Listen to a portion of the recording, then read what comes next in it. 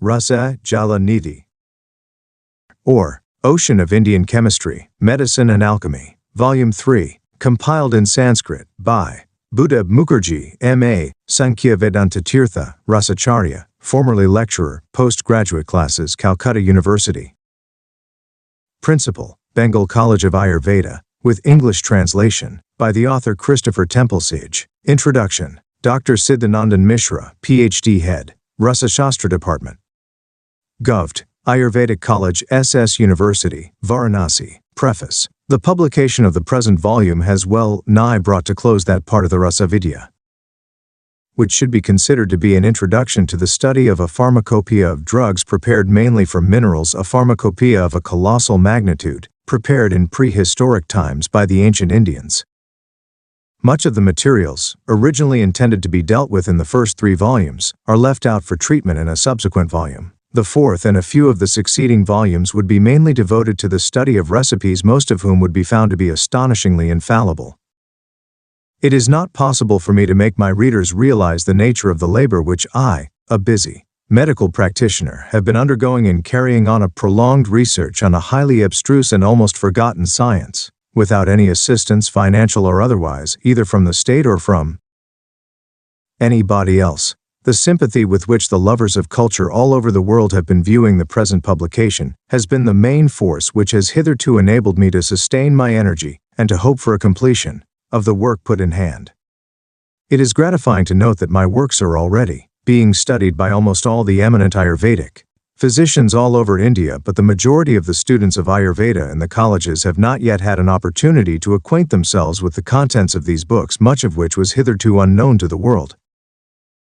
I know that there is a paucity of teachers who can efficiently teach this, the most important branch of Ayurvedic studies, but I am confident that a gradual spread of the knowledge contained in the present publication will go a great way in removing this paucity at a near future. I am thankful to Prof. Berthold Laufer of the Field Museum of National History, Chicago, and some other scholars for their suggestion to adopt the commonly accepted practice of transliteration of Sanskrit names into Roman characters. I have decided to act up to their suggestion from Vol. IV, which has already been sent to the press. There are scholars who are more interested in the history of a science than in the science itself. For the satisfaction of such scholars, I have dealt briefly with the history of Hindu chemistry in a chapter in my newly published work entitled Indian Civilization and Its Antiquity. I cannot conclude the present volume without a reference to the encouragement which I have received from men of eminence connected with the spread of Ayurvedic education in this country, and especially from the Honorable Mr. Justice Manmatha Nath Mukherjee of the Calcutta High Court President, Astanga Ayurved College, Calcutta, and from Thel 8 Mr. Justice Gokarna Nath Misra of Lucknow. I am also thankful to Mr. H. E. Stapleton, MAIES, Director of Public Instruction, Bengal, for his kindly taking an interest in my publications. I am much obliged to Professors Satkari Mukherjee M.A. and Kshidish Chandra Chatterjee M.A. for the help they have ungrudgingly rendered to me in correcting the proof sheets, and for several suggestions received from them. The keenness of interest with which the publication of the present volume has all along been watched by Kaviraj Shatindranath Gosal Kaviratna, Kaviraj Birindra Mohun Chand Ray B.A., S.J. Debbie Sharan Gosal and some other pupils of mine needs a special mention. A. Gray Street, Calcutta. The December 27, 1929. Buddha Mukherjee. Chapter 1. Lauha. Properties of Lauha. Iron is sweet, astringent and bitter in taste, cold, laxative, heavy, coarse, preventer of senolytic, improver of eyesight, reducer of fat, and increaser of a little of value in the system. It pacifies an excess of kapha and pitta, and cures toxin, colic, swelling of the body, piles, spleen, anemia, obesity, spermatorrhea, and worms. Iron increases strength and longevity. It cures diseases and is an aphrodisiac. It is one of the best remedies for senility. Natural blemishes of iron. The following are the 7 blemishes of iron: heaviness, hardness, mixture with foreign matters, power of causing hysteria, power of causing inflammation, evil characteristics of stone, and power of causing constipation, evil effects of taking impure iron.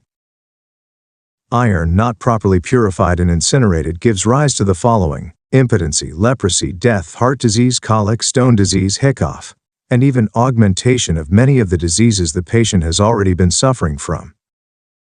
Varieties of iron. Iron is of the following different kinds: Samanya or ordinary, Krancha Kalinga Bhadra Vajra Pandi Niraba, and Kanta. Of these is twice as efficacious as, is 8 times as efficacious as, is 10 times as efficacious as, is 1,000 times as efficacious as, is 100 times as efficacious as, is 10 times as efficacious as, and is 1,000 times as efficacious as. This classification was in vogue at the time of King Ramachandra, the hero of Ramayana. The present-day Indians are unable to identify these different kinds of iron. Such ancient chemists as Nityanatha, Bhagbat, etc. were aleo ignorant of this classification. This is due to an incredibly great decline in our knowledge of industrial chemistry since the time of the great Ramachandra. That the ancient Indians attained a high degree of scientific knowledge is evident from the famous Iron Pillar of Delhi, which, according to the inscription, was erected as a monument by King Chandra, who was most probably the founder of the Chandra dynasty. This huge pillar has been exposed, for several thousands of years, to the roughness and extreme variations of a tropical climate, but no rust has grown on its amazingly smooth and glossy surface. The famous Iron Pillar of Delhi, which, according to the inscription, was erected as a monument by King Chandra, who was most probably the founder of the Chandra dynasty. This huge pillar has been exposed, for several thousands of years, to the roughness and extreme variations of a tropical climate, but no rust has grown on its amazingly smooth and glossy surface. The same remarks apply to the cannons lying in Visnupur, and to the iron beams used in the famous temple of Konarka in Orissa. It is a matter of wonder and great significance that the ancient Hindus were able long before the birth of Christ, to forge such huge pillars and beams, and to prepare a kind of iron the like of which modern scientists have not yet been able to produce. It is a sheer want of encouragement that accounts for the present state of deplorable forgetfulness in this direction. Iron is of 3 different kinds, viz. Munda Tikshna and Kanta. The second is better than the first, and the third is better than the second. Munde or ordinary iron. Munda or ordinary iron is of 3 different kinds, viz. Mridu, Kuntha, and Karara. Mridu or soft is that which melts quickly and has a smooth and glossy surface. Kuntha or obdurate is that which can be expanded with much difficulty by hammering. Karara or brittle iron is that which breaks easily when hammered, and presents black surfaces when broken. Of these 3, the first is comparatively commendable, the second is of moderate efficacy, and the third is the least efficacious for medicinal purposes. Properties of excellent Munda iron. Soft iron of superior qualities is efficacious in the following diseases: excess of kapha, colic due to excess of vayu, piles, dysentery, spermatorrhea, jaundice, anemia, gulma, rheumatism, diseases affecting the belly, and dropsy. It increases blood and appetite and purifies the stomach. Tikshna iron. There are 6 different kinds of Tikshna iron, viz. Karasara, Hrinala Tarapata Bajraka, and Kala. Import of cheaper iron products from foreign countries has led to the total ruin of iron industry of an indigenous character in India. The last generation of ironsmiths who were acquainted with the different kinds of iron, as described here, became totally extinct about 50 years back. The classification, as given here, has therefore nothing but a historical interest. For us, Kara iron is that which is coarse, inflexible, and devoid of pogara or carved lines on its surface. This iron, when broken into pieces, presents sectional surfaces as glazy as mercury. Sara iron. This is a kind of Tikshna iron which breaks into pieces when hammered and has pogara or carved lines on its surface. It is obtained from ores of yellowish color. According to another version, it is obtained from a province called Pandya. Anga Chaya and Bangar are the 2 synonyms of pogara carved. Sara iron is hard. Its surfaces give rise to hard and fine figures having the appearance of mountain peaks if smeared with some kind of amla. Hrinala iron. Hrinala has a yellowish-black color. It has on its surfaces pogara of the shape of birds' beaks. It presents very coarse sectional surfaces at the places where it is cut into pieces. Lines on the surface of some kind of steel. The best pogara is smooth, glazy, and capable of being obliterated by means of friction with a piece of metal. Tarapata iron. Tarapata iron is obtained from iron ores by a class of smiths who are specialists in the science of ores. This iron is black, smooth, glazy, and has very fine pogara on its surface. This is prepared in the shape of a spoon. It is a kind of iron which never rusts, even if it is exposed to the sun, rains, and wind. Bajra iron. Bajra iron is that which has got on its surface plenty of fine and deep-seated lines, straight and carved of the appearance of an electric flash, and is of a glossy black color. This is most probably the iron out of which the wonderful iron pilak of Delhi, the iron beams in the ruins of Konarka Temple, the cannons in Visnupur, etc. were prepared. The art of preparing such iron is now hopelessly lost. Ala or black iron. Kala iron is heavy and of a deep blue-black color. Its surface is glossy, heavy, and bright. It cannot be broken into pieces by being hammered upon by means of another piece of iron. Properties of Tikshna iron. Kara iron is coarse and warm in touch, bitter in taste, but it turns sweet when digested in the stomach. It produces a cooling effect upon the system. It is efficacious in the following diseases: excess of kapha and pittam, leprosy, udara roga, enlargement of the spleen, mucus, jaundice, colic, derangement of the liver, wasting diseases, senility, spermatoria, inflammation, and rheumatism.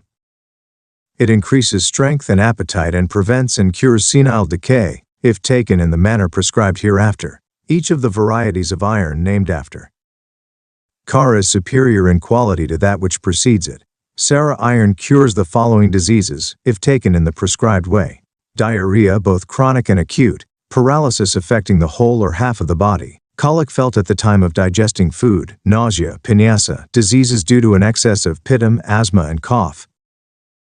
Kanta iron. Its characteristics. Kanta iron is of such a nature that a drop of oil, thrown into water contained in a pot of this iron, does not spread over the surface of the water, neither does the oil stick to the inner surface of the pot. Hingu kept in a pot of this iron loses its smell in course of time. Bark of nimba tree, pestled with water, loses its bitterness if kept for some time in a pot of this iron. Milk, boiled in a pot of this iron, may swell up, but will not overflow the borders of the pot, and will not flow into the ground. Kanta iron is softer than silver. It is coarse and black in color. Water boiled in a pot of Kanta iron acquires the smell of hingu. Kanta iron of superior quality is generally found to be in the form of auras covered with silver.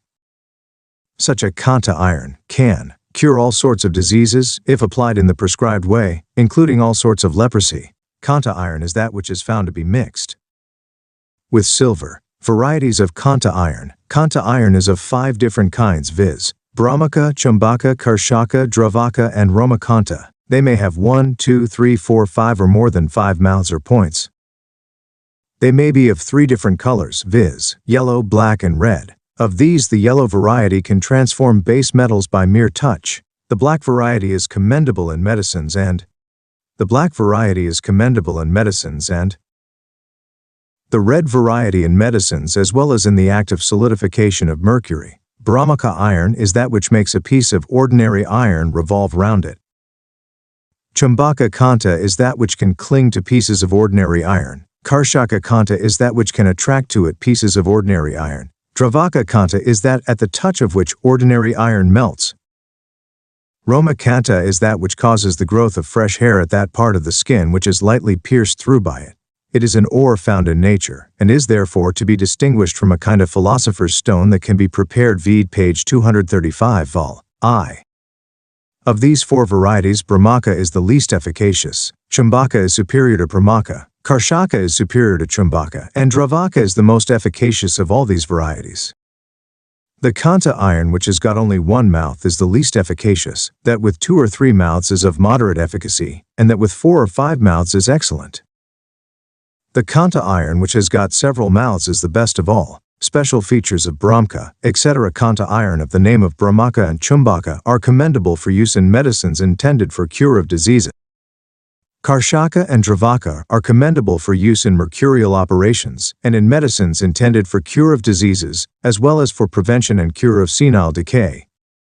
Mercury can be compared to a wild elephant, whereas Kanta iron to a goad which serves to control its wildness. Kanta iron is to be obtained direct from mines. The Kanta iron which has been kept exposed to sun and air should be avoided in medicines. Properties of Kanta. Kanta iron is bitter in taste, warm in touch, but produces a cooling effect in the system. It is a good rasayanam. It imparts long life to a healthy man. It is soothing. If taken with suitable anupanam, it can cure all the diseases, especially spermatorrhea, colic, dysentery, excess of the three doshas, piles, fistula, gulma, enlargement of the spleen and liver, phthisis, jaundice, and udara, roga. Purification of iron. Iron is first of all to be heated and hammered into thin leaves before it is purified. First process. Second process. All sorts of iron leaves are purified if they are heated 3 times and immersed each time in the blood of hare. Third process. Kanta iron is purified if it is heated after having been smeared with ksharas and amlas, and then immersed in the blood of hare. Fourth process. 16 palas of triphala are to be boiled with 128 palas of water until it is reduced to 32 palas. 5 palas of iron leaves are to be heated 7 times and immersed each time into this water. Salts in the purification of the iron. Fifth process. Iron leaf is purified if it is coated with a dense solution of sea salt, then heated and cooled next by immersion into a decoction of triphala. Sixth and seventh processes. Iron is purified if it is boiled with decoction of leaves or fruits of tamarind. It may also be purified if it is boiled for some time with decoction of triphala prepared with cow's urine. Eighth process. See process number 3, page 242, volume 2. Ninth process. A solution is to be made of the 5 salts, the 2 ksharas, the juice of shabhanjana, and the amla varga. This is to be exposed to the heat of the sun for 1 day. Kanta iron is purified if it is boiled for 1 day by means of a dola jantram containing this solution. Details of salts and kaharas will be given later in the present volume. Incineration of iron. Medicines in which iron is the leading ingredient are better than those in which any other of the remaining metals forms the main ingredient. Iron is therefore to be incinerated very carefully. Iron is not to be incinerated in quantities less than 5 palas and more than 13 palas at a time. The following mantra is to be uttered just before the commencement of the process leading to the incineration of iron. Om Amritadbhavya Swaha, etc. Incineration of iron. First process. See fourth process, page 247, volume 2. Second process. Iron is incinerated by being rubbed with 1/4 its quantity of incinerated mercury and subjected to putam. It may also be incinerated if rubbed with an equal quantity of swarnamakshika, gandhaka, and mercury, all combined, and then subjected to putam. Third process. Tikshna iron is to be hammered into fine sheets, devoid of layers. These are to be heated red hot and immersed into water. They are then to be reduced to powder by means of an iron bar in a stone mortar. Portions of the sheets too hard to be powdered are to be confined within 2 earthen basins, subjected to strong heat, and then immersed into water. When cooled, they are to be reduced to powder, being hammered in the aforesaid way. The powder thus obtained is to be rubbed with mercury and sulfur, and subjected to putam for 20 times. Rubbing very steadily is to be resorted to previous to each act of putam. Fourth process. 20 tolas of fine iron sheets are to be smeared with an equal quantity of hingula, previously rubbed with human milk, and then subjected to gajaputam. The iron is then to be subjected to 40 more acts of putam, previously rubbed each time with 1 tola of hingula mixed with the following alternately: 1 decoction of triphala and lemon juice or aranala. The iron thus incinerated is again to be subjected to 30 more acts of putam, having been rubbed each time with 1 tola of hingula mixed with the juice of white punarnava and basaka. The iron thus grows as red vermilion. Fifth process. Iron sheets are reduced to ashes if they are subjected to putam, after having been smeared with hingula, rubbed with human milk, and the juice of the following: ahimara, ahidamani, basaka, astisanghara, and arjuna.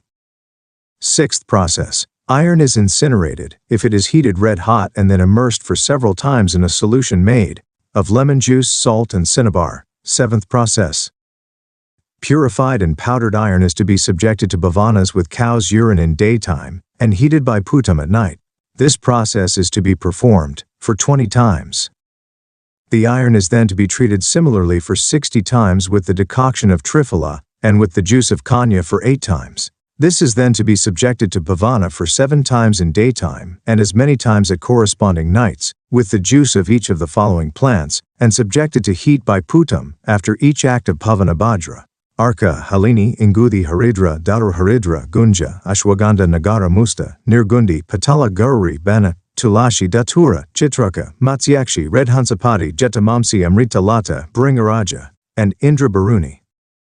The iron is thus to be rubbed steadily for 1 day with Raji and buttermilk and heated by Putam. This process is to be performed for 7 times. The iron is then to be rubbed with each of the 5 things known by the name of Panchamritam, and subjected to Putam each time. The iron is then to be rubbed with human milk for some time, and with cow's milk for 3 days at a stretch, and then heated by Putam. The product is then to be mixed with half its quantity of purified mercury, and the same quantity of purified sulfur, and then rubbed with the juice of kanya to be heated by Putam. Next, the iron is to be rubbed with the juice of kanya only, for 3 times, and heated by Putam every time. The ashes thus prepared may then be rubbed with the juice or decoction of bala only, and used according to requirements. 8th process. Tikshna iron finely powdered is to be rubbed with decoction of triphala and a little of powdered rice or wheat, and made into small cakes which are to be dried and subjected to Putam. Performance of this process for 5 times leads to the reduction of iron to red-colored ashes. 9th process. Iron sheet smeared first of all with a paste made of matsyaki, and then with another paste made of the juice of lakucha fruit matsyaki plant, and saffron, is to be heated strongly by means of 2 bellows till the rise of flames. This is then to be immersed in a decoction of triphala mixed with cow's urine. The iron is then to be hammered into fine powders. The part which has not been incinerated are again to be heated and incinerated in the aforesaid way. The ashes thus obtained are to be subjected to Putam for 30 times after having been rubbed each time with sulfur, molasses and decoction of triphala. The ashes thus prepared are incapable of being restored to their original state, i.e., the state of iron before incineration. 10th process. Powdered iron is incinerated if it is subjected to Putam after having been rubbed for some time with an equal quantity of sulfur and a sufficient quantity of juice of kanya. 11th process. Iron of excellent quality is to be subjected to bhavana for 21 days with cow's urine, previously boiled with triphala.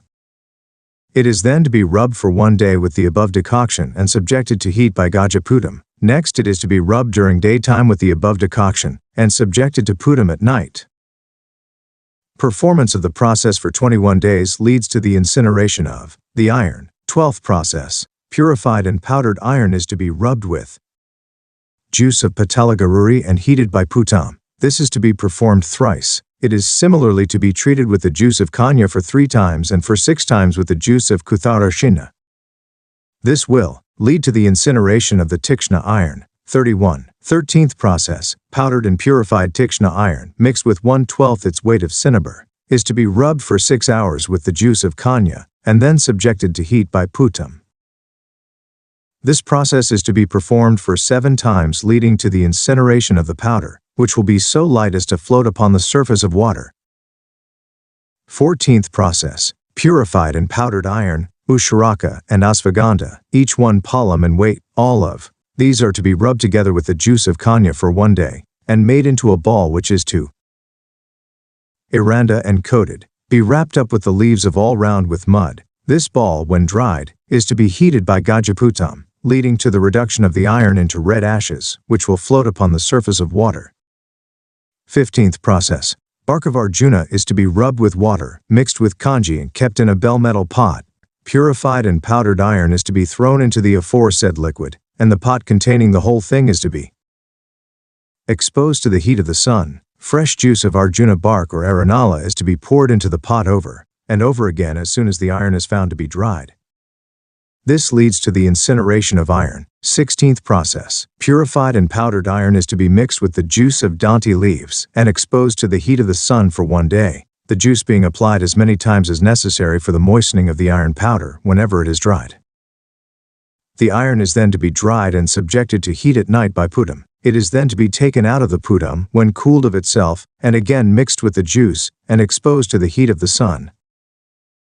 This is to be done for 8 days, leading to the incineration of the iron. 17th process. Iron is to be made into leaves as thin and small as tamarind leaves.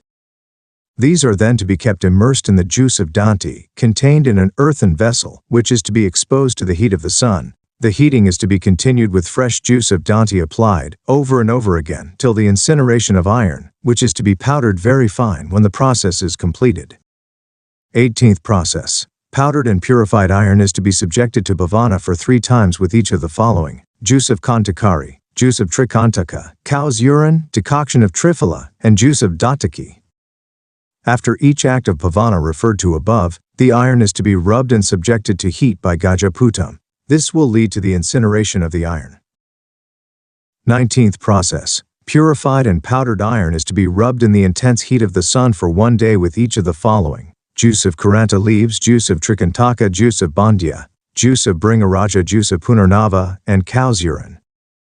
The iron is next to be subjected to bhavanas for 21 days with a decoction prepared from triphala boiled with cow's urine. The iron is then to be subjected to gajaputam for 21 times at night, after having been rubbed each time during the day with the same liquid. This is how iron is incinerated. 20th process. Makshika, Manashila, Haridra, and Maricha are to be rubbed with a sour vegetable juice. Into this solution are to be immersed hot iron leaves previously purified. They are next to be immersed red hot into the decoction of triphala for 7 times. They are then to be washed off in water and reduced to powder by being hammered by an iron rod. The powder thus obtained is to be rubbed with decoction of triphala and a sour non-metallic juice, and then heated by gajaputam in a blind crucible. This will result in the reduction of the iron into ashes, incapable of being restored to their original state. The makshika and manas, shila used, in this case should be 1/16th part of the iron.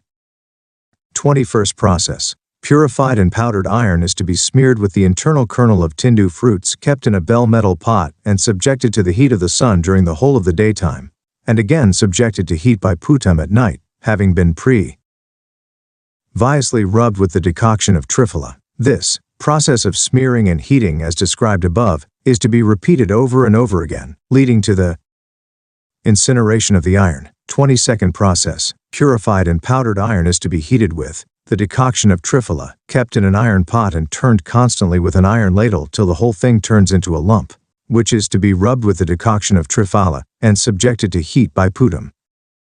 This process is to be performed for 16 times. The iron is then to be subjected to heat by the Sthalipaka system with the following liquids: juice of bringaraja, juice of talamuli, juice of the root of hastikarna palasha, juice of the root of shatavari, juice of the root of bidari, and decoction of triphala. Next, all these processes from beginning to end are to be again performed for the second time. The iron is then to be subjected to bhavana for 3 hours at a stretch with each of the under-mentioned liquids, respectively: juice of punarnava, decoction of dashamala, decoction of brihati, juice of bijapura fruit, juice or decoction of palasha seeds, and cow's milk. It is then to be rubbed with the same juice and subjected to heat by putam after each act of bhavana and rubbing. This results in the incineration of the iron. 23rd process. Iron sheets are to be burned red hot and immersed in the decoction of triphala. They are then to be reduced to powder and boiled with a decoction of triphala or cow's urine. The iron is next to be rubbed with decoction of triphala or juice of matsyakshi and subjected to heat by putam. The last process is to be repeated till the iron becomes incapable of being restored to its original condition. Thus incinerated, the iron gains in efficacy if subjected to bhavana with the juices of suitable herbs, and again subjected to heat by putam after every act of bhavana. 24th process. Purified and powdered metal is incinerated if it is kept immersed in the juice of pomegranate leaves contained in a small earthen basin and exposed to the heat of the sun, duly covered by means of a piece of cloth. Purified iron, thus reduced, is to be rubbed with the juice or decoction of triphalati and subjected to heat by putam. 25th process. Purified and powdered iron is to be rubbed with cow's urine and subjected to putam. Performance of this process for 100 times results in the incineration of iron. Utility of putam. For the purpose of incineration of iron, heating by putam for 10 to 100 times may be considered necessary for the cure of diseases only. Putam. For 100 to 1,000 times is necessary for the purpose of curing and preventing physical decay and senility. For the purpose of retention of semen, it is necessary to subject iron to putam for more than 1,000 times. Increase in the number of putam is calculated to increase the efficacy of a metal incinerated without mercury. This is not the case with a metal incinerated by the help of mercury. 26. Process. Iron is incinerated and becomes incapable of being restored to its former condition if it is roasted by means of all the three different operations called Bhanupaka, Stalipaka, and Puttapaka, as described below. Bhanupaka process. Purified iron is to be reduced to powder by being kept in an iron mortar and hammered repeatedly. The powder is then to be mixed with a sufficient quantity of water or decoction of triphala, and thus washed off. It is then to be dried by being exposed to the sun, subjected to the process of heating called Bhanupaka. For the purpose of Bhanupaka, triphala, equal in quantity to the iron, is to be boiled with double its quantity of water, which is to be reduced to 1/4 its quantity.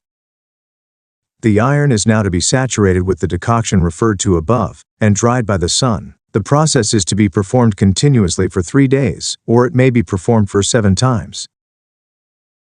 Stalipaka. Roasting of iron by Stalipaka is to be resorted to after Bhanupaka. For the purpose of Stalipaka, triphala, 3 times in weight of the iron, is to be boiled with water, 16 times in weight of the former, to be reduced to 1/8 of the water. Decoctions of other things than triphala are to be prepared as follows. The article from which a decoction is to be prepared is to be equal in weight to the iron.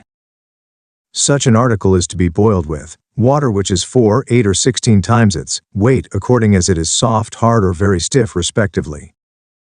The quantity of the decoction thus prepared should be equal to that of the iron. If the juice of a plant is to be used instead of a decoction, the quantity of such a juice should also be equal to that of the iron.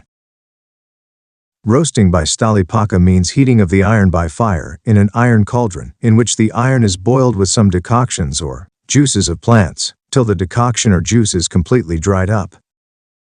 Such a roasting generally takes place first of all with decoction of triphala, and then with the decoction or juice of the following: Hastakarna Palasha roots, Satamuli, Bringa, Raja, Kesharaja, and Punarnava. For the purpose of Stalipaka, juices or decoctions of other herbs also may be made use of, if called upon by the nature of the disease for the treatment of which the iron is meant to be prepared. Puttapaka. The iron, properly roasted by Stalipaka process, should be washed with clear water, then dried, powdered, and again roasted by Puttapaka. Roasting by Putam serves to remove the natural blemishes and to increase the properties of iron and other metals. Such a roasting causes the incineration of iron, which gains in efficacy in proportion to the number of putam resorted to. Metals, properly incinerated by means of putam, should be used in mercurial operations. If it is meant to cure diseases only, iron incinerated by 10 to 100 putams may be made use of. Putams from 100 to 1000 are to be resorted to. If it is meant to prevent and cure senile decay, putams from 10 to 500 are necessary. If it is meant to use the metal as an aphrodisiac. Putams in case of a metal are to be resorted to so long as it does not float upon calm water. For the purpose of puttapaka, the juice or decoction, whichever is available, of the herbs named below should be made use of. 11. Triphaletagana. They are as follows: Triphala, Trivit, Danti, Katuki, Tala, Muli, Bridadara, Brishira, Basaka, Chitraka, Ardraka, Biranga, Bringa, Raja, Palatika, Shunthi, Derima leaves, Shatamuli, Punarnava, Kuthar, Chinna, Mustaka, Suranam, Guduchi, Vekaparni, Hastikarna, Palasha, Asti, Sanhara, Kesha, Raja, Mana, Handitha Karna, and Go Jiva. These are incinerators of iron. They are generally used in the process of heating of iron by putam. Arandhati Gana. They are as follows: Aranda Shariba, Draksha, Shirisha, Prasarani, Mashaparni, Mudgaparni, Bidarakanda, and Kataki. They serve to pacify all the diseases due to an abnormal excess of air. Iron, rubbed with the juice or decoction of these drugs, and heated by putam, is therefore efficacious in diseases due to an excess of vayu. Kiratati Gana. They are as follows: Kirata, Guduchi, Nimba bark, green danya, Shatavari, Patala, Chandana, Padma, Shalmali, Udumbara, and Jatamanshi. They serve to pacify all the diseases due to an abnormal excess of pitam. They should therefore be specially used in the process of incineration of iron by heating by putam. If it is meant to use such iron in diseases due to excess of pitam. Shringabaradhigana. They are as follows: Ardraka, Nirgundi, Indrajava, Karanja, Visha, Karanja, Murba, Shabhanjana, Shirisha, Baruna, Arka leaves, Patala, and Kantakari. They serve to cure diseases due to an excess of kapha. They should therefore be used in the process of incineration of iron by heating by putam, if it is meant to use such iron in diseases due to an excess of kapha. Gokshura Digana. They are as follows: Gokshura, Kokilaksha, Kantakari, Shalaparni, and Prishniparni. They serve to pacify an abnormal excess of vayu and kapha. They are therefore to be specially used in processes of incineration of iron by heating by putam, if it is meant to use such iron in diseases due to an excess of vayu and kapha. Pataladi Gana. They are as follows: Patala leaves, Ushira, Kashimards, Aparajita, Lodra, Nilopala, Kalhara, Barahi Kanda, and Priyangu. They serve to pacify diseases due to an excess of pitam and kapha. Iron meant to cure such diseases should be rubbed with the juice or decoction of these drugs before it is heated by putam. Kinshukati Gana. They are as follows: Palasha, Gambhari bark, Shunthi, Agnimantha, Trikantaka, Shiona, Saptaparni, Shalaparni, Prishniparni, Shalmali, Patala, Kantakari, Brihati, and Bilva. They serve to pacify diseases due to an abnormal excess of the three doshas. Iron meant to cure such diseases should be rubbed with the juice or decoction of these drugs and then heated by putam. Shatabarjati Gana. They are as follows: Shatabari Bala, Amalaki, Guduchi, Bridha, Dharaka, Banari, Bringa, Raja, Kesharaja, Bidari, Gokshura, Kokilaksha, Ashwagandha, and Pipali. They are aphrodisiac. Iron meant to be of this description should be incinerated with these drugs. Bidarjati Gana. They are as follows: Bidari Kanda, Tagara, Bringa, Raja, Shatabari, Kshirika, Kanchuka, Palataka, Guduchi, Chitraka, Hastikarna, Palasha, Mushali, Jasti Madhu, Mundiri, and Kisharaja. These are curer and preventer of senile decay. Iron meant to be of this description should be rubbed bed with the juice or decoction of these drugs before it is heated by putam.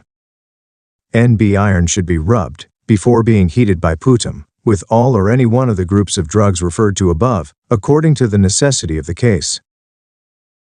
Such a rubbing, followed by an act of heating by putam, may be repeated as many times as desired. For the purpose of each act of such a rubbing, the quantity of the juice or decoction of the group of drugs referred to above should be equal to that of the iron. Putam with special drugs for the treatment of special diseases. Iron is to be subjected to heat by putam after having been rubbed with the following drugs if it is meant to cure constipation: Triphala, Sigru, Hastikarna, Palasha, Bringa Raja, and again Triphala. Similarly, iron is to be rubbed with decoction of Pipali for the purpose of curing indigestion. Juice of Bidari is to be used for the treatment of impoteni. Lime juice is to be made use of for the treatment of loss of appetite. Decoction of Shirisha is to be thus used for the removal of loss of complexion. Juice of Bala is to be used for the treatment of rheumatism, paralysis, and other diseases due to excess of vayu. Juice of Parpat is to be used for diseases due to pitam. Decoction of Dashamala for diseases due to an abnormal excess of the three doshas. Juice of Kirata Tikta is to be used in Bisamajvaram. Decoction of Guduchi in spermatorrhea. Juice of Kutaja in diarrhea. Juice of Bargi in asthma. Juice of Bashaka in cough. Juice of Kakadumbura in Rakta Pitta. Urine of sheep buffalo is to be used in anemia. Decoction of Baranga and rice in worms. Decoction of Biranga and Palataka in leprosy. Decoction of Rohitaka in spleen. Juice of Sindubara in gleat and stricture. Kanji in colic. Juice of Dadrumari in itches and ringworm. Juice of Mushali in piles. Juice of Arjuna in heart disease.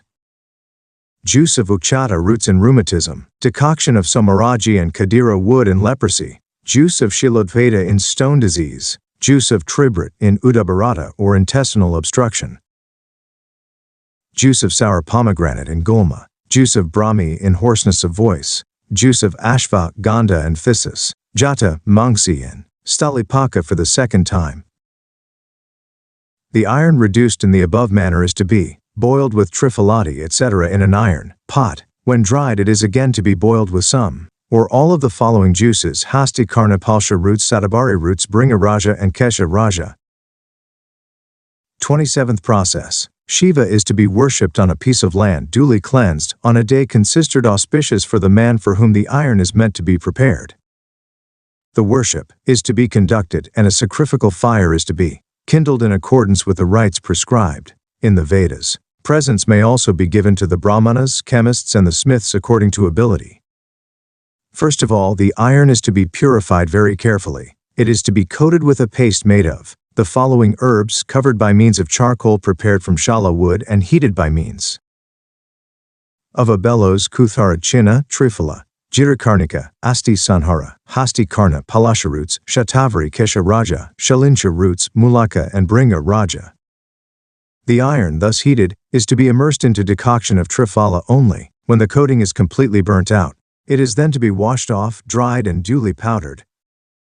The process is to be repeated over and over again until the iron is reduced to ashes. The metal which is not incinerated by the above process is not iron at all.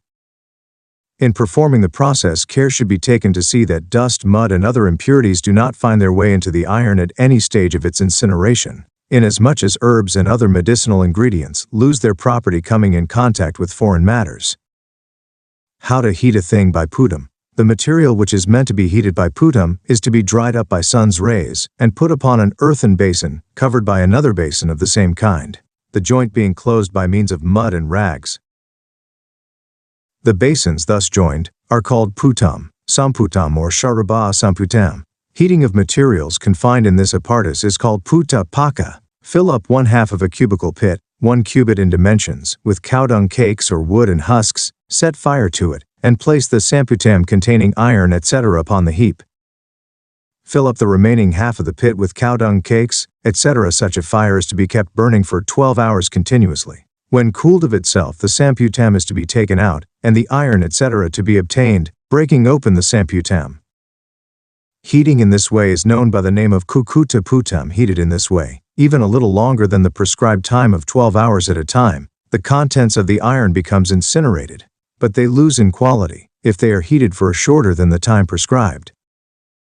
28th process. For the purpose of incineration, the minimum and maximum quantities of iron should be 5 and 13 palas respectively. In other words, iron less than 5 palas and more than 13 palas in quantity is unfit for incineration. For the purpose of such incineration, triphala, 3 times in weight of the iron, plus 6 palas is to be made use of. 1/3 of this triphala is to be used for the purpose of rubbing.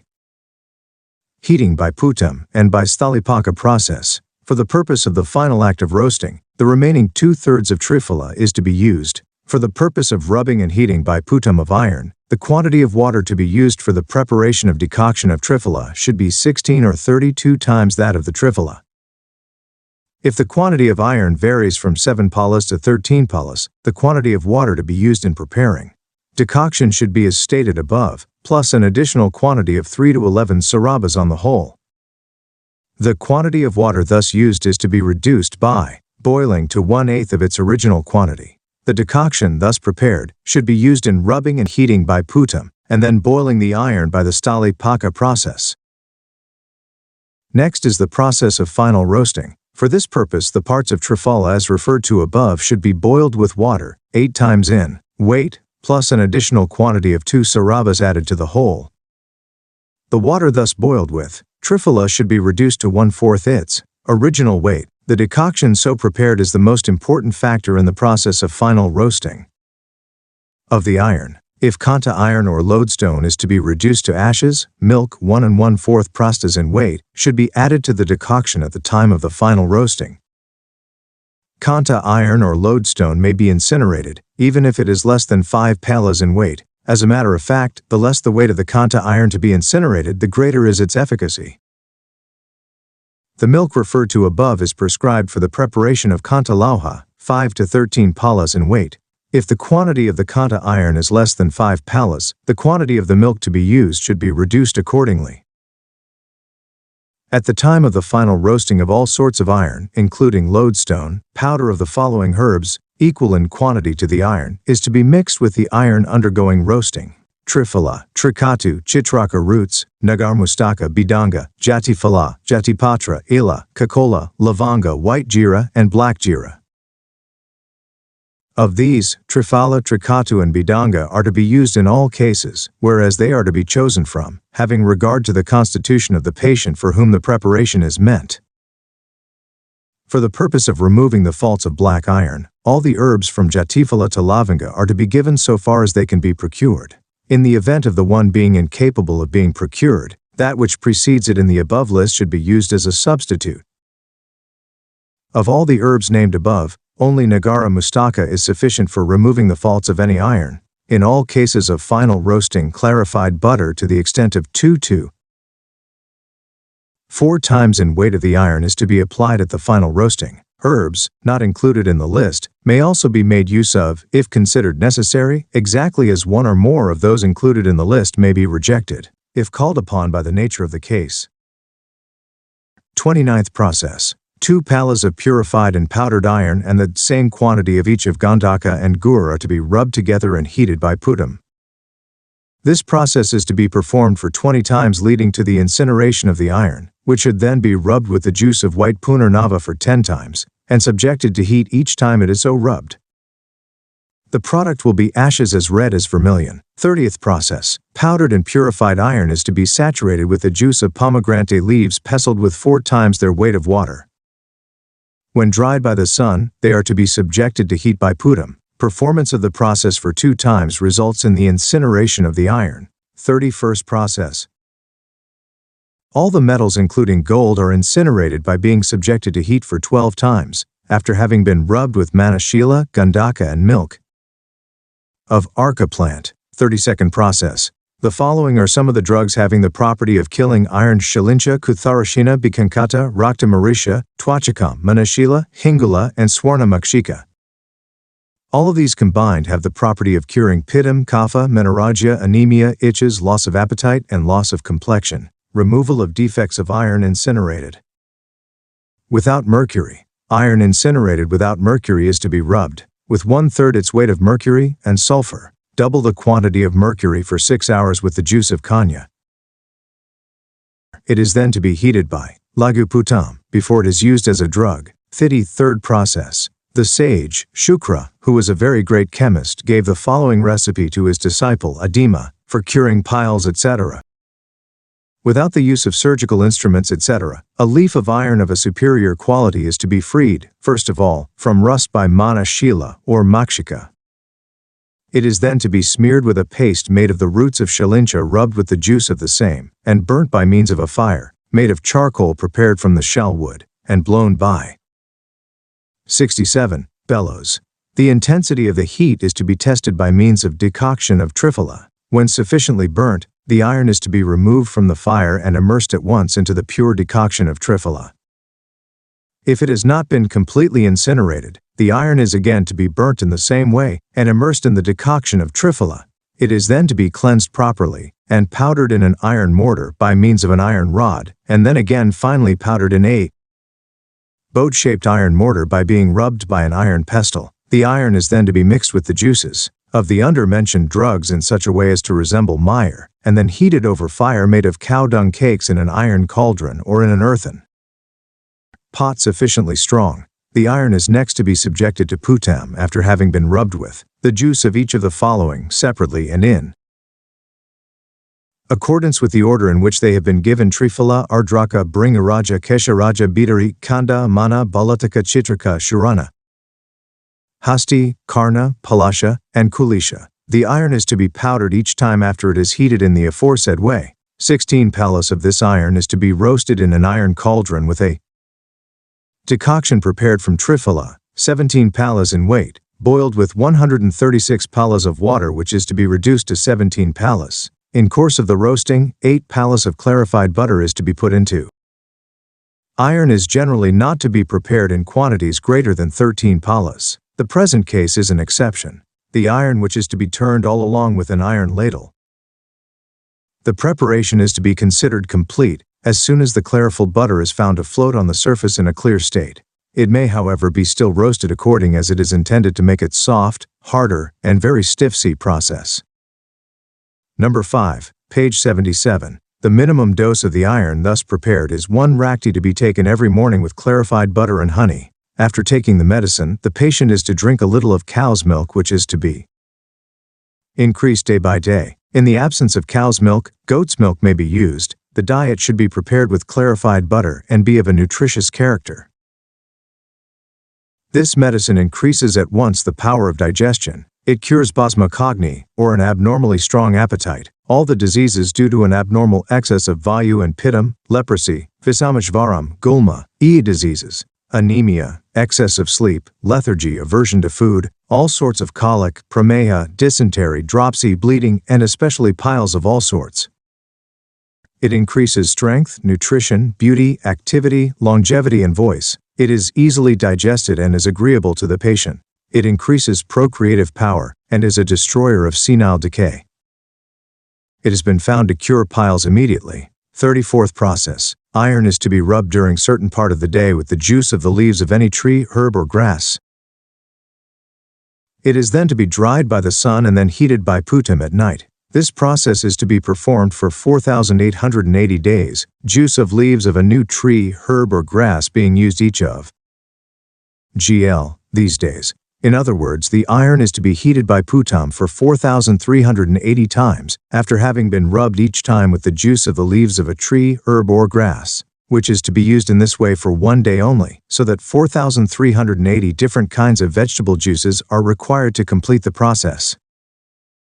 The tree, herb, or grass which has once been used must not be used for the second time. The iron thus incinerated has the property of rejuvenating an old man. It causes the growth of new teeth in place of fallen ones, even in old age, turns gray hair black and makes the skin of an old man as tight as in youth. Ripe fruit turns green if a grain of this iron is kept for a few hours inside the former. 1 dose of this medicine is to be taken once in every 20 years. 1 dose of this medicine is to be taken once in every 20 years. Test of incinerated iron. Incinerated iron mixed with honey and clarified butter is to be confined in a silver samputam and subjected to heat by putam. If in so doing the quantity of the silver does not undergo any diminution, the ashes of the iron are to be considered actually incinerated and incapable of being restored to their original condition of unincinerated iron. In case the silver is found short of the original quantity, the iron is to be considered unincinerated and capable of being restored to its original condition. In that case, it is to be incinerated again. How to deprive the ashes of iron of the power of being restored to their original condition? Ashes of iron, which can be restored to their original state, should be brought to a state in which it is impossible for them to be so restored, and this may be done if the ashes are roasted with the panchamritam, viz. honey, clarified butter, gunja, tankanam, and gugulu. Ashes of iron are to be rubbed in a hot mortar with cow's ghee, sulfur, and juice of kanya for 1 day, and then heated by gajaputam, resulting in the ashes being incapable of being restored to the state of original iron. Nectarization of incinerated iron. In a copper cauldron, heated by a mild fire, 5 palas of iron are to be roasted with an equal quantity of clarified butter and the same quantity of decoction of triphala, the whole thing being turned by an iron ladle till the iron is completely roasted. It is then to be again roasted with an equal quantity of powdered haritaki. 1 pala of incinerated iron is to be mixed by heat with 4 palas of iron and made into pills of the size of a plum fruit. 1 such pill may be used in diseases with suitable accompaniments. Equal quantities of incinerated iron and clarified butter are to be roasted in an iron pot till the latter is dried up altogether.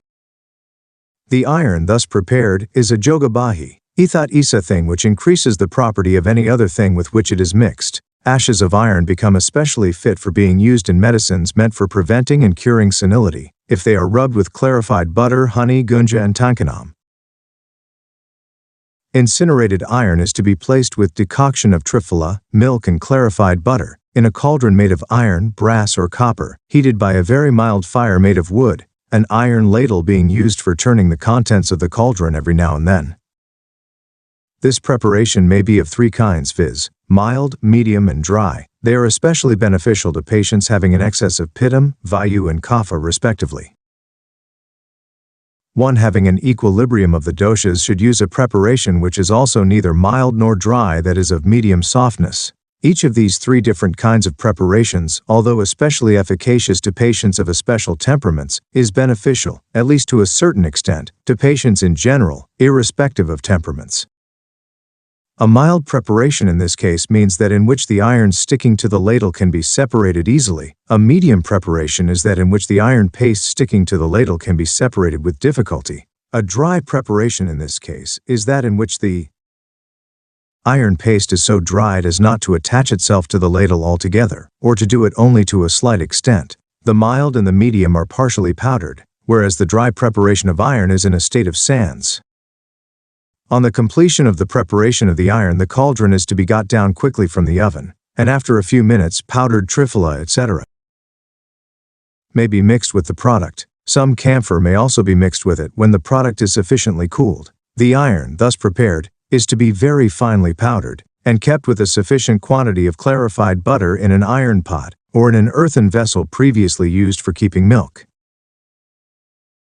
In case the clarified butter is found to be much in excess of the quantity required to keep the iron soft, a quantity of the former may be taken out and kept in a separate pot. This ghee is very useful. It may be used to soften the iron preparation in case it loses its softness. A patient having an abnormal excess of kapha should take iron mixed with this ghee, which, even if taken alone, produces a part of the effects which are produced by iron prepared in the aforesaid way. The incinerated iron may also be roasted in the aforesaid manner, after having been mixed with decoction of triphala, clarified butter, milk, and 1/4 or half or an equal or double or triple or fourfold or fivefold its quantity of powdered black mica, duly incinerated.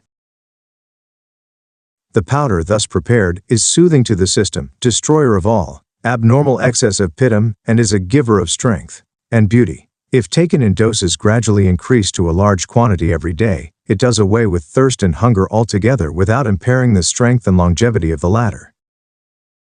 After making due obeisance to God, the medicine should be begun to be taken on an auspicious day, in doses of 10 raktas a day, which should be rubbed with honey and ghee in an iron mortar by an iron rod.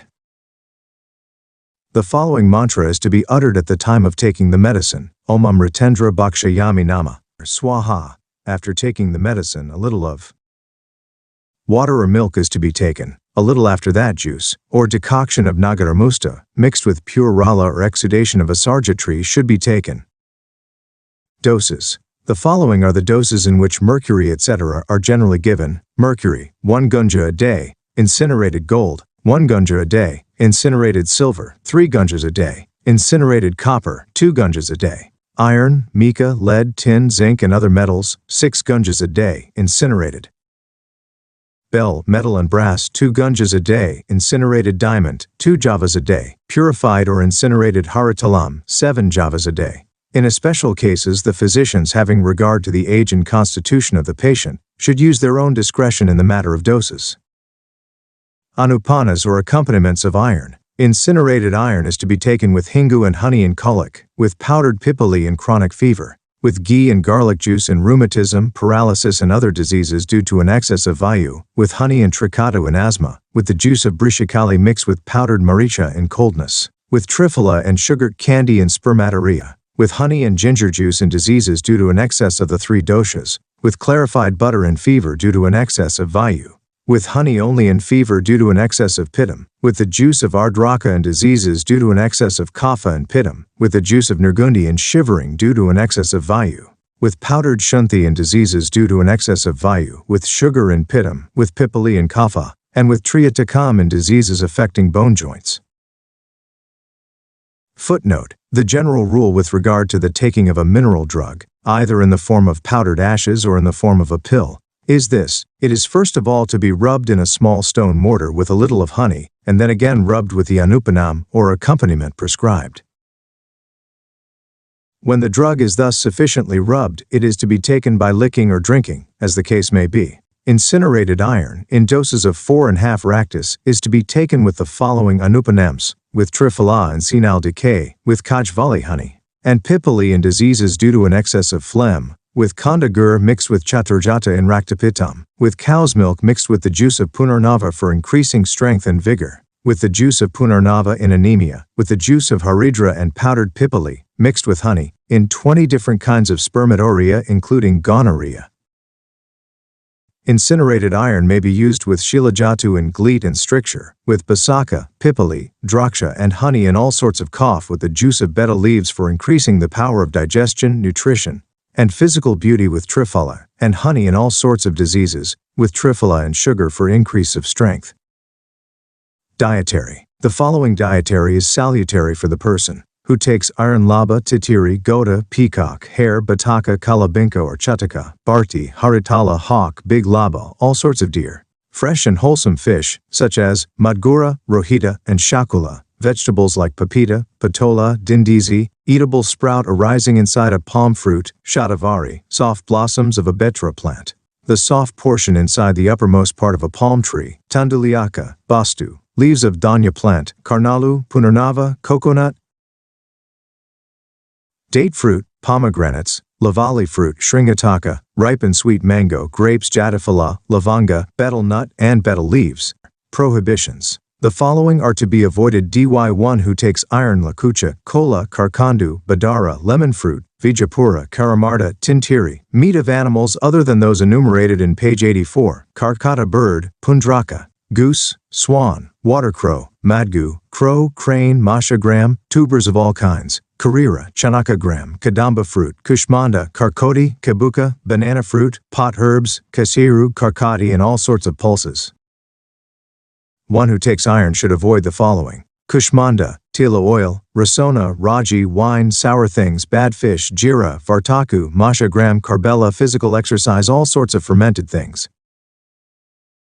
Asava, sitting for a long time, physical exertion, excess of talking, excess of bathing, drinking, eating and exposure to coldness and wind, eating at unusual times, eating articles of foodstuff which, if taken with the same meal, produce injurious effects, sleeping in daytime, keeping late hours at night. All things have increasing vayu and pittam, things which angent, sour, bitter and astringent, sexual indulge, ce, anger, physical exertion, and all things kalar iated to kill mercury and the metals.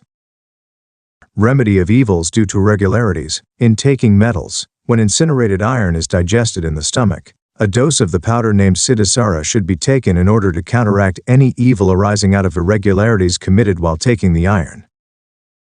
Siddhi-sara. Powders of haritaki, sandava, shunthi, white jira, each equal in quantity, and trivrit, double the quantity of each of the above mentioned, should be subjected to bhavana with the juice of lemon.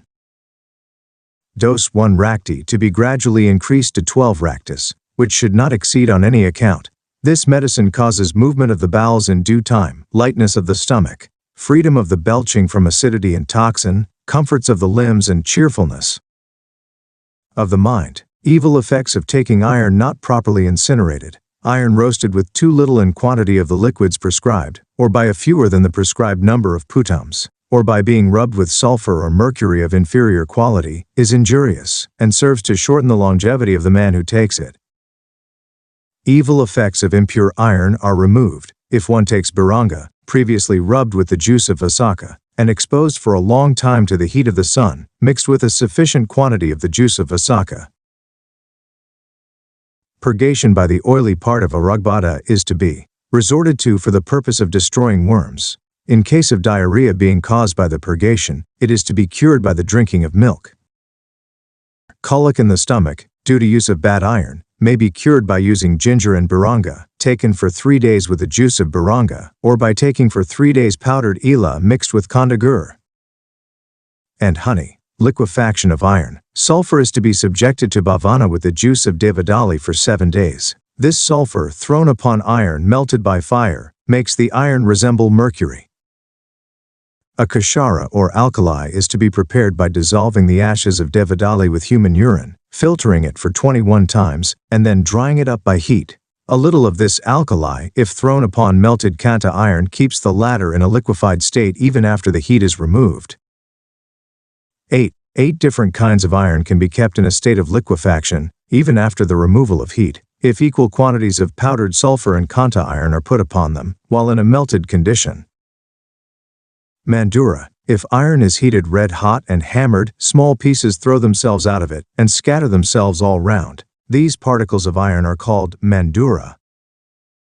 the mandura of a particular iron possesses a part of the properties of the latter. Mandura also may therefore be used in medicines. Munda iron is 10 times as efficacious as mandura, Tikshna iron is 100 times as efficacious as munda, and Kanta is 100,000 times as efficacious as Tikshna.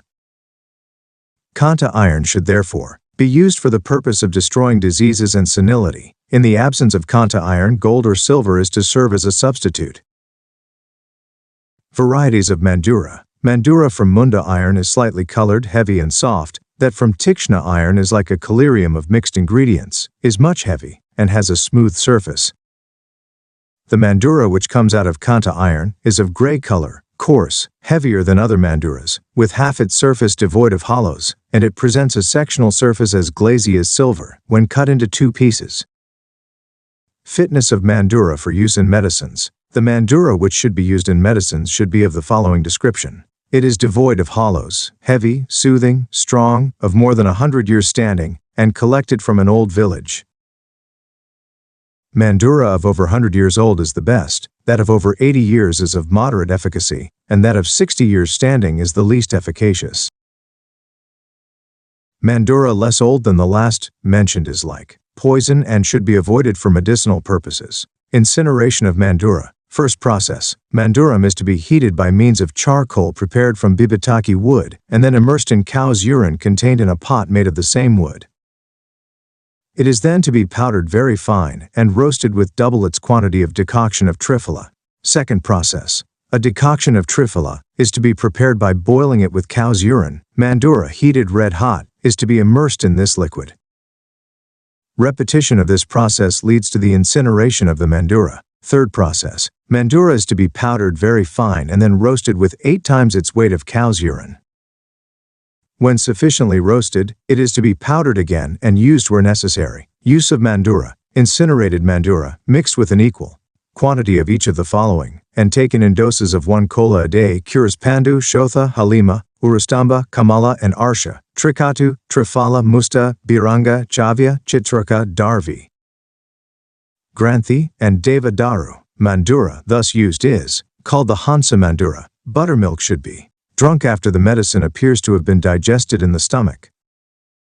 Liquefaction of mandura. Rust of iron is liquefied and assumes the shape of butter, if it is immersed in a liquid paste, made of biranga pestled with the juice of agastya and dissolved in the same liquid, and exposed for a long time to the heat of the sun. 95. Chapter 2. Jasoda. Jasoda is the essence of rasaka or calamine. Literally it means a thing which helps the earning of fame. It is really a thing which enables a learned physician to earn reputation. Its properties. Jasoda is astringent, bitter, cool pacifier of kapha and pitma, beneficial to eyesight and destroyer of spermatorrhea, gonorrhea, jaundice and asthma. Purification of Jasoda. First process. Jasoda is purified if it is immersed into milk for 21 times after it is melted each time. Second process. See process number 3, page 243, volume 2, incineration of Jasoda. First process. See process number 4, page 247, volume 2, second process. Zinc is to be kept in an iron pot over fire and heated highly even after it is melted. A leaf of nimba tree is then to be thrown upon the molten zinc, which is to be rubbed with the leaf by means of an iron rod. This is followed by the rise of flames upon the molten zinc and the incineration of a part of the metal at the spot where the rubbing is carried on.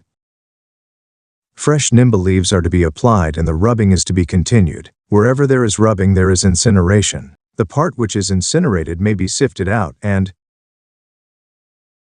the remaining part of the zinc again incinerated in the same way. The powder, thus prepared, should be freed from the ashes of the nimba leaves by being washed off with water. Zinc, thus incinerated, is found to be beneficial to eyesight and may be used as a collyrium. It is not commendable for internal use. Third process. Fine leaves of zinc are incinerated if they are subjected to heat by Gajaputam for once only, after having been smeared with a paste made of kajvali, 1/4 in quantity of the zinc, rubbed separately with the juices of kanya and nimbu. Zinc may also be purified and incinerated in the same manner as vanga and sisaka, accompaniments of jasoda. Jasota cures dysentery, if taken with a hemikashayam of Kharjura and Tandulia roots. If taken in this way, it also cures fever due to an excess of pittam. It cures fever accompanied with a sensation of coldness, if taken with jamani and lavanga.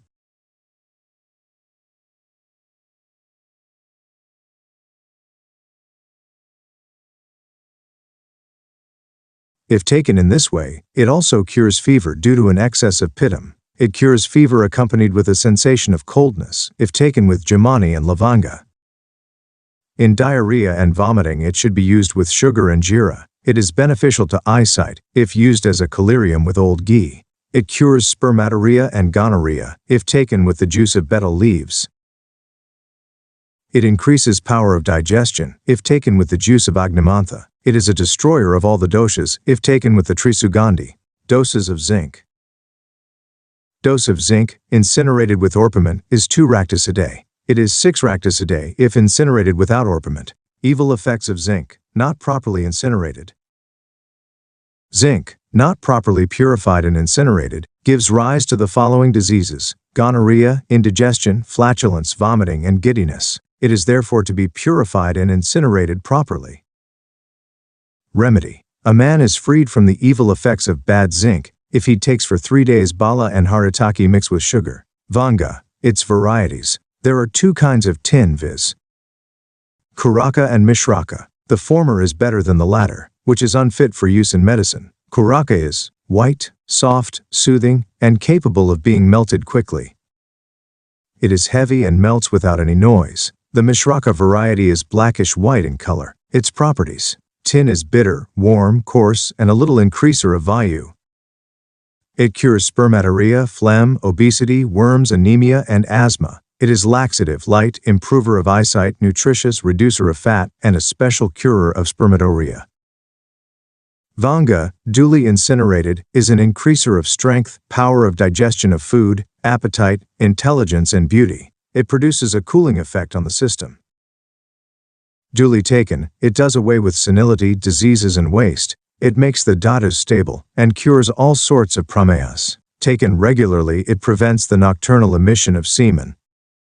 First process: tin is purified, if it is melted for 3 times, and immersed each time in the juice of nirgundi, mixed with powdered haridra. Second process: tin is purified, if it is melted with punarnava, visha tinduka, and katu alabu, and immersed in sour buttermilk. Third process: lead and tin are purified, if they are smeared for 7 times with the juice of gosha only, or with the juice of nirgundi, mixed with the powder of its roots, and dried in the sun, each time they are so smeared. Fourth process: vanga is purified if it is heated and immersed after each act of heating in the following: urines, amlas, juice of arka plant, solutions of ksharas, and milks of snuhi and arka. It is then to be again heated and washed off by means of decoction of kadamba leaves. Fifth process: sisika and are purified in the following way. Keep the metal inside an earthen vessel, the lower part of which is full of pores, and heat the metal with a fire made of char, coal, placed inside the vessel, which is to be kept upon a pot containing milk of arka. The metal, when melted, will fall through the pores. The process is to be performed for 3 times. Sixth process: thin leaves of vanga are purified by being boiled for 1.5 hours by means of the dola yantram containing lime water. Incineration of tin. Leaves of tin and milk of arka putam with the first process are to be smeared with haritala and then subjected to logwashes of bodhi called bao in Bengal and Chincha. Second process: melt some purified banga in an earthen pot placed over fire and put upon it 1/16 its weight of mercury. Then put a little purified haritala every now and then upon the compound, which is to be frequently rubbed by means of a stick made of vanya karpasa wood till the compound is reduced to ashes.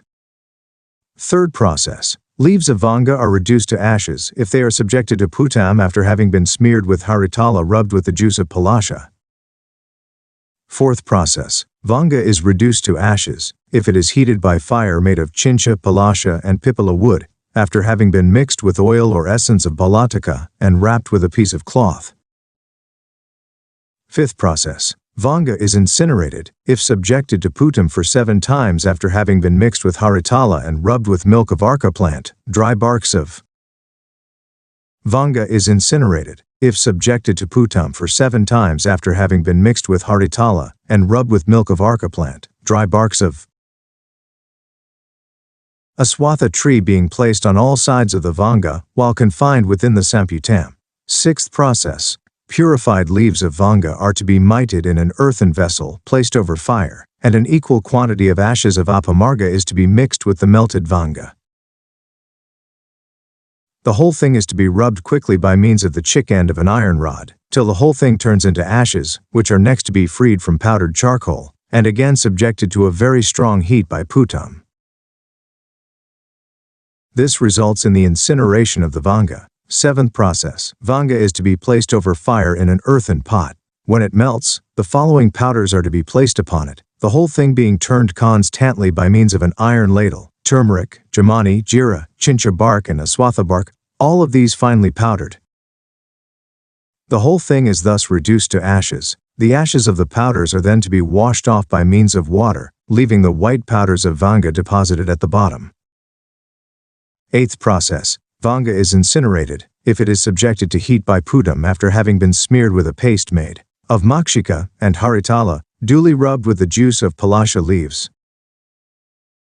9th process. Both vanga and sisaka may be purified in the same way, and both may be incinerated in the following way: ashes of aswatha and chincha and an equal quantity of haritala are to be rubbed with a surnan metallic juice or with the juice or decoction of palasha leaves. Vanga or sisaka is to be smeared with this paste and heated by putam. When cooled, the whole thing is to be taken out of the putam, rubbed again with 1/10 its weight of haritala and the liquid referred to above, and then subjected to heat by putam. 20 such putams are to reduce the vanga into ashes. 111. 10th process. Leaves of vanga are to be smeared with 1/4 their weight of mercury, and then with a paste made of bark of shirisha, turmeric and juice of kanya. They are then to be put inside a paste made of rice and tamarind seeds, and then heated by putam. 20 such putams result in the incineration of the vanga. 11th process. Tin melted in an earthen pot kept over fire is to be rubbed, by means of an iron ladle with saltpeter, gradually put upon it, till fire comes out of it and burns the whole thing. Upon the fire being put out and the pot with its contents being cooled of itself, the ashes of tin are to be freed from those of saltpeter by means of water. The ashes thus prepared with an equal quantity of haritalam are to be rubbed with a sour vegetable juice, and subjected to heat by gaja, putam. The product with 1/10 its weight of haritalam is again to be rubbed with a sour vegetable juice, and again subjected to heat by putam. 10 such acts of putam will kill the tin outright. 12th process. Vanga is incinerated, if it is subjected to heat by putam, after having been smeared with a paste made of swarna, makshika haritala, and juice of palasha. 13th process. Leaves of vanga are incinerated by means of haritala, rock salt, camphor, shells of crab, conch, oyster and cowrie. 14th process. Vanga is incinerated, if it is heated by gaja putam for 40 times, after having been smeared each time with a paste made of bibitaki and decoction of palataka, and covered on all sides by means of sesamum cakes. Vanga, kalpa, tin, kanta iron and mica, all equal in quantities and reduced to ashes, are to be rubbed with the juices of leaves of kanaka dutura, nimba, pomegranate and apamarga, respectively and separately. Incinerated rajavarta, equal in quantity to the tin, is then to be mixed with the compound referred to above, and the whole thing is to be rubbed well with cow's urine, and shila jatu dissolved with water. The product is then to be rubbed for 8 days with gugulu dissolved with water. It is then to be dried, powdered, and mixed with an equal quantity of gum of babula, fried by heat and reduced to powder, and with the same quantity of the powder of akuli seeds. The whole thing is then to be finely powdered and sifted by means of a piece of cloth and kept carefully. This medicine cures all sorts of meha and prameha, if taken with the juice of turmeric, pestled with buttermilk. This preparation of vanga, taken in doses of 12 raktas a day, serves as a destroyer and preventer of senility. It also cures all sorts of diseases relating to the semen. The following diet should be taken by the user of the preparation: shali rice, juice of mugga pulses, butter, sesame oil, patola, gopalakarkadi, and buttermilk. Accompaniments of Vanga. Vanga cures bad smell coming out of the mouth if taken with camphor. It is nutritious and retainer of semen if taken with jataphala.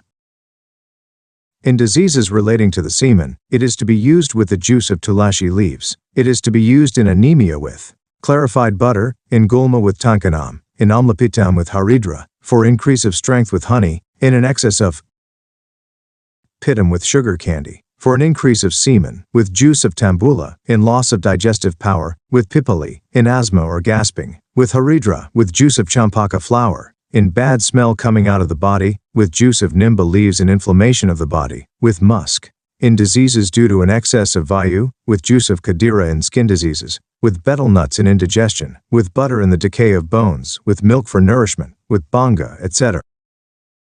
For retention of semen, with the juice of rasona, in diseases due to vayu, in leprosy with samudra fruit mixed with the juice of nirgundi, with the root of apamarga, in impotency. For increase of growth of the penis, it should be used as a paste with lavanga, samudra fruit, and juice of betel leaves. It produces a sort of hypnotizing power in the man who uses it as a tilaka. It cures head diseases, if applied on the forehead as a paste made with aranda roots and water. It is to be used with apamarga roots in hunchbackedness, with tankanam in enlargement of spleen. It cures hysteria, if used as a snuff with rasona and sesame oil. It is to be used with the milk of ass for the purpose of conceiving or begetting a male child, with buttermilk and gulma due to an excess of vayu, with jamani or ashwagandha, in diseases due to an excess of vayu, with goat's milk in dropsy, and with jataphala and ashwagandha in sciatica. Evil effects of Vanga, not properly purified and incinerated. Vanga, not properly purified and incinerated, gives rise to various diseases such as leprosy, gulma, anemia, spermatorrhea and gonorrhea, scrofula, vata rakta, and loss of strength. Vanga as well as sisaka, not properly purified and incinerated, gives rise to the following: spasm, shivering, kalasha, gulma, kusta, colic, dropsy, anemia, prameya, fistula, impurities of the blood, phthisis, obstinate fever due to an excess of kapha, stone disease and tumor. Remedy: a man is freed from the evil effects of Vanga, prepared improperly, if he takes for 3 days mesha shringi with sugar or sugar candy. Sisaka. Its properties. The properties of lead are similar to those of tin. It is especially efficacious in diseases affecting the semen. It is bitter and sweet in taste. When incinerated, it increases longevity, semen, power of digestion of food, and procreative energy. If taken regularly and for a long time, lead produces a very hot sensation in the system. It is soothing, bitter in taste, destroyer of vayu, kapha, prameha, and rheumatism, and increaser of power of digestion. Lead is bitter and sweet in taste. It is a good dyer of silver. By constant use, it increases memory, longevity, and semen. Lead, incinerated in the best way prescribed, is efficacious in phthisis, diseases due to vayu, gulma, anemia, giddiness, worms, colic due to an excess of phlegm, spermatorrhea, chronic diarrhea, diseases affecting the rectum, and loss of the power of digestion. It also serves as an aphrodisiac. Test of lead free from alloy. Lead is to be regarded free from alloy if it melts quickly, weighs heavy, and presents a black and bright sectional surface at the place where it is cut into 2 pieces. Purification of lead. Lead is purified if it is made into leaves, smeared with powdered nirgundi roots rubbed with milk of arka, and then dried, melted, and immersed into the juice of nirgundi, the process being performed for 7 times.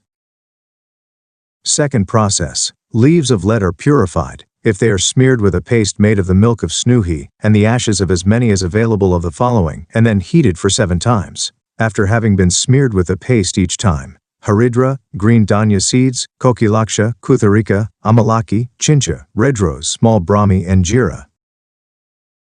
Third process. Bell metal, brass, lead, and tin are purified by heating and immersing them into the juice of nirgundi for 7 times. Fourth process.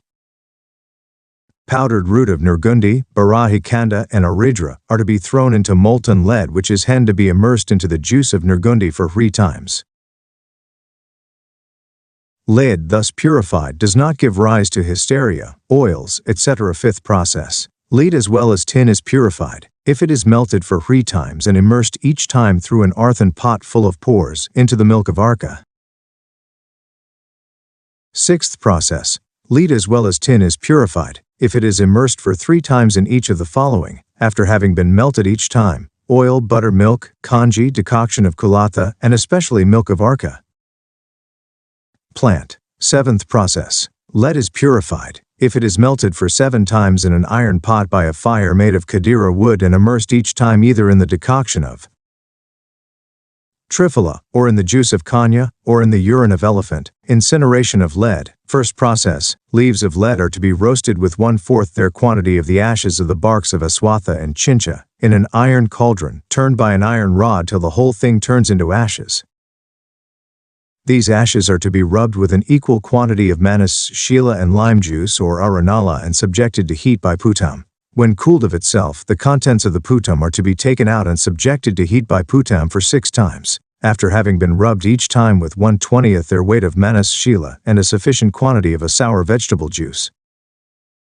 Second process. Leaves of lead are to be smeared with a sufficient quantity of slaked lime and heated in an earthen pot by a very strong heat for 3 hours.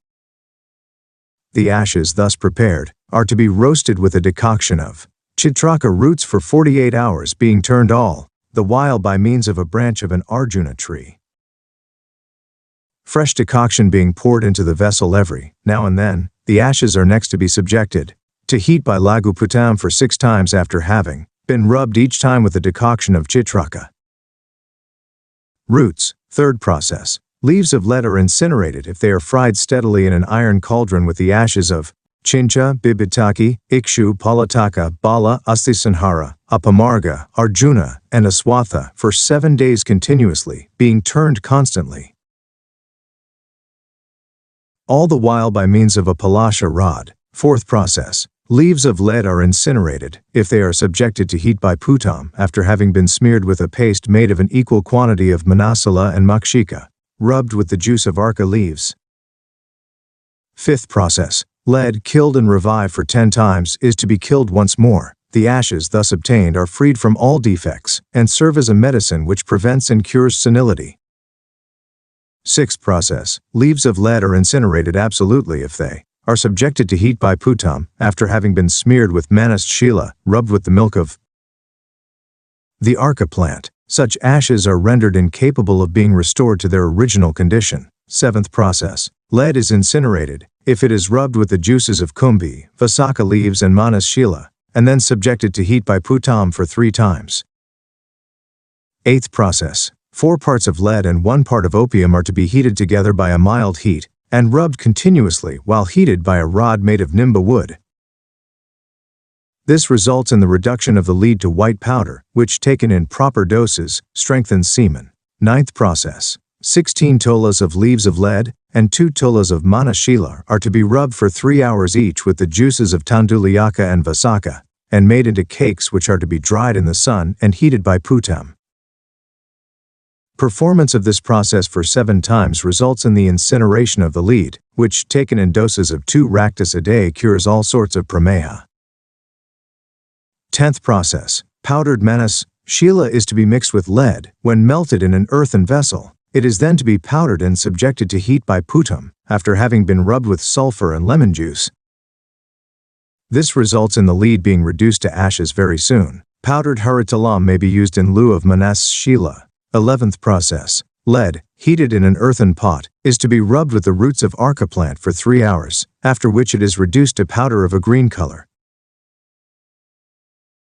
12th process. Leaves of lead are reduced to ashes of a yellowish color if they are subjected to heat by putam for 60 times, after having been smeared each time with manas, shila, gandhaka, karpura, and kunkuma, all combined being equal in quantity to the lead, rubbed with lime juice for 3 hours. 13th process. On an oven of slanting shape, place a vessel which also is of slanting shape. All parts of the latter, except its mouth, are to be coated with mud. This apparatus is called the barista jantra. Pour 20 palas of lead into this vessel and heat it by a very strong fire. 1 tola of purified mercury is to be poured into the lead when melted, the whole thing being rubbed by means of an iron rod. 1 pala of the kshara of each of the following is to be put, one by one, on the lead, and the rubbing is to be continued: Arjuna, Vibhitaki, mango tree, pomegranate tree, and apamarga. The roasting is to be carried on in this way by a strong heat for 20 nights, resulting in the reduction of the lead into ashes of red color or of a color resembling that of a pigeon. 13th process. Leaves of vanga are incinerated by means of haritala, rock salt, camphor, shells of crab, conch, oyster, and cowrie. 14th process. Lead is incinerated if it is subjected to heat by putam for 32 times, after having been smeared each time with a paste made of manas shila, rubbed with the juice of tambula. 15th process. Powdered lead is reduced to ashes of red color if it is subjected to putam for 100 times, after having been rubbed with the juice of the root of kanya each time it is so heated. Such ashes may transform silver, copper, and tin into gold. 16th process. The inner surface of a pot is to be coated with a paste made of earthworms and leaves of vasaka. Into this vessel is to be placed some lead with 1/4 its quantity of ksharas, prepared out of vasaka and apamarga plants. The vessel is then to be placed over fire and the lead with the ksharas to be turned constantly by a ladle made of the vasaka plant. This will result in the incineration of the lead, in course of 3 hours only. The ashes thus prepared are to be rubbed with the juice of vasaka leaves, and subjected to heat by putam. They will thus assume the color of red vermilion. 17th process. Lead is to be smeared with a paste made of the leaves of vasaka. It is then to be melted and roasted for 3 hours with a decoction of vasaka and apamarga, or 1/4 its quantity of akshara prepared out of the ashes of vasaka and apamarga, a branch of a strong vasaka tree being used as a ladle to turn the preparation.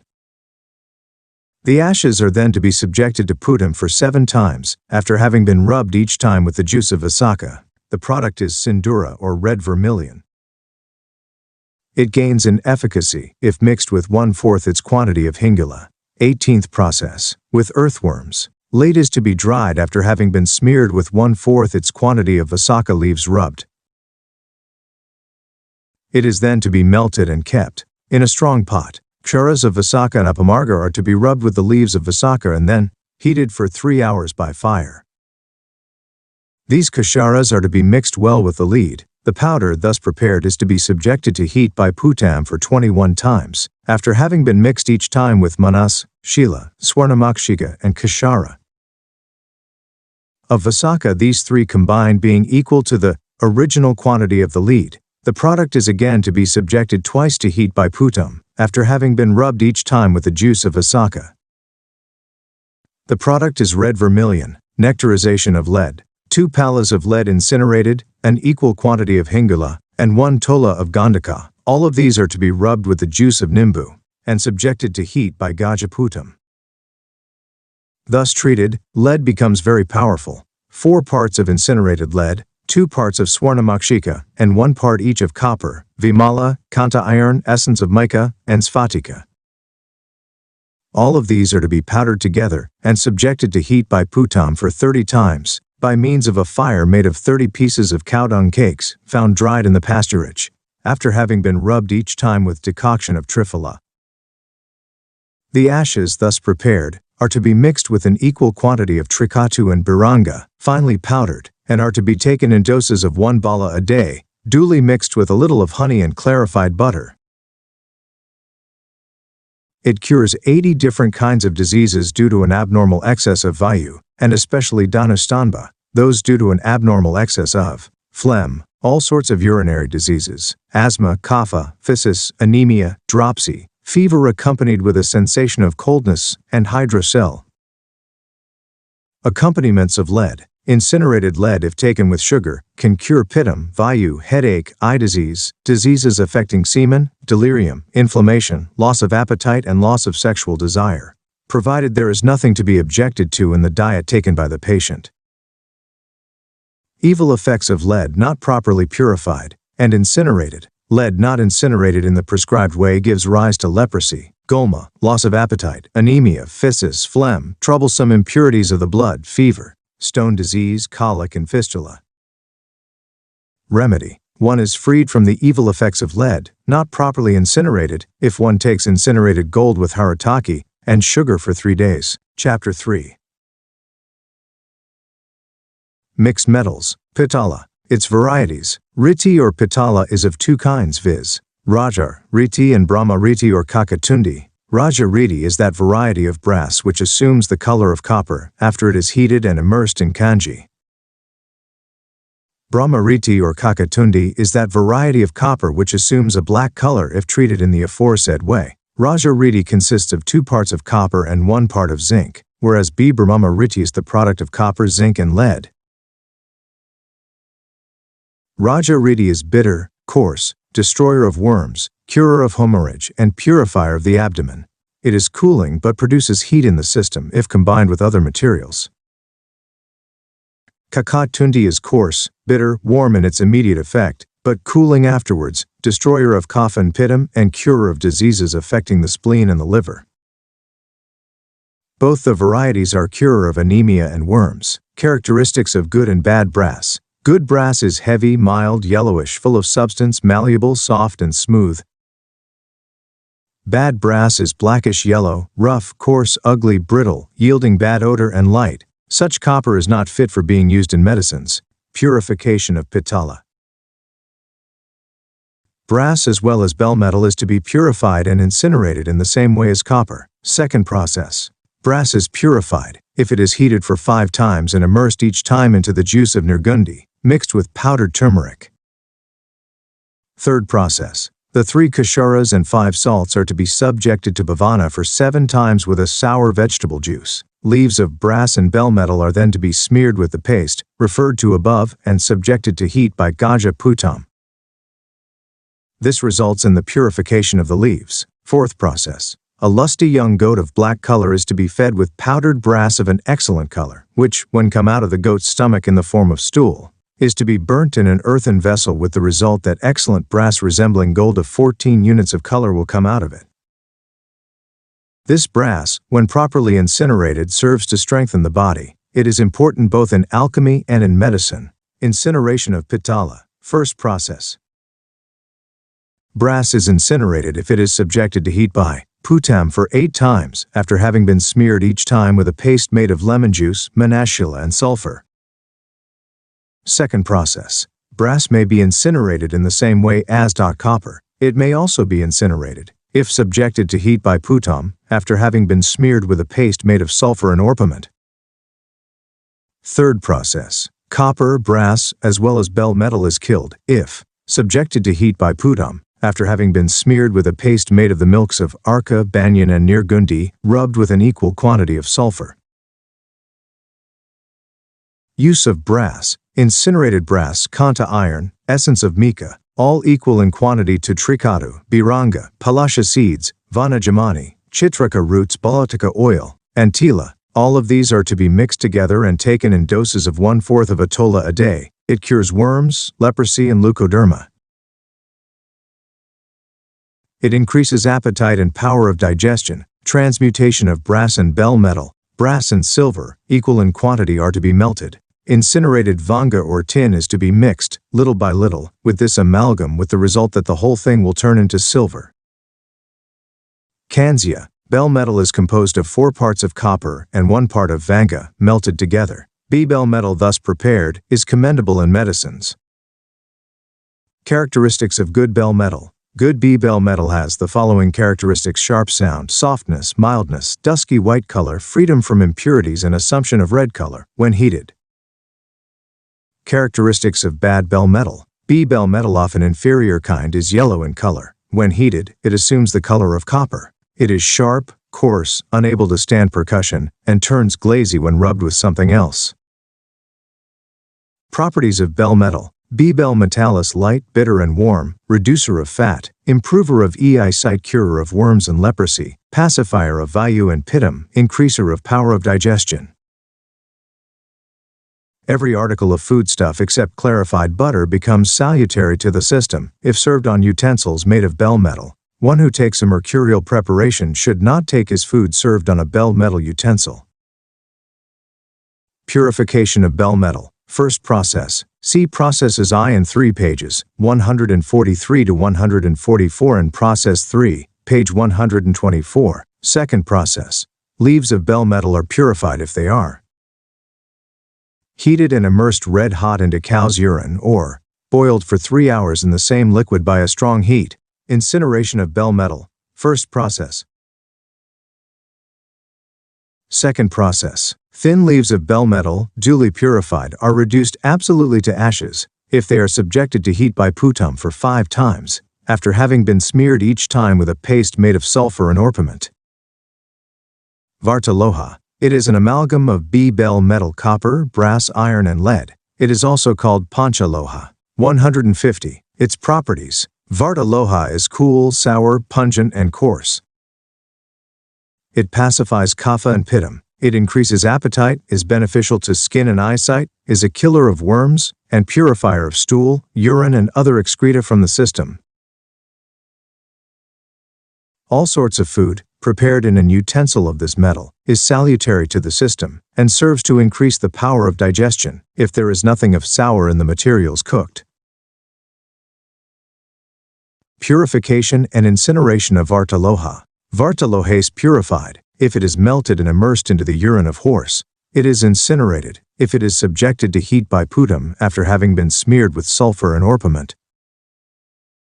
Triloha. 25 parts of gold, 16 parts of silver, and 10 parts of copper melted together form what is called the triloha. It destroys all the doshas and is a great rasayanam. It increases the power of digestion and is a curer of all the diseases. Purification and incineration of triloha. It is purified and incinerated in the same way as gold. Triloha, not properly purified and incinerated, acts like poison. Triloha rasayanam. One who takes every morning 1 rakti of incinerated triloha, mixed with honey, clarified butter, triphala, and trikatu, and observes the prescribed diet, lives a healthy, happy, and long life, without being affected by senile decay. Essence of earthworms. Cold is the essence of earthworms growing in the vicinity of gold mines. The nature of the essence of other earthworms is similarly ascertained with reference to the nature of their place of birth. Essence of earthworms is useful for the purpose of liquefaction of diamonds and other hard stones. It also increases the potency of mercury and diamonds. Kara Sattvam. Essence of earthworms is to be cleansed with water and rubbed for 1 day each with the juice of Birbringa Rajanimbu and Nirgundi. It is then to be rubbed with the Dravana Varga and made into a lump, which is to be confined in a strong crucible and heated steadily for 48 minutes. When cooled of itself, the contents of the crucible are to be taken out and kept on a piece of smooth stone slab from which are to be collected the heavy metallic dusts of the shape of mustard seeds. These are to be mixed with 1/12 their weight of copper and again heated in a crucible. The metallic dust is then to be separated from foreign matter by being washed off with water. It is then to be used for the liquefaction of diamond, etc. It is called Kara Sattvam. It is not a good rasayanam. Extraction of the best essence of earthworms. 4 prastas of earthworms are to be collected from the vicinity of mines of gold, silver, copper, or lodestone, and are to be washed by means of turmeric juice and cold water. These are then to be gradually made to be eaten by a hungry peacock, boar, or cock, and its stool collected. This stool is to be rubbed with ksharas and amlas, dried by the intense rays of the sun, and then fried in an earthen pot till it turns as black as ink. This black powder is to be rubbed with the ingredients which facilitate the melting of hard metal, and then heated for 48 minutes by means of a bellows. When the crucible is cooled, the contents are to be powdered and washed off, and the metallic dust to be collected carefully. This dust is to be melted like gold dust, and then used as necessary. Use of the aforesaid essence of earthworms as extracted in the aforesaid manner, is the best of all such essences. The present process was described by Somadeva. 1/8 tola of this essence combined with half a tola of gold is to be made into a finger ring.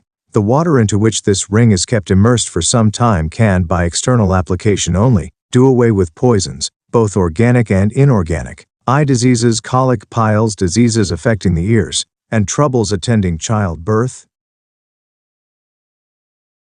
Superiority of metallic drugs. A medicine prepared mainly from mercury and minerals is superior to that prepared from herbs, inasmuch as the former can be administered in much smaller doses than the latter. It does not give rise to aversion in the patient who takes it. It cures diseases more quickly than the latter, and it cures diseases which are considered incurable by medicines prepared from herbs. Medicines prepared from mercury, with or without the addition of other minerals, poison, etc., are the best of all the medicines known to the world. Incinerated metals assume to a certain extent the properties of mercury.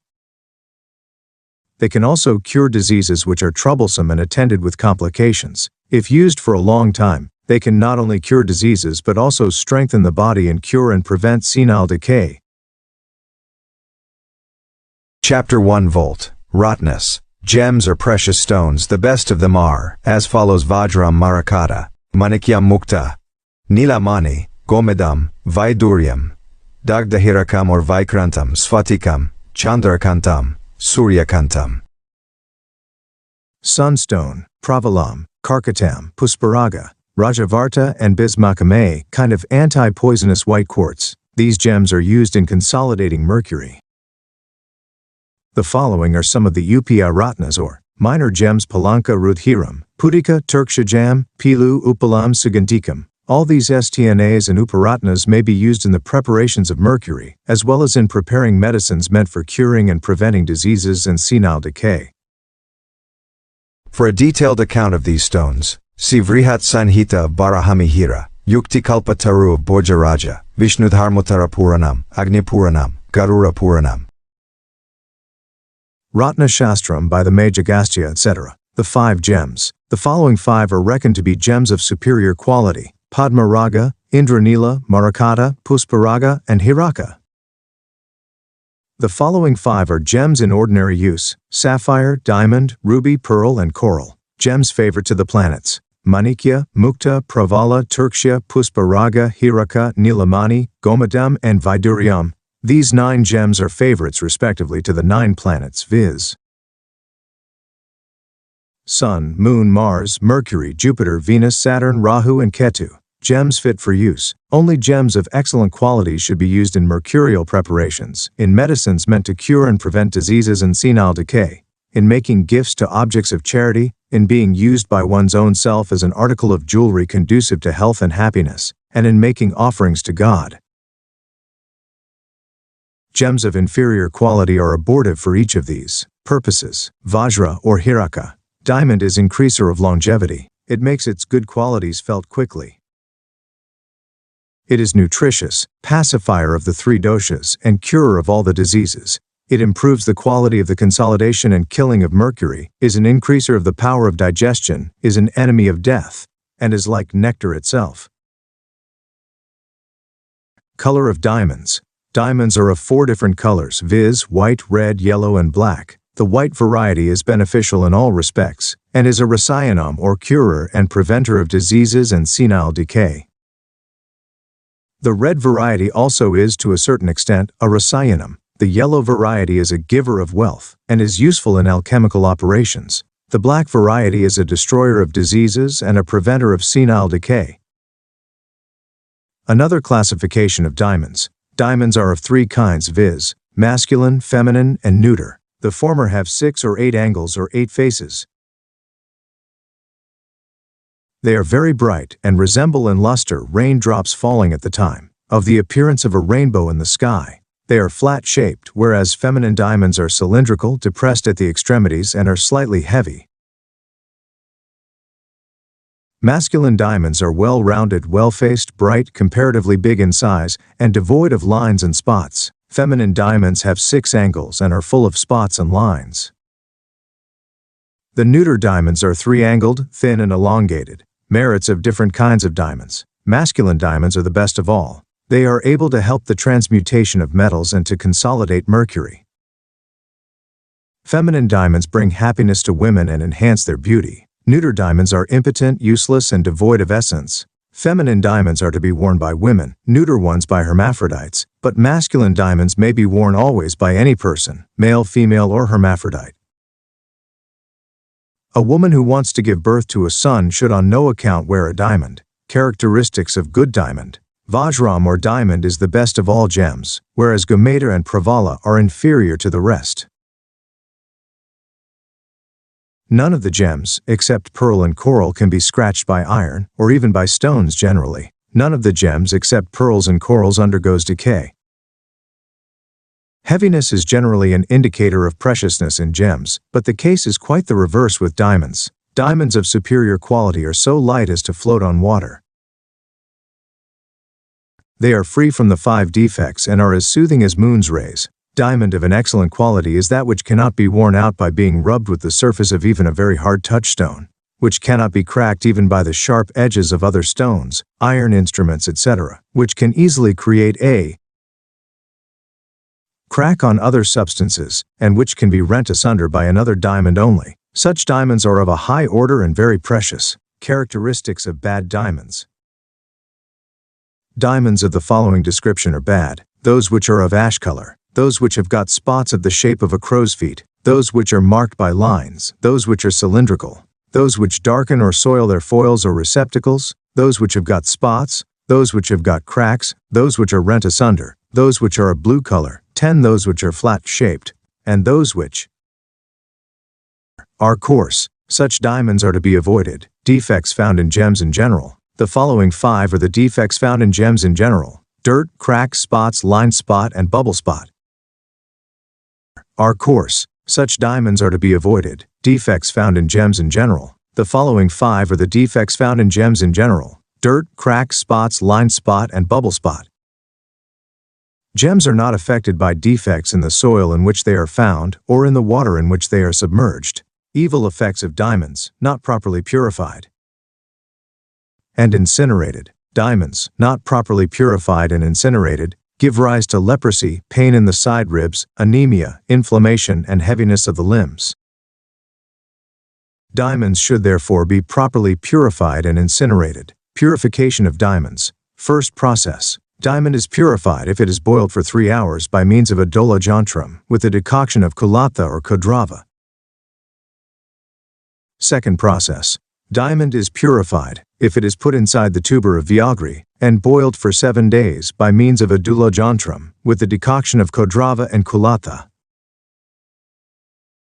Third process. Diamond of excellent quality is to be put inside the tuber of Vyagri. This is to be covered on all sides with the stool of a she-buffalo and burnt by means of a fire made of cow dung cakes burning the whole night, at the close of which the diamond is to be immersed into horse's urine. This process is to be performed 7 nights, resulting in the purification of the diamond. Fourth process. Diamond is purified if it is kept inside a lime fruit and boiled for 3 days by means of a dolajantram with a decoction of meganata, shami, shama, shringi, madana, kodrava, kulata, vitasa, agastya, and nirgundi, mixed with a sufficient quantity of water. Fifth process. Diamond is purified if it is kept inside the tuber of a Vyagri plant coated on all sides with mud, heated by putum for 24 hours, and then immersed into horse's urine or milk of snuhi. Sixth process. Any gem or ratna is purified if it is boiled in a dolajantram for 1 hour with the juice of jayanti leaves. Incineration of diamonds, white diamonds. Heated and immersed red hot into cow's urine or boiled for 3 hours in the same liquid by a strong heat. Incineration of bell metal. First process. Diamond of white color is incinerated if it is heated by gajaputam, after having been coated on all sides with a paste made of aswatha, vidari, jinti, mukshikam, and shell of crab, all rubbed together with an equal quantity of milk of snuhi. Second process. Diamond of white color is incinerated if it is subjected to heat by putum, after having been kept inside a lump made of patala, garuri, sulfur, and orpiment, rubbed with the juice of plums, and then subjected to bhavana, first with the juice of aswatha, and then with blood. Red diamonds. First process. Diamond of red color is to be incinerated if it is heated by gajaputam, after having been coated on all sides with a paste made of karabira, meshashringi, vadara, udumbara, all rubbed with an equal quantity of milk of arka plant. Second process. Diamond of red color is incinerated if it is subjected to heat by putam, after having been confined within a lump made of Nila plant, powdered conch shell, Manus Sheila, earthworms, and Sharana. Yellow diamonds. First process. Diamond of yellow color is to be incinerated, if it is heated by Gajaputam, after having been coated on all sides by a paste made of bala, atibala, sulfur, shell of tortoise, all rubbed with an equal quantity of the milk of Indrabaruni. Second process. Diamond of yellow color is incinerated, if it is subjected to heat by Putam, after having been rubbed with the milks of Snuhi, Karabira, Bata, and Indravaruni, mixed with earthworms and Hingala cinnabar. Black diamonds. First process. Diamond of black color is to be incinerated, if it is subjected to heat by Gajaputam, after having been coated on all sides with a paste made of Shuranam, garlic, conch shell, Manus Sheila, all rubbed with an equal quantity of the milk of banyan tree. Second process. Diamond of black color is incinerated, if it is heated in a crucible, the inner surface of which is coated with a paste made of sulfur, clarified butter, orpiment, ram's horn, aconite, lodestone, milk of arca, and menstrual excretion of women, all equal in quantity and rubbed with milk. Special directions. Feminine diamonds are to be incinerated in the same way as described above. Neuter diamonds are to be incinerated with all the herbs combined, required for the incineration of masculine diamonds of 4 different colors, as described above. Incineration of diamonds irrespective of color. First process. Diamond is to be heated and immersed into the urine of ass. Orpiment is to be rubbed with bug's blood and made into a lump, inside which the diamond is to be kept. It is then to be heated strongly and immersed into the urine of horse. Performance of this process for 21 times results in the incineration of the diamond. Second process. Horn of ram is to be rubbed with the juice of Asti Sanhara and made into a lump. Diamond is to be kept inside this lump and subjected to heat by Putam. 3 such Putams result in its incineration. A lump made of Asti Sanhara creeper may be made use of in the place of a lump made of ram's horn. Third process. Diamond is incinerated, if it is heated by Putam, after having been kept inside a paste made of the roots of cotton plant of 2 years standing and the roots of kanya, all rubbed with a sufficient quantity of human milk. Third process. Bell metal, brass, lead, and tin are purified by heating and immersing them into the juice of Nirgundi for 7 times. Fourth process. Ram's horn, snake's bone, tortoise shell, amlavetasa, and elephant's tusk, all these are to be pounded and made into a lump by being rubbed with the milk of Snuhi. Diamond is incinerated, if it is kept confined within this lump and heated strongly. Fifth process. Tambula creeper of 3 years standing, as well as roots of a cotton plant are to be rubbed together and made into a paste. Diamond is incinerated, if it is confined within this paste and heated by Gajaputam for 7 times, a fresh paste being used each time. Sixth process. Diamond is to be subjected to bhavana with the blood of bugs for 7 times and dried each time in the sun. Manus Sheila is also to be similarly treated. Both these things are to be put together, covered by means of plum leaves, and then heated by Putam. Performance of this process for 7 times results in the incineration of the diamond. 179th. 7th process. Diamond, kept in shells of oyster growing in a big river, is to be subjected to bhavana quickly and over again with the juices of Snuhi, Arka, Datura, and Kanya, a separate day being allotted to each of these juices. The diamond is then to be surrounded on all sides with the flesh of black crab. The oyster shells are then to be closed and covered by means of mud, raised by earthworms. The whole thing is then to be heated strongly, resulting in the incineration of the diamond. 8th process. Diamond is incinerated, if it is heated after having been kept inside a paste, made of the roots of red water lily and buds of meganata. 9th process. Diamond is incinerated, if it is heated 21 times and immersed each time into frog's urine, kept in a bell metal pot. 10th process. Diamond is incinerated, if it is subjected to a necessary amount of heat after having been rubbed with the tuber of a blue jotasmati creeper and dried in the sun. 11th process. Diamond is incinerated, if it is smeared with the blood of bugs, dried in the sun, and then heated and immersed into the juice of casamarta kept in an iron pot. The whole process being repeated for 7 times. This process was described by the great sage Brahma, Jyoti. 12th process. Diamond is reduced to ashes of an excellent quality if it is heated by putam for 20 times after having been smeared each time with a paste made of earthworms, rubbed with the juice of the fruits of Madana tree. With manas, shila, gandhaka, karpura, and kunkuma, all combined being equal in quantity to the lead, rubbed with lime juice for 3 hours. 13th process.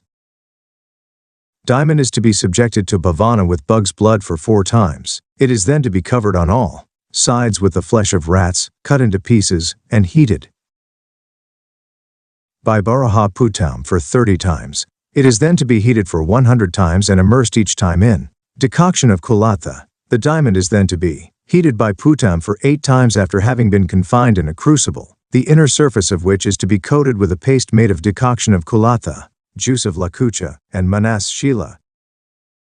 The diamond is then to be heated for 100 times and immersed each time in purified mercury, with the result that the diamond is reduced to ashes which can float on the surface of water. This process was described by the chemist Chandrasena, founder of the Chandra dynasty. 14th process. Diamond is incinerated if it is heated for 21 times and immersed each time into the decoction of kulatha, mixed with hingu and sandava.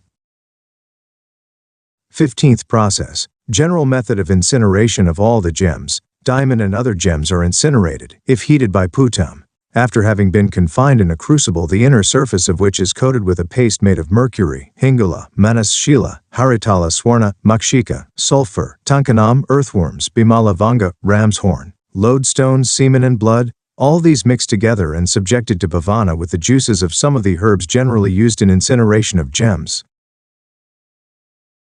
Uses of diamond. The diamond, thus prepared and powdered, should be mixed with a little of borax kara, satwa, 20 times in weight of the diamond, and incinerated gold, equal in quantity to the diamond. All these are to be rubbed together and heated.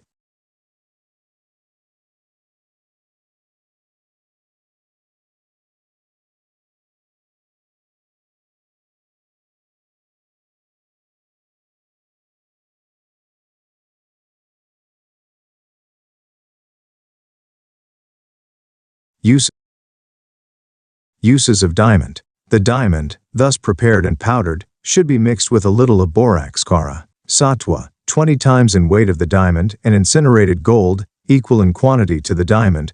All these are to be rubbed together and heated. The product may be used in medicines. Incinerated diamond, rubbed with 3 times its weight of mercury and made into a pill, strengthens even a tottering tooth and makes it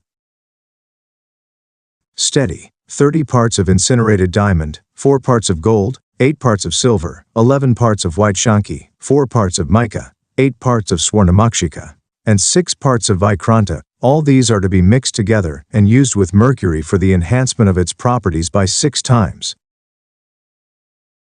Ashes of diamond, with half its quantity of incinerated mercury, ashes of the essence of mica, equal in quantity to both. All these are to be rubbed together and taken in doses of 1 rakti a day with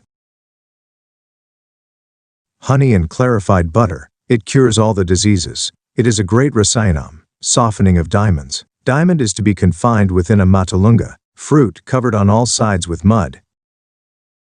It is then to be subjected to heat by gajaputam for 100 times. Next is it to smeared with the juice of tambula leaves, wrapped up with the leaves of the same creeper, and buried deep into the earth,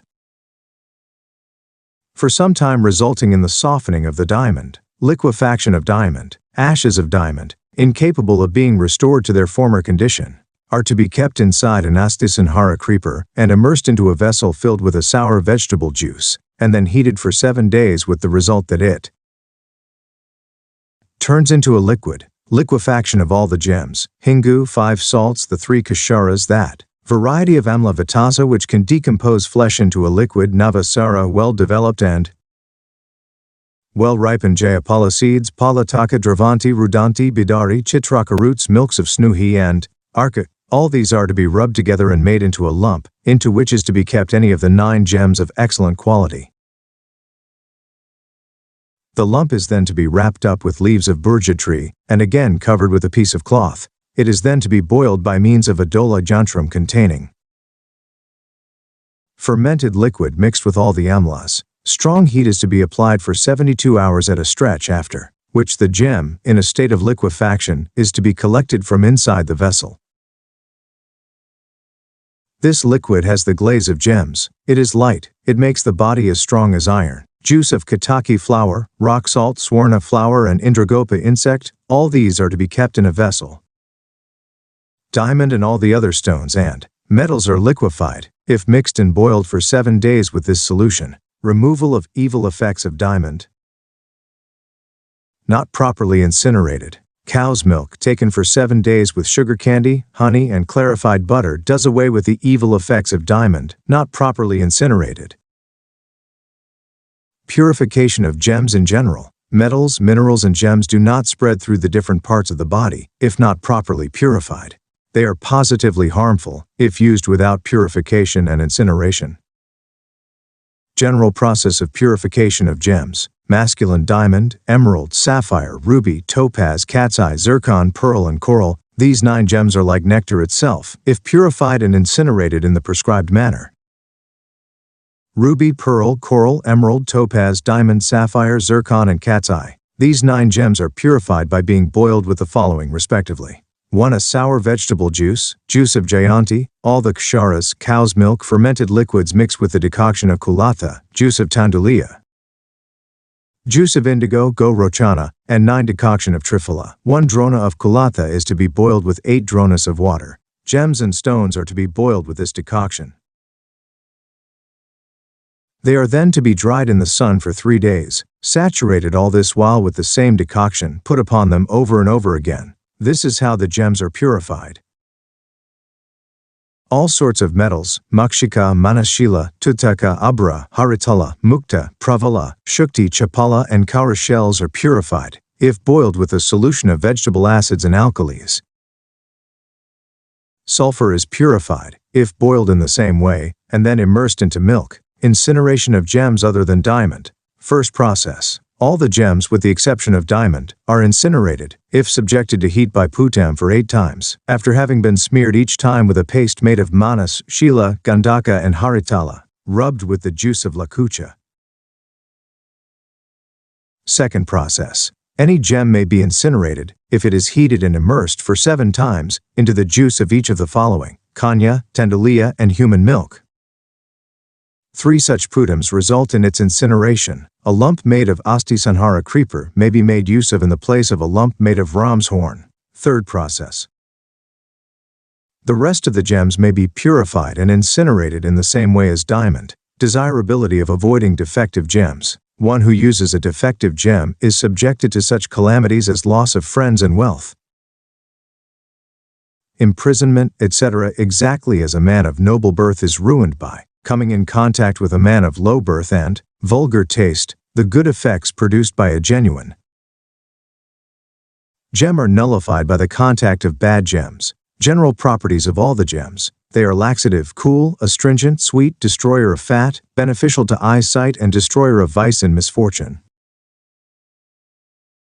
Marakata. The following 7 are the features of a good emerald: green color, heaviness, softness, radiating rays, smoothness, brightness, and density. Characteristics of bad emerald. A bad emerald is tawny, coarse, blue, pale black, light, flat-shaped, ugly, black, and rough. Properties of emerald. Emerald, duly incinerated, can cure fever, nausea, poison, asthma, abnormal excess of the 3 doshas, loss of the power of digestion, piles, anemia, and swelling of the body. It increases vitality. Everything growing in a mine of emerald can counteract the evil effects of poison. Poison of a highly venomous snake, incapable of being cured by. All sorts of incantations and herbal drugs can be done away with by emerald. Emeralds of superior quality. Emerald of superior quality is very green, soft, and complex in luster by the penetration of rays from outside. Its interior appears to be full of dust of gold. It is characterized by a structural excellence and uniformity of color. It is not light in weight. On sun's rays being reflected upon it, the whole room is illuminated. Without giving up the greenness of its color, it keeps within itself its inherent luster. It resembles in luster the beauty of green grass brightened with the effulgence of lightning. Its very sight pleases the mind. Test of genuine emerald. Genuineness of emeralds is tested by experts by rubbing it with a piece of stone. If treated in this way, it will break into pieces, if it is glass. This is not the case with a genuine emerald. An emerald to be tested is to be scratched with an iron fork, and then smeared with lime.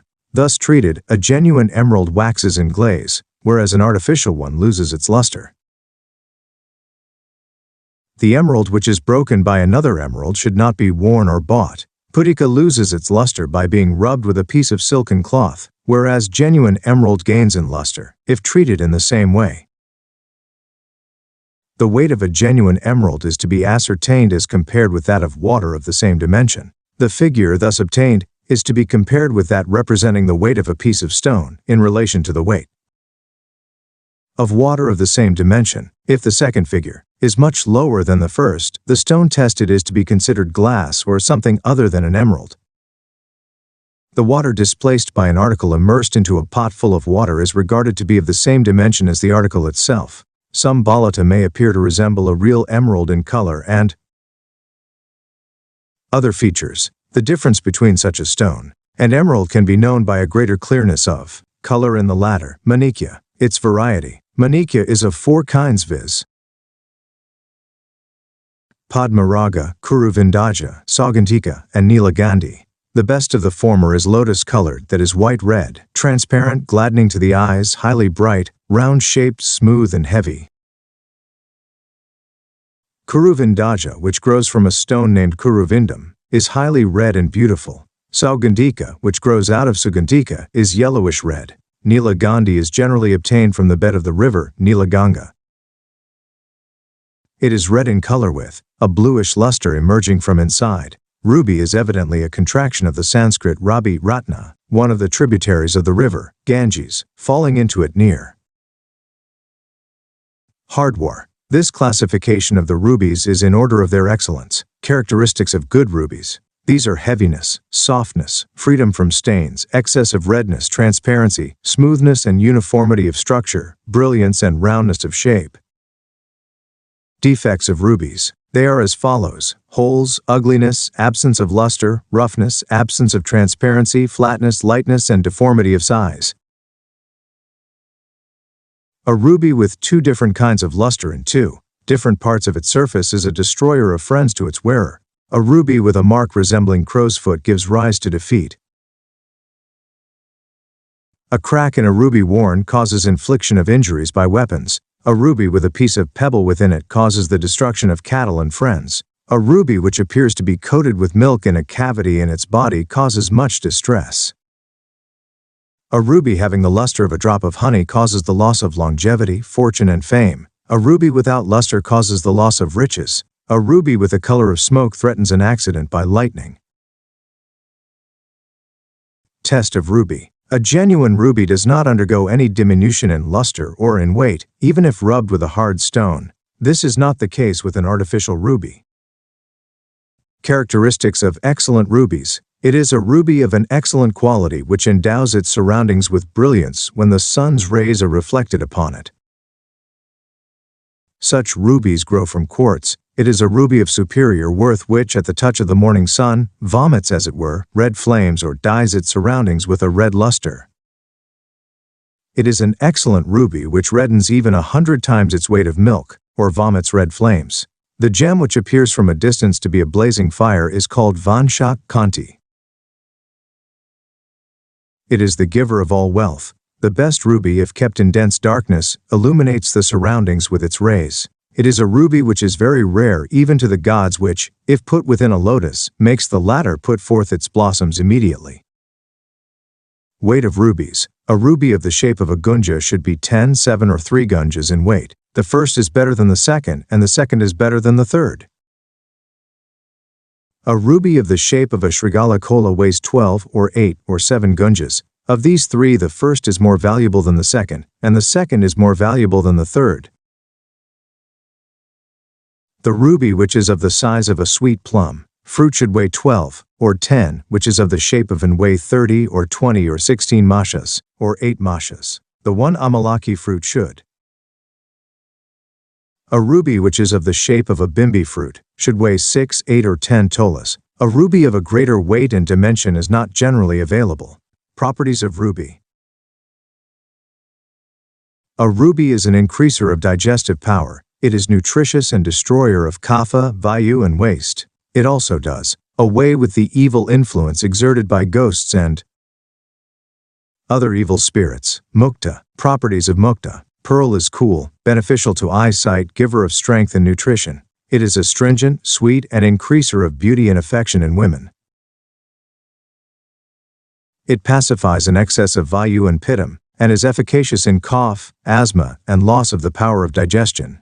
It increases beauty, vitality, and longevity. It is laxative and efficacious in inflammation and poison. Pearls growing in the sea are increaser of the power of digestion and pacifier of all the diseases affecting the digestive organs. Varieties of pearls. Pearls grow in the following: elephant, frog, boar, conch, fish, oyster, and bamboo. Elephant pearl. Elephants of noble origin are those which are descendants of Airavata, owned by kings of Swarga in ancient times, and are born on a Sunday or Monday with the moon appearing to be in the fixed star of Pushya or Shravana, at that part of the year which begins after the winter solstice and ends with the summer solstice, and at a time of the eclipse of the sun or the moon. In the frontal globe on the forehead or in the place of origin of the tusks of such an elephant grow several pearls of big size and varying structure. They are very bright. They should not be subjected to valuation, neither are they to be perforated. They are givers of sons, victory, and immunity from diseases. They should be worn by kings. Sheikh Perv. A snake pearl is beautiful, blue-lustered, and highly brilliant. It may be of 3 different sizes, viz., of the size of jackal plum, amalaki fruit, and gunja seed. The test of genuineness of a snake pearl is as follows: keep it in a silver pot, a clean piece of open soil. If it is a genuine snake pearl, it will cause immediately a shower of rain falling from the sky all on a sudden, otherwise, there will be no such rainfall. Fish pearl. A fish pearl is as big as a gunja fruit. It grows in a kind of whale living in deep oceans. It is light in weight, and has the color of a patala flower. It is not so bright and is very globular. Fafusi mladani kaithini ted 1. A fish pearl has the appearance of the eyes of a fish. It is sacred, endowed with several properties, and big in size. It grows in the mouth of whales. Growing in mid-ocean. Hog pearl. Pearls sometimes grow at the root of the teeth of some hogs. These pearls are as bright as the moon's rays. They possess several merits. Bamboo pearl. A pearl growing inside a bamboo plant is as bright as the moon's rays. It is greenish-white in color. It is to be distinguished from vansa. Lokchana, a sugar-like substance sometimes found inside the reeds of a bamboo plant. Vansa lokana is soft and light, whereas a bamboo pearl is strong and heavy. Conch pearl. A pearl growing in a conch shell is as white as the moon. It is globular, bright, and beautiful. It is as big as a plum fruit, and sometimes so big as the egg of a pigeon. Frog pearl. The pearls which sometimes grow in the heads of frogs are like snake pearls. Oyster pearl. Raindrops, falling from the clouds at the time when the sun appears to be in the fixed star of Swati, if drunk by oysters, develop in course of time into bright pearls growing inside their shells. Of all sorts of pearls, those which grow in oysters and conch shells are inferior to the rest. The pearls which grow in the ocean are strengthening and efficacious in diseases relating to the digestive organs. Classification of all the pearls according to color. Pearls of the best type are clear, white, heavy, and bright. Those of the second class are thick, with tawny color and brightness. Those of the third class are slightly yellow, appearing to be smeared. Characteristics of good pearls. A good pearl is agreeable to eyesight, white, light, appearing to be smeared with oil, bright as sun's rays, big in size, praised by lookers-on, clear as water, and globular. Characteristics of bad pearls. Pearls of the following description are to be rejected: coarse, devoid of brightness, tawny-colored, having the color of copper, resembling salt in appearance, half-white, ugly, and full of knots. Isho. Muktaganavidhi. Dhyana. Amartaganatva Chishmag Shastra Nirdrishta. Perforation of pearls. pearls, other than those which grow in oysters, should not be perforated. Neither should they be set of value to, on account of their scarcity. Nila. This stone in ancient times was procured from Kalinga and Ceylon. Nila is of two kinds, viz. Jala Nila and Indra Nila. Of these the latter is better than the former. The sapphire, which is comparatively light and emits a white luster from inside, is Jala Nila, whereas Indra Nila is comparatively heavy and emits a black luster from inside. The Jala Nila, which contains a red luster inside it, is called Rakta Gandhi or Rakta Mukhi Nila. It is the best of the Jala Nilas. Characteristics of a good Indra Nila. A good Indra Nila is of uniform luster, heavy, appearing to be smeared with an oily substance, transparent, globular, soft, with a play of brilliance inside it. Varieties of Jala Nila. Jala Nila is of 7 kinds, viz. That which has got a blending of 5 different kinds of color, that which has got a blending of 5 colors in the one half, and only 1 color in the other half, that which does not appear to have an oily surface, that which is light, that which has got a play of red luster inside it, that which is flat-shaped or, according to a different reading, has the glaze of a chipita or boiled rice baked and hammered into a flat shape, and 7, that which is small-sized, copper-colored sapphire. A sapphire which is copper-colored should not be discarded. That is also the case with the 2 minor stones, viz. Karabira and Utpala, even if they are copper-colored. Rainbow sapphire. The sapphire which has got a play of rainbow inside it is very precious and rare in the earth. Mahanila. The sapphire which, on account of the abundance of its color, can invest 100 times its weight of milk with a blue color, is called Mahanilor. Great sapphire. Gomdam. It is a kind of quartz of a yellowish-red color. A gomita is so called simply because it resembles beef's tallow in color. This stone is of a reddish-yellow color. Zircon is to be tested. Zircon is found in the Himalayas and in the Sindhu. The genuineness of this stone is to be tested by means of fire or by a wet stone. Good zircons. Zircons of the following description are good, having the color of cow's urine, which is very clear, transparent, appearing to be smeared with oil, level-surfaced, devoid of layers, smooth and bright. Zircon of bad qualities. These are as follows. 1. Devoid of secondary color, light, rough-surfaced, flat-shaped, appearing to have a layer, devoid of brightness, and appearing to resemble glass of yellow color. Secondary colors of gems. Every gem has any of the following subcolors: white, red, yellow, and black. This is also the case with zircons. Zircon is principally of reddish-yellow color, but it must have in addition any of the 4 subcolors mentioned above. Zircon of highly excellent qualities. Such a zircon is heavy, brilliant white, appearing to be smeared with an oily substance, soft or very ancient, i.e., one which was metamorphosed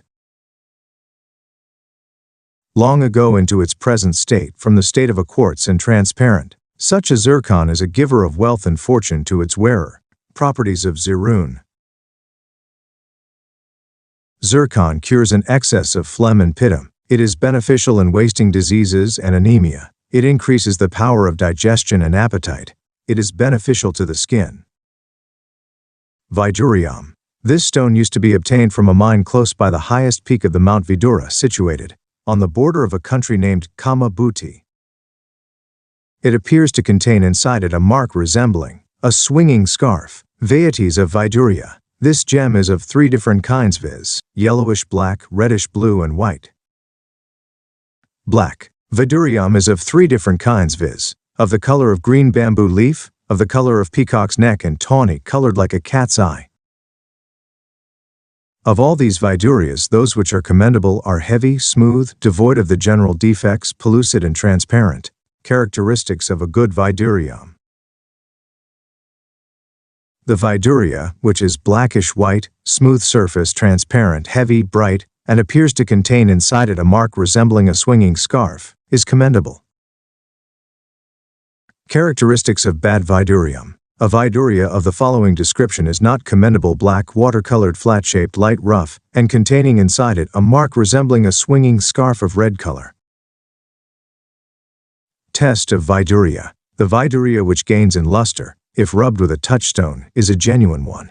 Properties of Viduria. Viduria cures hemorrhage, increases knowledge, longevity and strength, cures diseases due to an excess of pittam, excites power of digestion and is a laxative. Vikranta. Vikranta has 8 or 6 angles and 8 facets. It is smooth, heavy and has all sorts of color, pure or mixed. Varieties of Vikranta. Vikranta is of the following different colors: white, red, yellow, blue, pigeon-colored, green, black and mixed. Vikranta is of the following colors: 1 white, yellow, red, blue, pigeon color, the color of a peacock's neck, and the color of an emerald. The black variety is beneficial to health. The yellow one is to be used in the process for manufacturing gold. The white one is to be used in the process for manufacturing silver. The red variety has an all-round utility. The remaining 2, viz. the blue and the pigeon-colored varieties, are abortive and should therefore be avoided. The red variety has an all-round utility. The remaining 2, viz. the blue and the pigeon-colored varieties, are abortive and should therefore be avoided. Properties of Vikranta. Vikranta increases longevity, strength, complexion, nutrition, knowledge and appetite. It removes all the 3 doshas and the diseases.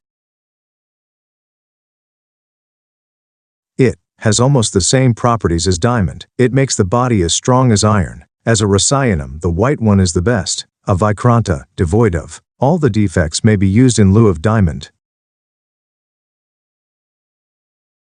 Vikranta, like diamond, strengthens the body and cures poison, fever, leprosy and phthisis. It is also a king of the metallic drugs. Mines of Vikranta.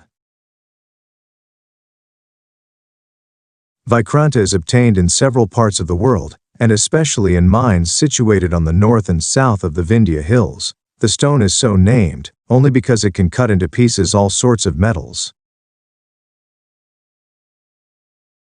The root from which the word has been derived, viz. Krit, means to cut. It has many of the characteristics of diamond and can stand heating and percussion. Purification of Vikranta. First process. Vikranta is purified if it is boiled for 1 day each with a solution of ksharas and salts dissolved with the amylose urines and decoction of kulatha respectively. It may also be purified if boiled with a decoction of kodrava. Second process. Vikranta is purified if it is boiled for 3 days with decoction of kulatha. 3 such putams result in its incineration. A lump made of Asti-sanhara creeper may be made use of in the place of a lump made of ram's horn. Third process. Vikranta is purified if it is heated for 7 times and immersed each time in the juice of nirgundi and then washed off with clear water. Fourth process. See process No. 2, page 194. Incineration of Vikranta. First process. Vikranta is incinerated if it is heated by putam for 8 times, after having been smeared each time with a paste made of sulfur, rubbed well with lime juice. Second process. See process No. 3, page 194. Third process. Vikranta is incinerated if it is heated by putam as many times as necessary, after having been heated each time in the ordinary way and immersed in the urine of horse. Vikranta is purified if it is heated for 7 times and immersed each time in the juice of nirgundi and then washed off with clear water. Fourth process. Vikranta is to be heated and immersed at once in the urine of horse. This process is to be performed for 21 times. The stone is then to be kept inside a lump made of the 5 different parts of an Indra Baruni plant. The lump is then to be confined within a crucible and heated. The stone is next to be kept again inside a lump made in the same way as stated above, put into a crucible, and heated as before. The process of heating in crucibles is to be repeated as many times as are found necessary for the incineration of Vikranta. Use of garnet in place of diamond. Incinerated garnet is to be subjected to bhavana with cow's urine mixed with akara of the following trees: moksha, morada, and palasha. Extraction of essence of Vikranta. Tuber of Shurana, Haridra, powdered Madana fruit, Tonkana, powdered Laksha insects, ashes of Vaikanta, Navasara, all these are to be rubbed with decoction of Misha Shringi and made into a lump which is to be dried, confined in a blind or dumb crucible, and then heated by a very strong fire. This will result in the issuing of essence which will be found in the crucible. Essence of Vikranta can be extracted if the ashes of Vikranta are mixed with the materials required for extraction of essence of all things and heated in a crucible. Uses of Vikranta. Incinerated Vikranta with 1/4 its quantity of incinerated gold, taken in doses of 1 rakti a day with a little of powdered pipali, clarified butter, and powdered baranga. Cures phthisis, diseases affecting the belly, anemia, fistula, piles, asthma, cough, chronic diarrhea, cavities or ruptures in the lungs, etc. It strengthens the body as well. 2 parts of incinerated Vikranta of blue color, 1 part of incinerated mercury, and 3 parts of incinerated mica are to be rubbed together.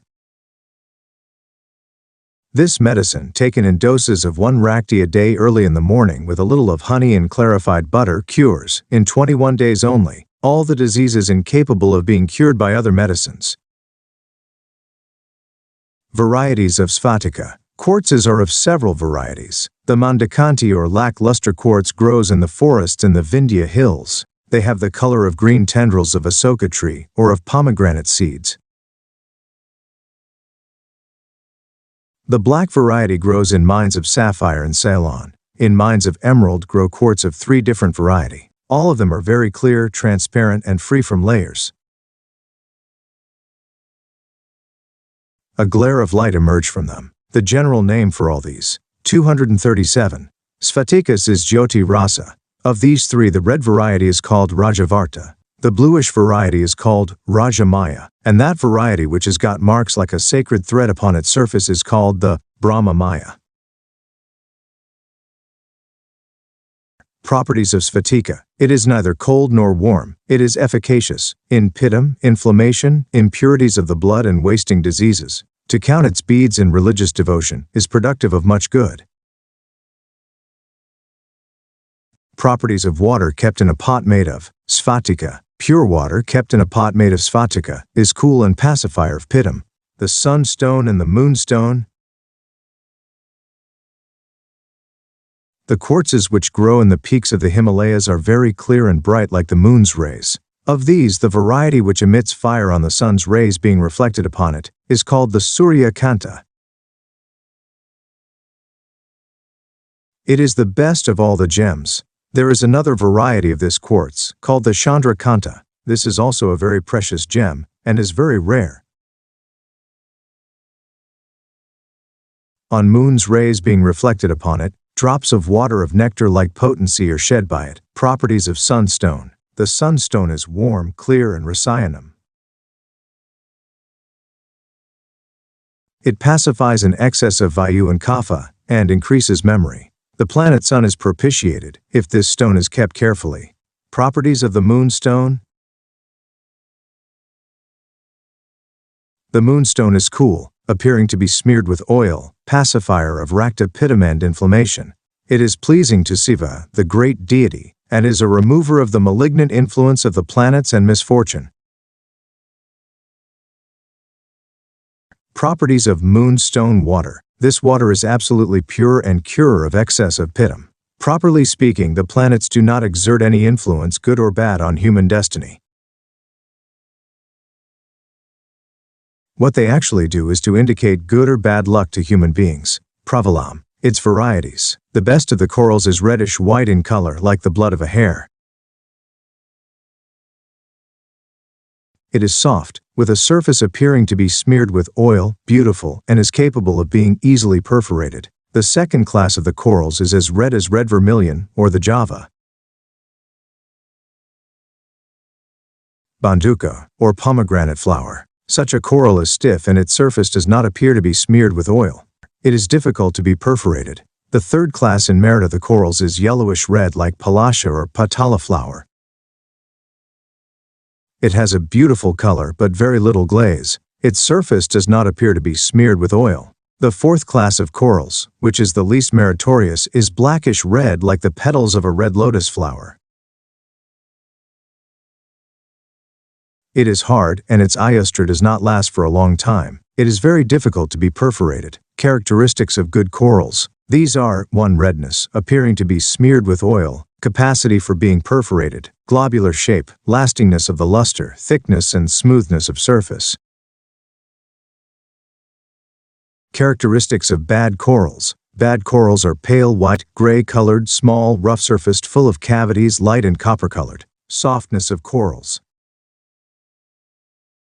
Of all the gems, only corals and pearls can be scratched upon by iron. Properties of corals. Provala is efficacious in phthisis, hemorrhage, cough, eye disease, poison, and evil influences exerted by ghosts, etc. It is light and digestive. Carchedem. Used internally as a drug or externally as an article of jewelry, it brings to its user all sorts of fortune and beauty. It is an antidote against infection from taking contaminated food or association with diseased persons. Varieties of Carchetana. Carchetanum is of the following colors: 1. Blood red, moon white, honey-colored, having a tinge of the color of copper, yellow, fire-colored, blue, and pure white. Of these, the last two, viz., blue and pure white, are coarse and full of cracks. They cannot therefore look bright even after removal of their defects. Characteristics of good Carchetana. Carchetanas of the following description are commendable: oily surfaced, not mixed with foreign matters, of uniform color, having a tinge of yellow, heavy, having a play of more than one color, and devoid of such defects as crack, etc. Properties of Carchetana. A bright Carchetana, if put on with a golden foil, causes the cure of diseases, does away with the possibility of troubles and anxieties, and increases longevity, children, and happiness. Those who put on such a good gem acquire respect from people, riches, many friends, beauty, and good health. 245. Pushparaga. Pushparaga can be obtained in two different kinds of mines, viz. in mines of ruby and in those of emeralds. Pushparaga, according to King Chandrasena, the chemist, is yellowish, transparent, and bright like a diamond. It brings sun and wealth to its wearer. Distinction of Pushparaga from the other gems. The stone which is yellowish, pale, and bright is called Pushparaga. It is called Karantaka, if it is yellowish-red in color. It is called Kashaya, if it is reddish-yellow and transparent. It is Samalaka, if it is bluish-white and smooth. The stone which is very red is a ruby, and that which is deep blue is a sapphire. Sub-colors of topazes. They are white, yellow, pale white, and black. Characteristics of good topaz. A good topaz is heavy, transparent, appearing to have its surface smeared with an oily substance, thick, well-shaped, soft, having the color of a carnacara flower, and smooth. Characteristics of a bad topaz. A defective topaz has got black spots on its surface, is rough, white, devoid of luster, light, devoid of a subcolor, and has sugar-like spots. A bad topaz is devoid of luster. It is coarse, rough, yellow, black, having an undulating surface, brown or reddish-brown, tawny, and pale white. Properties of Pushparaga. Pushparaga is efficacious in poison, nausea, excess of phlegm and vayu, loss of digestive power, inflammation, leprosy, and hemorrhage. It is easy to digest. Rajavarta quartz amethyst, lapis lazuli. The best type of this stone has a blue color with an admixture of slight red. It is heavy and smooth. Rajavartas of different description are inferior to these. A genuine Rajavarta is devoid of dirt, devoid of whiteness, smooth, blue, heavy, clear, having various subcolors, and beautiful like the neck of a peacock. Properties of Rajavarta. Rajavarta is efficacious in gonorrhea, waste, piles, anemia, phlegm, and vayu. It increases the power of digestion. is nutritious and curer and preventer of diseases and senile decay. Rajavarta is heavy, smooth, cool and pacifier of Pittam. It brings fortune to its wearer. Purification of Rajavarta. First process. Rajavarta and similar stones are purified, if they are boiled for 2 or 3 times with lemon juice, mixed with cow's urine and ksharas. Second process. Rajavarta is purified, if it is subjected to bhavana with the juice of shirisha flower mixed with ginger juice, or if it is boiled with the same liquid. Incineration of Rajavarta. Rajavarta is incinerated if it is powdered and subjected to heat by Putam for 7 times, after having been rubbed each time with the juice of Matalunga and sulfur. Extraction of essence of Rajavarta. Powdered Rajavarta, mixed with manaschila, clarified butter, borax, cow's milk, cow's curd, cow's urine and cow's stool, is to be boiled with a sufficient quantity of buffalo's milk in an iron pot and made into a lump. This is to be heated by means of a fire made of kadira wood, resulting in essence of Rajavarta coming out of the lump. In this way, essences of yellow and red color respectively can be obtained from Gairika and Vimala. Bisma mani, a kind of anti-poisonous quartz. The man who wears a pure bisma mani obtained from the Himalayas acquires all sorts of objects of desire. The wearer of this gem becomes free from the effects of all sorts of poison. Such ferocious animals as lion, snake, etc. can do him no mischief. He has nothing to fear from water, fire, robbers and enemies. Bisma mani, unfit for use. Bisma manis of the following description are to be avoided: those which have the color of moss, those which have the color of the balahaka bird, rough, yellowish, devoid of luster, black, lustered and discolored. Properties of sapphire. A sapphire, duly incinerated, is a curer of asthma and cough. It is nutritious, pacifier of the 3 doshas, increaser of power of digestion, and destroyer of azamajwara piles, and vicious tendencies of the mind. Uparatnas. There are innumerable minor or amorphous stones. The best of all these are the following: Palanka, Rudhiram, Purika, Turkshajam, Pilu Upalam, and Sugandhikam. All of these are amorphous or uncrystallized in shape. They are to be incinerated carefully and applied in mercurial operations as well as in medicines. Palanka. Palanka is a black stone with a white line drawn upon it. Its surface is smooth and appears to be smeared with oil. Palanka is of 3 different kinds, viz. black, pale black and ash-colored. Each of them has a white and rope-like line drawn upon it. Sometimes there are more than one of such white lines. The Persian epithet Piroja is evidently a contraction of the Sanskrit Biraja, meaning green as Biraja. Rudhiram. Rudhiram is as red as an insect named Indragopa, or the mouth of a shuka bird. The inner part of this gem is as white as the moon, and the sides have the color of an Indra Neelam. It has a pure color, and it can be given several shapes. It has the weight of a fully grown pilu fruit. This stone, when fully developed, may take the color of a diamond. It brings wealth and beauty to its wearer. Putika. Putika is yellowish-green, and resembles emerald in color. It is soft and bright. It can be distinguished from emerald by being rubbed with a silken cloth which reduces its luster, whereas an emerald becomes brighter if rubbed in this way. Turkaja. Turkaja is of 2 kinds, viz. greenish, black, and ash-colored green. It is astringent, sweet, and digestive. It removes all sorts of poisons, organic or inorganic, and is efficacious in colic and troubles due to evil spirits.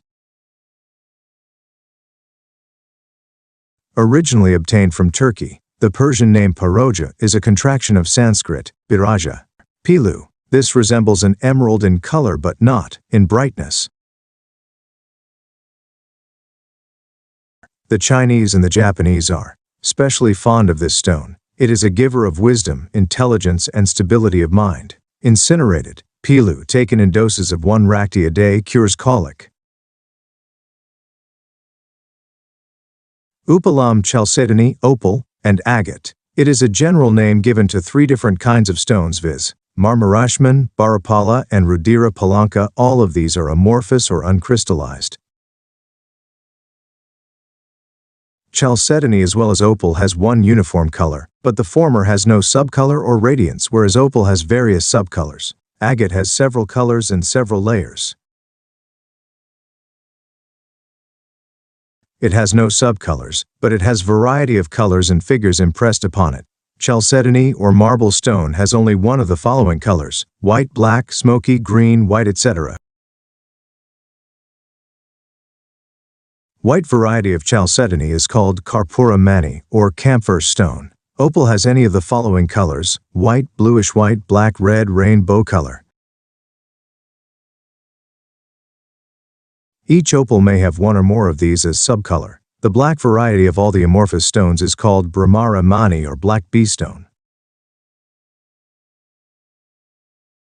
Sugandhikam. Sugandhikam is of various colors viz. Blue, black, red, etc. Each of these stones has a yellowish subcolor. It is transparent, beautiful, and of the shape of a diamond. It grows in mines of rubies and emeralds. General properties of amorphous stones. The amorphous stones, if devoid of defects, are regarded to have a part of the properties of the gems.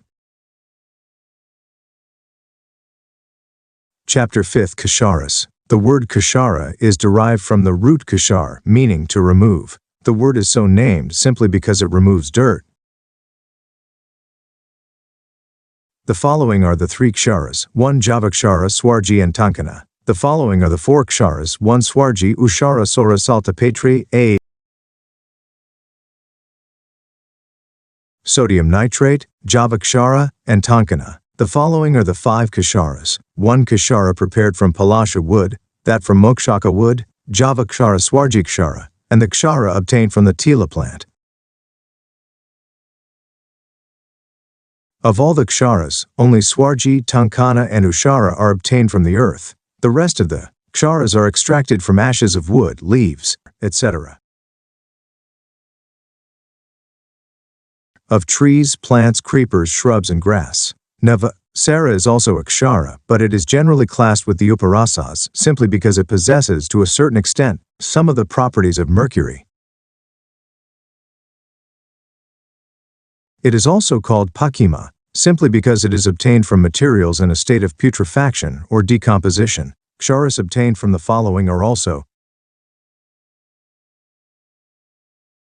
well known and widely used: trees or plants of the name of palasha, aswatha, ganta pitali, dava snuhi, apamarga, chanaka plant, arka, covers of tamarind beans, sesamum plant, ears of barley, basika duralava, kantikari, mulaka, chitraka, punarnava, and ardraka. There are many other trees, plants, shrubs, creepers, and grass from which ksharas may be prepared by the method to be described below. Of all the ksharas, the most widely known are the following: javakshara, swarji, usara, navasara, and tankana.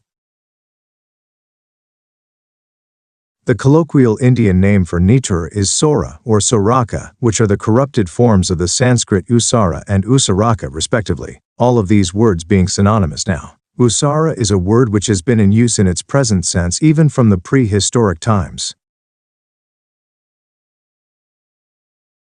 This word is to be found in every Sanskrit dictionary, modern or ancient, and even in Sushruta. In this connection, it would be amusing to note how some of the Indian allopaths, and their sympathizers, not conversant with Sanskrit, which was the language of their forefathers, and not caring to study the Indian system of medicine, sometimes rush into opinions which are simply ridiculous. Let us quote here a few lines from Dr. U.C. Dutt's Materia Medica of the Hindus. Nitar was unknown to the ancient Hindus. There is no recognized name for it in Sanskrit. Some ancient Sanskrit formulas for the preparation of mineral acids containing nitar mention this salt under the name of soraka. This word, however, is not met with in any Sanskrit dictionary, and is evidently Sanskritized from the vernacular sora, a term of foreign origin. The manufacture of niter was therefore most probably introduced into India after the adoption of gunpowder as an implement of warfare. These are the remarks made by an Indian allopath who wrote a book on the materia medica of the Hindus, without acquiring an adequate knowledge of the subject. This indicates a state of things which occurs probably in India alone. The donga that niter was unknown to the ancient Hindus is not based on facts. It will be evident from a passage in a work entitled The Travels of John Albert de Mandelso from Persia into the East Indies, London 1669, that saltpetre used to be manufactured in the Middle Ages, at the latest, in large scales in India whence it was brought into Europe. We propose to prove elsewhere that the use of gunpowder was quite known to the Hindus even at the time of the composition of the oldest portion of the Vedas. General properties of the ksharas. The ksharas are acrid, warm, increasers of appetite, light, moistening, causing inflammation, reducers of phlegm, destroyers of worms, openers of boils, and cleansers and healers of sores. The man who is conversant with the mercurial operations knows that ksharas give rise to hunger and mercury. The ksharas are efficacious in gulma, piles, chronic diarrhea, diabetes, and stone disease. They are digestive and increaser of hemorrhage. The ksharas are better than surgical instruments inasmuch as the former, like the latter, can serve the purpose of incision, tapping, and scratching, and unlike the latter, can remove the three doshas and have several other utilities as well. The ksharas may be remover of the three doshas owing to their being combined with the necessary drugs. They, on account of their being prepared from several herbs with fiery qualities, are pungent, warm, strong, digestive, remover of tissues, etc. Purifier of sores, causing granulation in sores, dryer up, causing steadiness, reducer of fat, and destroyer of worms, mucus, phlegm, leprosy, poison, and fat. They also destroy manly vigor, if taken in excess. General process of manufacturing kshara. From ashes, the wood, leaves, etc. of an alkaline tree plant. Of all the ksharas, only swarji, tankana, and ushara are obtained from the earth. The rest of the ksharas are extracted from ashes of wood, leaves, etc. Are to be burnt to ashes. 1 prastha of these ashes is to be dissolved with 16 times its weight of water, which is to be allowed to settle for about 12 hours. The clearest part of the solution is next to be filtered for 7 times through a piece of thick cloth. The water, thus filtered, is next to be heated till the whole thing gets dried up. The white-colored solid product is then to be taken out and kept carefully. The solution, just before it is solidified, is a liquid alkali used for drinking. The solid product is an alkali to be used for external application and as an ingredient of medicines. The word kshara has undergone a gradual process of transformation as follows: kara, kari, kali, kili, alkali, alkali. Java kshara, its preparation. Ashes of the ears of barley are to be dissolved with water, which is to be filtered and condensed by heating in the aforesaid way. The product is java kshara. Its properties: java kshara is pungent, soft, light, capable of easily spreading through all parts of the system, digestive, laxative, discharger of urine, and pacifier of vayu and kapha. It is efficacious in the following diseases: intestinal obstruction, chronic diarrhea, anemia, tumor in the belly, piles, asthma, colic, enlargement of the spleen, heart diseases, and mucus. It does away with semen and has the properties of fire, properties of pakima. It reduces fat and purifies the kidneys. Ksharas obtained from the earth, usara or sora. Earth, taken out from the banks of the Ganges, or any other salty earth, is to be dissolved with pure water and then filtered through a piece of thick cloth. This water is next to be kept in an earthen pot for about 12 hours to settle. The clearest part of the solution is then to be taken out and heated till it gets condensed. The product which is of white color is then to be taken out. It is called ushara or sora. It is the same thing as ushara shilajatu. Its names. Ushara or sora is also called savarchala salt, on account of its being of saline taste. It is both a kshara as well as a salt. It is called ushara, simply because it grows out of ushara soil. Its properties. Ushara is a pacifier of vayu. It is moistening, destroyer of strength, increaser of appetite, laxative, soft, easily capable of spreading throughout the whole system, a little increaser of pittam, light, increaser of laugh, digestive and purifier of elching winds. It is also efficacious in the following: constipation, intestinal obstruction, colic, gulma, mucus, worms and, especially, wind moving upwards. Mixed kshara. Manufacturers of kshara sometimes mix with the mud referred to above a sufficient quantity of ashes of grass in order to increase the quantity of the kshara to be produced. The distilled solution of mud and ashes is to be heated and condensed into a mixed kshara in the manner described above. Swarji kshara. In certain hills or in places adjacent to hills, layers of alkaline soil are to be found in abundance. This soil is called swarji mrit. It contains alkaline mud with foreign matters. Some quantity of this earth is to be dissolved with 4 times its weight of water. The solution is next to be distilled for several times through a piece of thick cloth. The solution, thus distilled, is next to be heated and condensed into solid alkaline substance called swarji kshara.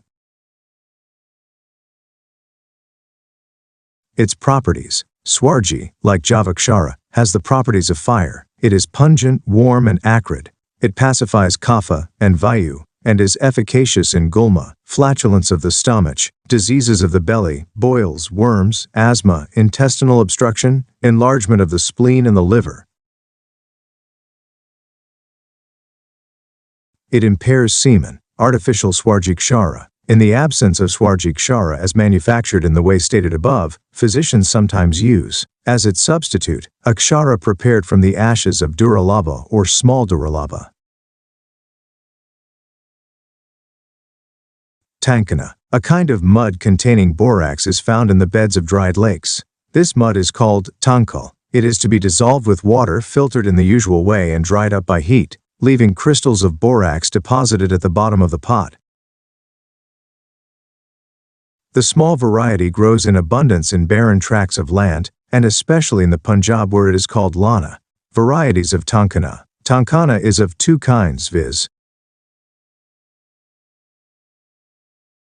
Pinda tankana and crystal tankana. The former is not pure white, whereas the latter is pure white. Properties of tankana. Lump tankana is pungent, warm, rough, increaser of digestive power, destroyer of kapha, and increaser of vayu and pitta. It is efficacious in cough, asthma, dysmenorrhea, and inorganic poison. It is inferior to crystal tankana. White or crystal tankana is pungent, warm, soft, acrid, white, laxative, strengthening, digestive, destroyer of kapha and vayu, and efficacious in waste mucus and poison. The white borax is purer than the lump borax. Purification of tankana. Tankana is purified if it is made to burst into white ashes by the application of heat. 2 kinds of ksharas, liquid and solid. Ksharas are of 2 kinds, viz. solid and liquid. Solid ksharas are meant for external application and for use as ingredients of medicines, whereas liquid ones are for drinking in several diseases with kanji, wine, curd, milk, buttermilk, or decoction of kulata. Liquid kshara is obtained by heating distilled solution of ashes mixed with water up to the time when the solution grows red, clear, acrid, and sticky. Further heating of this liquid kshara results in the solidification of the solution into hard kshara. Diseases in which solid kshara is to be applied. Hard kshara may be applied in the following. Leprosy in general, kitima dadru, diseases. Kilasa, Mandala, Bagandara, Arbura, Dustabrana, Nalibrana, Charmakila, Tilakalaka, Nyaha, Byanga, Mashaka, Bahyabidradi, Krimi Bisha, Pilas, Upajiva, Adijiva, Upakusa, Danta Vidarbha, and 3 sorts of Rohini.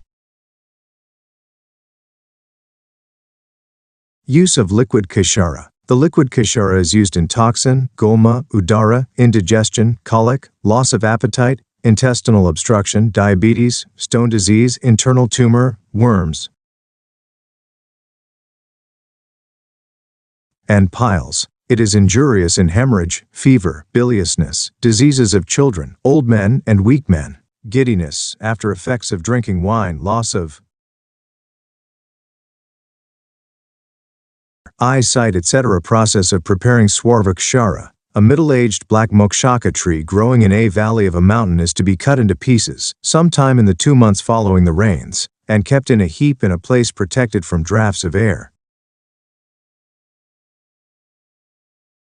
Some limestone or balls of lime mud dried up, generally known by the name of guding, is also to be kept inside the heap of wood, which is to be burnt by fire, made of sesamus plant.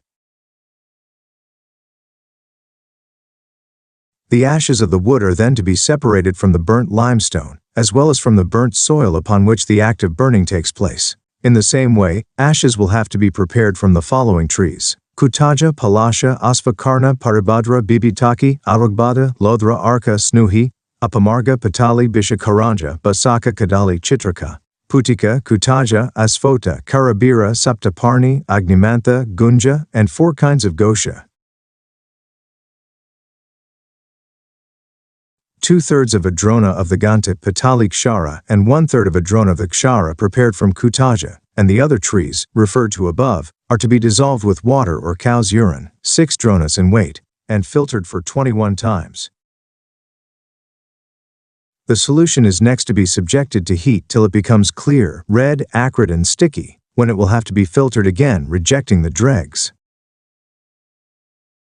The solution, thus filtered, may be used as a liquid kashara if necessary. Take 1 kuraba or 2 kuraba of this solution, and rub it with 8 palas of all these combined: burnt lime, burnt sand obtained from the spot where the wood was burnt, oyster shells burnt, and nabishanka, each equal in quantity, and previously made red hot by heating in an iron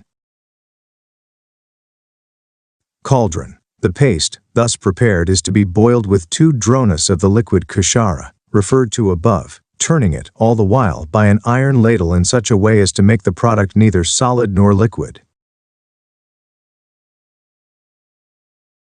The kshara, thus prepared, is of moderate strength. It would be mild, if prepared in the above way without the mixture of the paste, referred to above.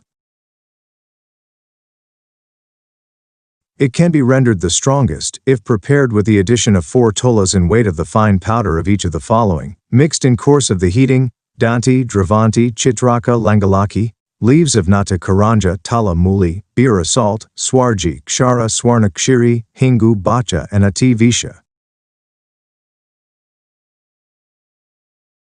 These kasharas are to be kept in jars with their mouths covered. The 2 kasharas, Swarjika and Java Kshara combined, are called the 2 kasharas, the 8 kaharas. The following 8 are called the 8 kasharas prepared from Palasha, Snuhi, Apamarga, Chincha, Arka, Tila plant, ears of barley, and Swarjikshara. These are like fire and are curer of gulma and colic. Chapter 6, Lavanas. There are 6 different kinds of salts, viz., Samudra, Sandava rock salt found in the Punjab and Sindh, Bira, Silverchala, Romaka, and Chulika. Properties of salts in general. Salt is purifier, increaser of relish in food, digestive, increaser of kapha and pitta, destroyer of manliness and of vayu. It slackens and softens the body, impairs strength, induces shedding of water through the mouth, and causes inflammation in the cheek and the neck. Properties of salt taken in excess. Salt, taken in excess, causes ophthalmia, ractopeda, intestinal ulcer, falling off of teeth, grayness of hair, baldness, leprosy, erysipelas, and thirst. Samudra lavana. It is digestive, acrid, light, increaser of appetite, laxative, having some of the properties of alkalis, increaser of kapha and pitta, and pacifier of vayu. Saindava. Saindava is a rock salt found in the Sindh and the Punjab. It is digestive, producing a cooling effect in the system, saltish sweet in taste, light, soft, increaser of power of digestion and liking for food, beneficial to eyesight, increaser of semen, pacifier of the three doshas, capable of entering everywhere into the system, and destroyer of constipation and boils. Bira. Bira is saline in taste, warm in its effect on the system, acrid, alkaline, light, digestive, coarse, increaser of appetite, causing nausea, pacifier of kapha and vayu, increaser of pitta, and laxative. It is efficacious in colic, indigestion, constipation, flatulence, intestinal obstruction, abdominal tumor, heaviness of the heart, and spermatoria. First process, 82 parts of sea salt and 1 part each of haritaki, amalaki, and sarji, all powdered well, are to be heated strongly in an earthen vessel, till they are fused together into one lump. Second process, 8 parts of sea salt and 1 part of powdered amalaki are to be mixed together, kept in an earthen vessel, and then subjected to a strong heat till the two materials are fused together. The product, when cooled of itself, is called bira salt or black salt, savarchala. It is the same as ushara-kshara or saltpetre. It is both an alkali and a salt. For the preparation of saltpetre, see page 268, preparation of artificial savarchala. An equal quantity of powdered swarji and saindava are to be mixed together and dissolved with water in an earthen vessel, which is to be heated strongly till the solution melts well and then dried up. The heat is to be continued for some time after the drying up of the product. The product may be used as savarchala salt and not as savarchala kshara. Romaka. In the province of Jayapura, there is a saltwater lake named Shakambara, now called Sambar. Its water is as saline as seawater. The salt produced from the water of this lake is called Romaka. In ancient times, a river named Romavati flowed from this lake. The salt which was produced from the water of this river was also called Romaka salt.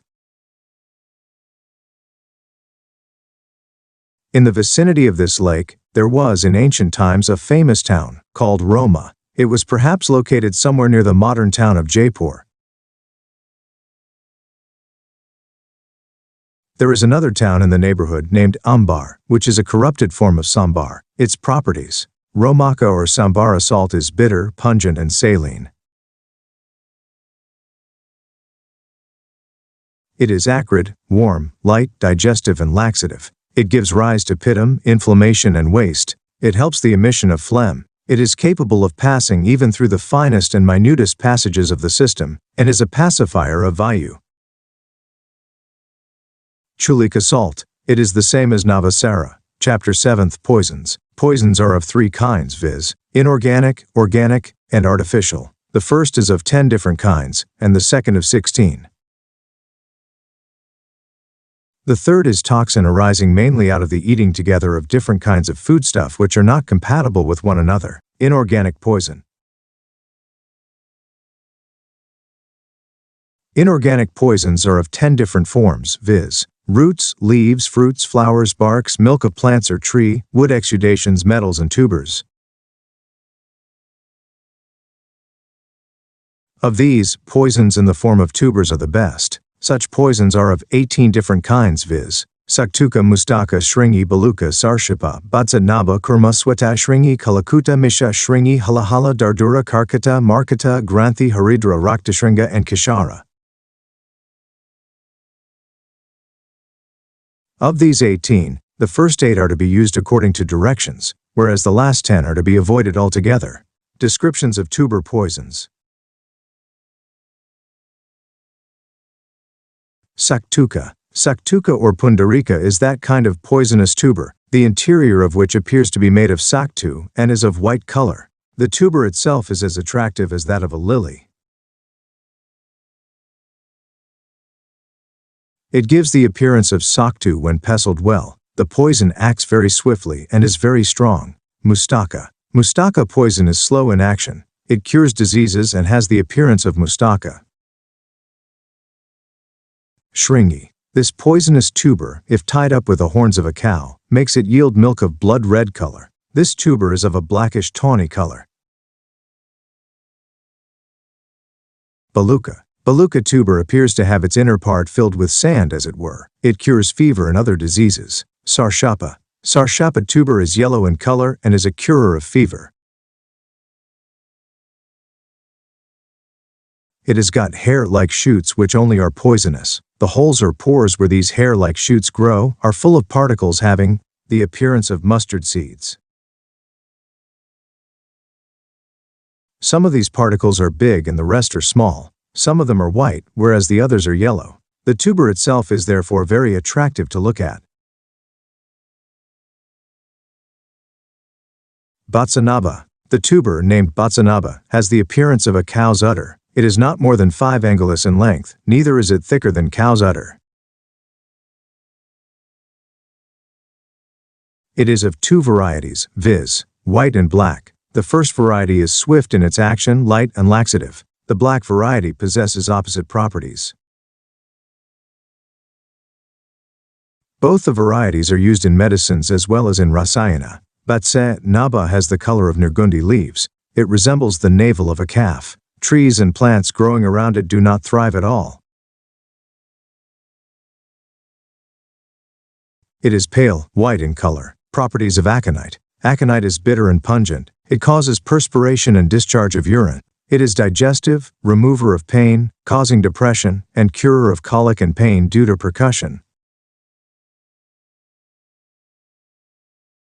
It is efficacious in erysipelas, diseases due to an excess of kapha and vayu, fever due to an excess of the 3 doshas, rheumatism, and heart disease.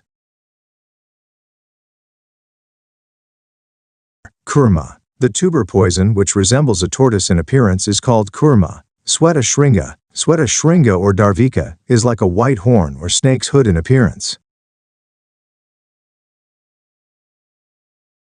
Like shringi, it makes a cow yield milk of blood red color, if it is tied up with its horns. Kalakuta. There is a poisonous tree of the appearance of an aswatha.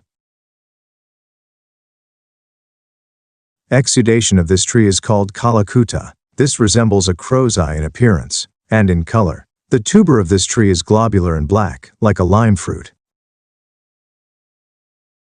This tuber is so strongly poisonous that even its odor is sufficient to take away the life of a human being. This tree grows in the provinces named Sringabera, Konka and the Malaya Hills in the Deccan. Misha shringi. It resembles a ram's horn in appearance. It also makes a cow yield milk of blood red color, if it is tied up with its horns. Hala hala. The tree named hala hala has fruits like cow's udder. The bunch of its fruits has the appearance of an umbrella made of palm leaves. No tree plant. Of all the ksharas, only swarji, tankana and ushara are obtained from the earth. The rest of the ksharas are extracted from ashes of wood, leaves, etc. Of all the ksharas, only swarji, tankana and ushara are obtained from the earth. The rest of the ksharas are extracted from ashes of wood, leaves, etc. Grows in the vicinity of this poison tree. It grows generally in Kiskindia, the Himalayas, the South Sea coast and Konkana. Its tuber has the appearance of the tuber of Atibisha. The hala hala tuber is blue inside and white in the outside. Dardura. It grows in the hill named Dardura situated near the Malaya mountain. It is also called Brahma, Putra and Kardama. It is tawny in color and is like mud in appearance. It is strongly poisonous and grows in the Dardura and the Malaya hills. Karkata or Karkota. It has the color of a monkey. It resembles a carcoda fruit. It is soft only underneath the stripes found upon its surface. Mulaka. Mulaka is a white tuber. It has the appearance of dog's teeth and also of mulaka. It is also called marcata, jamadanstra, and saurastrika. The last mentioned name has been given to it, on account of its growing in the province of Surat. Granthi. The tuber of Granthi plant has knots like those found in tubers of turmeric. It is black in color, and is terribly poisonous. Haridra or Vaidata. The tuber of this plant is like that of turmeric. It is also called Vairata, simply because it grows mainly in the province of Virata. Both the extremities of this tuber are well rounded. It is broad-shaped and is yellow inside. It has a fine skin or covering. Each of the parts of this tuber between one knot and the nearest is smooth or appearing to be smeared with oil. This tuber resembles, when pestled and made into a paste, shaktu or freed in powdered barley. Rakta shringi. This tuber, if thrown upon the horns of a cow, causes the shed of blood through its nostrils. This tuber is light in weight and has the appearance of cow's udder, kashara, pratapana, or mahabisha. It has the appearance of a dried ginger tuber, kept in the midst of filaments or blossoms of a flower. It is red and resembles fire in color. It causes a terrible inflammation on that part of the body which comes in contact with this poison. Use of tuber, poisons. The 10 kinds of poisons beginning with Kalakuta may be used sometimes for the purposes of metallurgy, preparation of poison and kshema operations or alchemy, but they should never be used in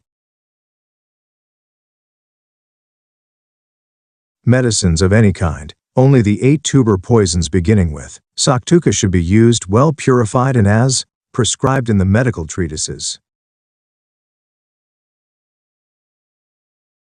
In using these 8 in medicines, care should be taken to see that their use is decided upon with reference to the caste or class of poisons to which a particular member of this group belongs. The science of kshema or chems deals with transformation of base metals into gold. The term kema has been contracted into the Persian kimia or alchemia. Vide page 100 of the author's work, Indian Civilization and its Antiquity. Caste or classification of the 8 poisons, referred to above. Brahmana, Kshatriya, Vaisya, and Shudra are generally of the following colors respectively: white, red, yellow, and black. A poison is of the Brahmana or wise caste if it is white or tawny, is sweet or saltish in taste, and has got hair like shoots over its body. The Kshatriya of the poisons is red in color. The Vaisya is yellow or gray and somewhat sweet in taste. The Shudra is black in color. The caste of a poison may also be ascertained by throwing it into milk. If the milk into which the poison has been immersed assumes a white color, the poison is of the Brahmana caste. If the milk turns red in color, the poison is of the Kshatriya caste. If the milk is of yellow color, the poison is of the Vaisya caste. And if the milk is of black color, the poison is of the Shudra caste. The milk also grows warm at the touch of the poison. Properties of poisons according to caste. The Brahmana poison is a curer and preventer of diseases and senile decay. The Kshatriya is used in mercurial operations. The Vaisya is a curer of leprosy, and the Shudra is giver of death. The Brahmana variety of poisons is to be used in diseases, the Kshatriya variety to be given to a patient who has swallowed some poison. The Vaisya variety is to be used in diseases of minor importance, and the Shudra variety to be given to a man who has been bitten by a poisonous snake. Evil properties of the poisons in general. The following are the demerits of poisons in general: capacity for drying up the oily or fatty substance in the system, violence, capacity to enter into the minutest part of the body, quickness of action, capacity to spread through the whole of the system without being digested, capacity to dry up the vital fluid which pervades the whole system, and to slacken the joints of the different limbs, capacity to split up lightness, and incapacity for being digested. A poison has the following functions on account of its possessing the 10 demerits mentioned above, respectively: it increases value, increases pitum and vitiates blood, deprives the mind of consciousness and slackens the cohesion of the different limbs to one another, spreads even through the minutest parts of the body and deranges them, can take away life very quickly, attacks the whole of the physical body without being digested at all, destroys the 3 doshas, the 7 dhatus and the dirts, causes much purgation, is too light to be easily caught hold of and neutralized by medicines, and incapacity for being digested, which is the cause of the duration of the trouble due to it. Any poison, whether organic, inorganic, or artificial, if endowed with all these demerits, has the power to kill life in a short time. Special troubles due to inorganic poison. These are fever, hiccough, tickling and irritating sensation in the teeth, swelling of the neck and throat, coming out of froth from the mouth, nausea, aversion to food, difficult respiration, and loss of consciousness. Troubles due to a sudden entrance of poison into the system. 8 different stages follow the entrance of poison into a human system. In the first stage there is a discoloration of the skin. In the second there is shivering. In the third, inflammation. In the fourth, disfigurement of the whole body. In the fifth, coming out of froth from the mouth. In the sixth, breaking of the shoulders. In the seventh, loss of movement of the limbs. And the 8th stage is the stage of death. Having regard to all these, a physician should treat the patient. Treatment of poison. On the entrance of poison into a human system, the patient is to be made to vomit. He is to drink goat's milk so long as he does not commence vomiting. Then he is to continue drinking the same milk after each act of vomiting, till the vomiting stops altogether. The strength of the poison is to be considered nullified as soon as the drinking of goat's milk is followed no more by vomiting. In other words, no more milk is to be drunk by the patient. When it is found that the last draught of milk is not vomited out, poison, taken in an excessive quantity, should be remedied at once. The patient is first of all to be made to vomit till he vomits pitum. The vomiting is to be effected by means of drinking goat's milk, or water mixed with powdered raji and sendava salt, or madana fruit pestled with water, or water with which fish has been washed off. After vomiting, the patient is to be purged till kapha or mucus comes out without stool. He is next to drink some cow's grita, which is a destroyer of poison and giver of vitality.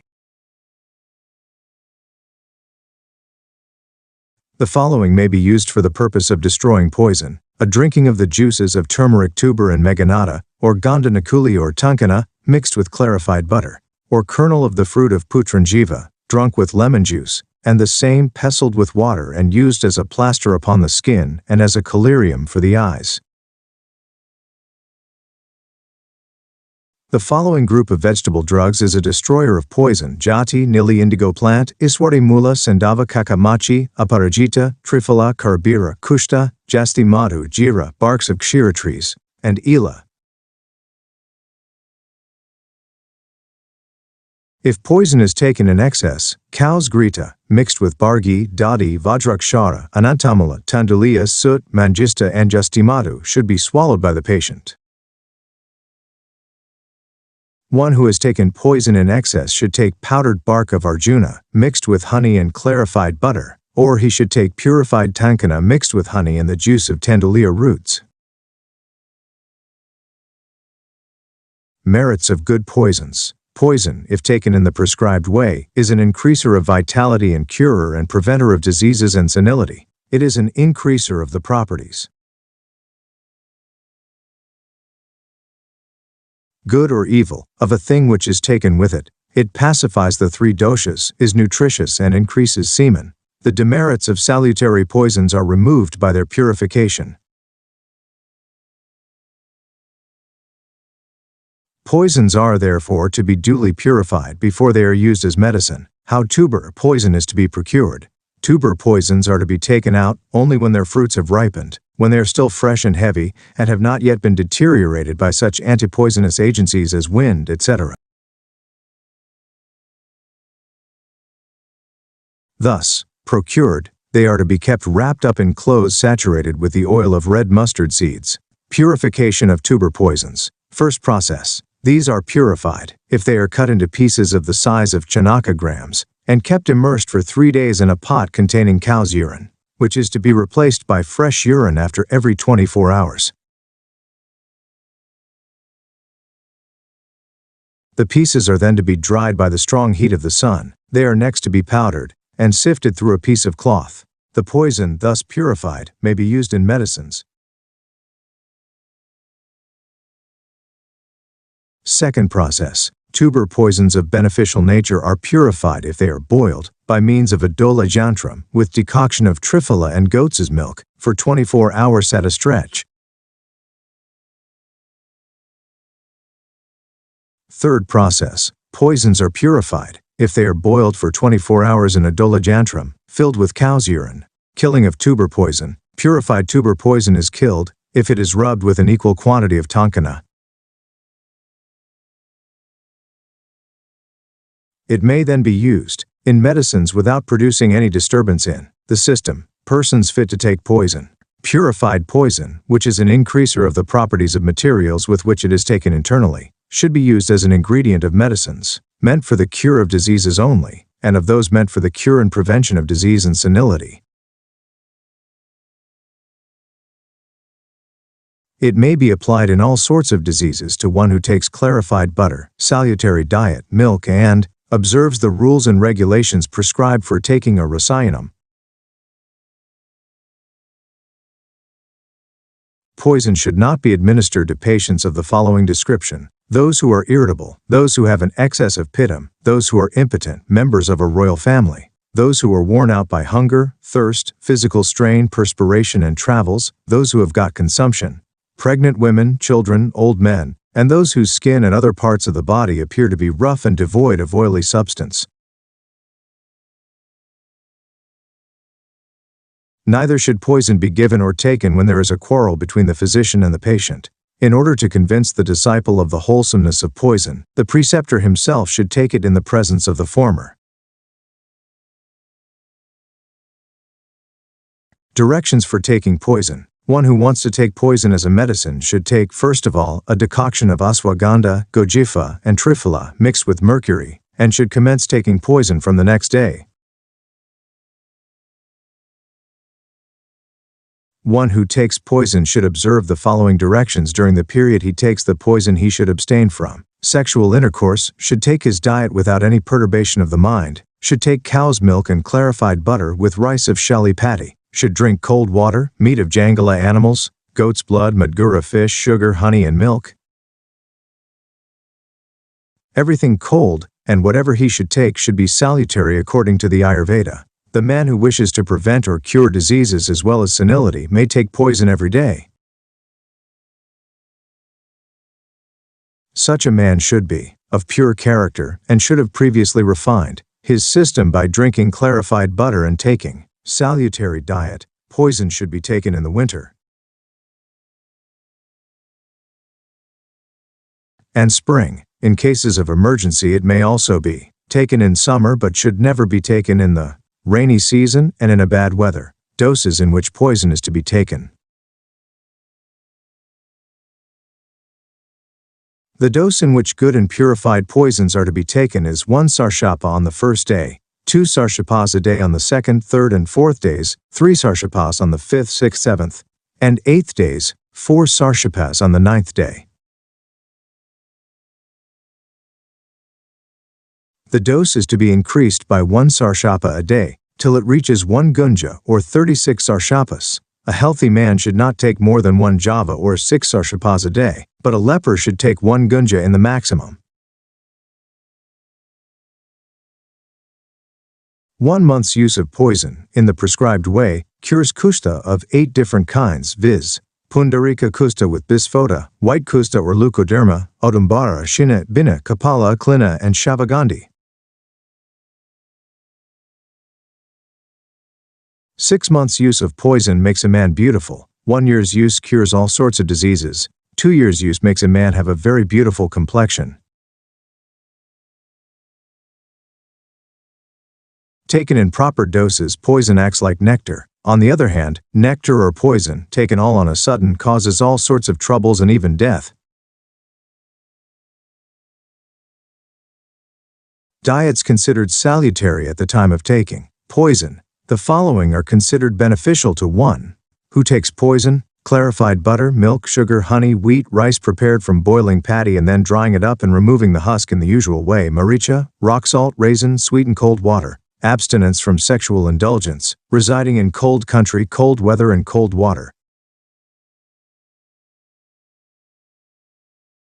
Restrictions in diet and poison. The following are to be avoided during the time poison is taken, even if one gets accustomed to it: pungents, sours, saline food, oil, sleeping in daytime, and heat of fire and of the sun.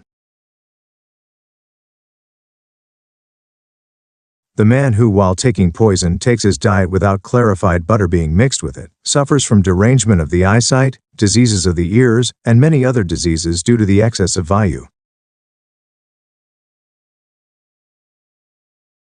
Taking of poison by one who suffers from indigestion may lead even to one's death. Uses of inorganic poison. Inorganic poison of a benefic nature and duly purified cures fever due to vayu, if taken with mastu. It cures fever due to pittam, if taken with milk, and that due to kapha, if taken with goat's urine. Fever due to the 3 doshas is cured by poison taken with triphala water. Jirna, jwara is cured by poison, taken with lodra, chandana, bacha, sugar, grita, honey and milk. Jirna, jwara, prameha and skin diseases are cured by poison, taken with root of danti, root of trivrit, triphala, grita and madhu. Poison cures vishama jwara, if taken with the juice of shiki karna. Raktapita is cured, if poison is taken with justimadu, rasona, ushira and root of utpala, all rubbed with water dissolved with powdered rice. Asthma and cough are cured, if poison is taken with rasona, viranga, triphala, devadaru, trikatu, padma wood and guruchi. Asthma and hiccough are cured, if poison is taken with sugar, mercury, milk, ashes of pravala, and jastimadu. Poison cures nausea, if taken with milk, ushira, madhu, javakshara, haridra, and bark of kutaja. It cures phthisis, if taken with chiavanaprasa, musta, indra, java, patha, chitraka root, trikatu, ativisha, dataki flower, mocha, rasa, kernel of the stone of a mango fruit and poison, all combined. Cure chronic diarrhea. Poison, haritaki, chitraka roots, danti roots, draxa, haridra, and vasaka, all mixed together, can cure difficulty in urination. Shilajatu, poison and trikatu, mixed together, can cure ashmari and udavarta. Cow's urine, javakshara, sandava salt, tuber poison, all mixed with the juice of pashana beta can cure stone disease. Tuber poison mixed with triphala and swarjikshara can cure goma. Tuber poison with pipali roots can cure colic. Dravanti, maduka, draksha, rasna, shathi, pipali, ati visha, biranga, mishray and javakshara all mixed with tuber poison can cure gulma and enlargement of the spleen. Sulfa, biranga and tuber poison taken with milk can cure enlargement of the spleen. Tuber poison taken with the decoction of the roots of kakamachi is a cure. Of leprosy. Leprosy is cured if tuber poison is taken with decoction of arka puspi, aragbada, triyamana, bakuchi, bala, rohitika, and gajar, pipali. Organic poison. There are 16 different sources of organic poisons, viz. eyesight, respiration, teeth, nails, urine, stool, semen, saliva, men's blood, sting, a peculiarly ugly sound made by the rectum bone, bile, bristles and carcasses.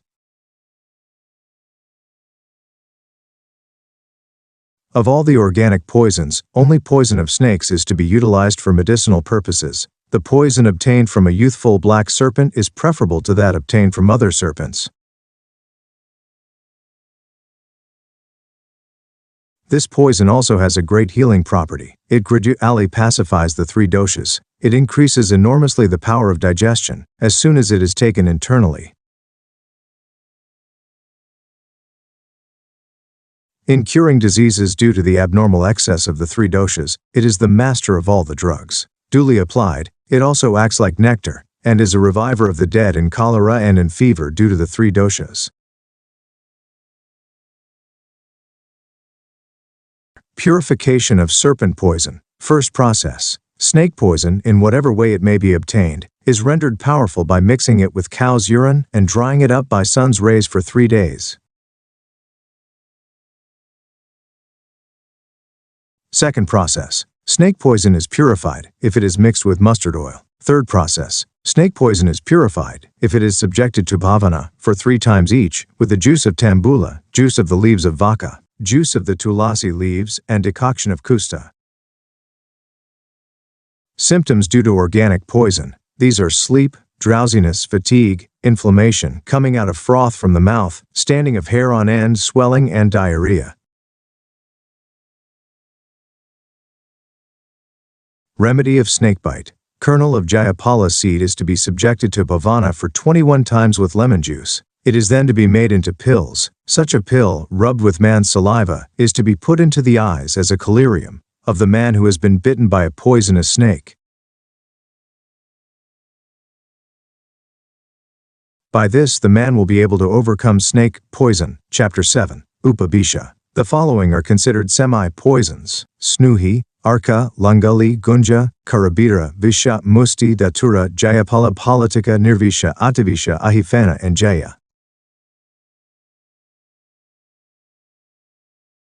These 13 are also killers of life, if taken in excess. Rubbed with poisons and the semi-poisons, Mercury becomes deprived of its wings and grows hungry. It is then able to swallow and digest metals. Purification of semi-poisons in general. All the semi-poisons are purified, if subjected to bhavana with the panchagavya. They are also purified by being boiled with milk by means of a dola jantram. Snuhi. Snuhi is laxative, strong, increaser of hunger, pungent and heavy. It cures colic, mucus, astilla, swelling of the belly by wind, kapha, gulma, wind in the stomach, insanity, spermatoria, leprosy, piles, dropsy, obesity, stone disease, anemia, boils, fever, enlargement of the spleen, poison, and artificial poison. The milk of Snuhi is warm in effect, soothing, pungent, and light. It is effective for the purpose of moving the bowels to those who suffer from gulma, leprosy, udara roga, or some other chronic diseases. Purification of the milk of Snuhi. 1 tola of the juice of the leaves of chincha, filtered by means of a piece of cloth, is to be mixed with 8 tolas of the milk of arka. The liquid is then to be dried by the heat of the sun. Thus dried, the milk of arka becomes purified, and may then be used, where necessary. Arka. Arka is of 2 kinds, viz., white and red. Both of them are laxative, and cure diseases due to vayu, leprosy, itches, poison, carbuncle, enlargement of the spleen, gulma, piles, phlegm, udara roga, and worms in the stool. Flour of white arka is nutritious, light, digestive, and curer of aversion to food, emission of phlegm, piles, cough, and asthma. Flour of red arka is sweet, bitter, and curer of leprosy, worms, phlegm, piles, poison, and raktapitta.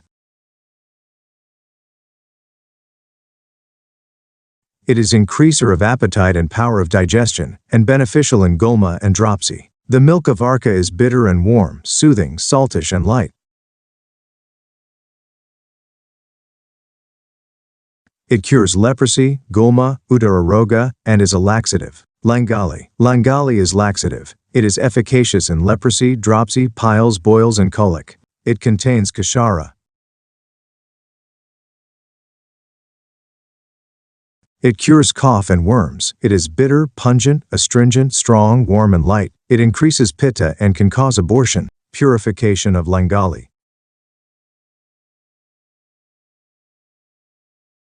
Langali is purified if kept immersed for 1 day in cow's urine. Gunja. Gunja is of two kinds, viz., white and red.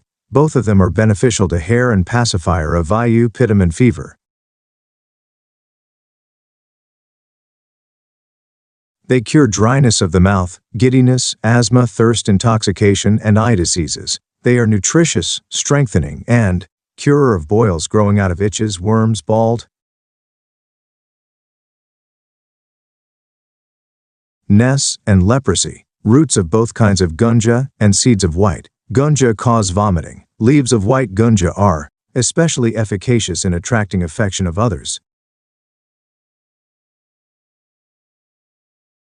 Leaves of both kinds of gunja are efficacious in colic and poison. Purification of gunja. It is purified if boiled with kanji for 3 hours. Use of white gunja.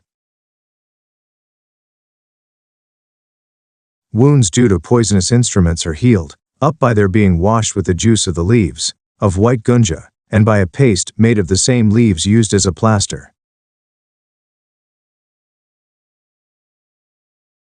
Karavira. Karavira is of 5 different kinds according to the color of its flower, viz., white, red, yellow, black, and violet. All of them are bitter, astringent, pungent, and are efficacious in ulcers, irritation of the eyes, leprosy, and boils. They are warm in their effect on the system. They cure worms and itches. They are to be used in the same way as poisons. The white, yellow, and black varieties of Karavira are killers of horses.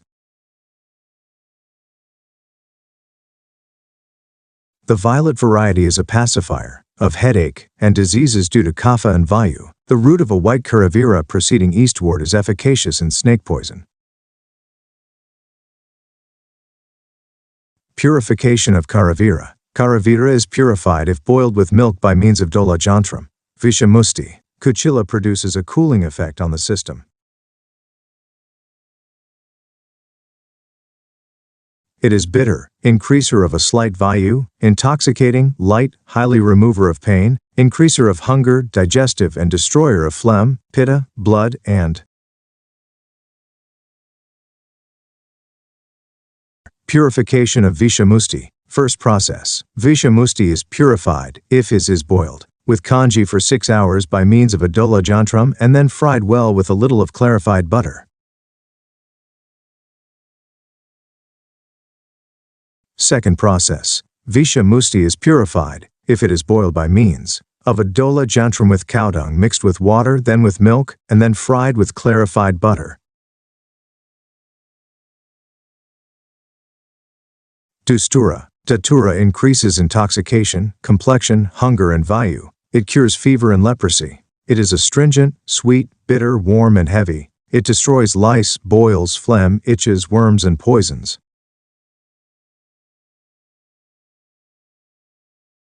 Purification of Datura. Seeds of Datura are purified if they are kept immersed for 12 hours in cow's urine, and then deprived of their husks, by being thrashed with an iron rod in an iron mortar. Jayapala. Jayapala is heavy, remover of coarseness of the body, highly purgative, and pacifier of pittam and kapha. It takes away life, if taken unpurified and in excessive quantity. It should be taken purified and in doses not exceeding 1/4 of a rakti a day. Purification of Jayapala. First process. Jayapala seeds are purified. In the following way, they are first of all to be boiled with the panchagavya. Scale-like tissues which are found inside the seeds are then to be removed. The seeds are then to be treated with the amla varga for 10 times, with the ksharas for 3 times, with the juice of kanya for once only, and with the solution of akshara prepared from kodrava for once only. Thus purified, Jayapala seeds do not cause vomiting or inflammation. Second process. Jayapala seeds are first of all to be deprived of their skins, internal scales, and of their juices by being washed off with water. They are then to be kept concealed in the dung of buffalo for 3 days. They are next to be washed off with hot water and cleansed. Then they are to be rubbed with a piece of rag and a mortar. Next they are to plaster the surface of a new earthen basin.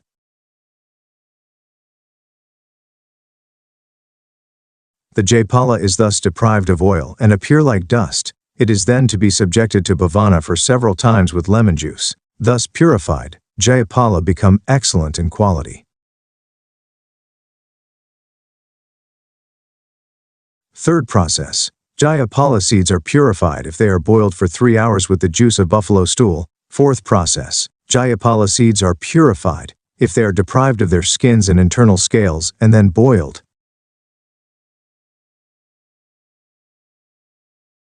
With milk by means of a dola jantram, balatika. Ripe fruits of balatika are sweet when digested, light, astringent, digestive, soothing, acrid, warm, reducer of fat, purgative, increaser of retentive faculties, and increaser of hunger.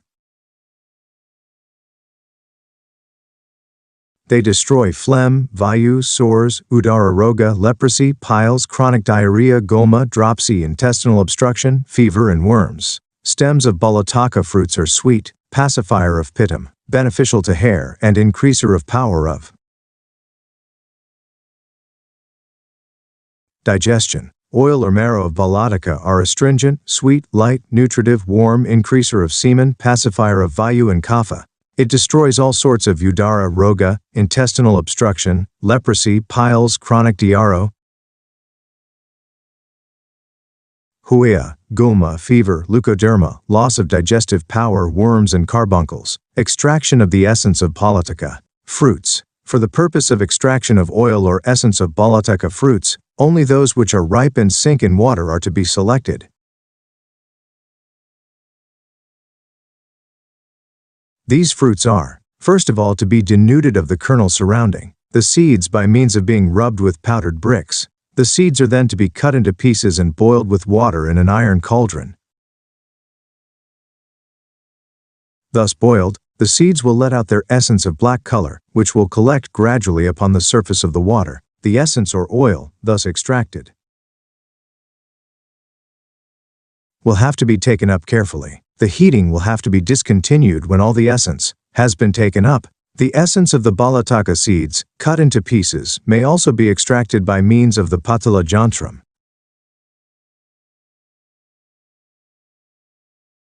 Nirvisa. It is a kind of grass of the appearance of mustaka. It generally grows in such places as landmarka of agricultural fields. This grass is pungent, cool, and healer of ulcers.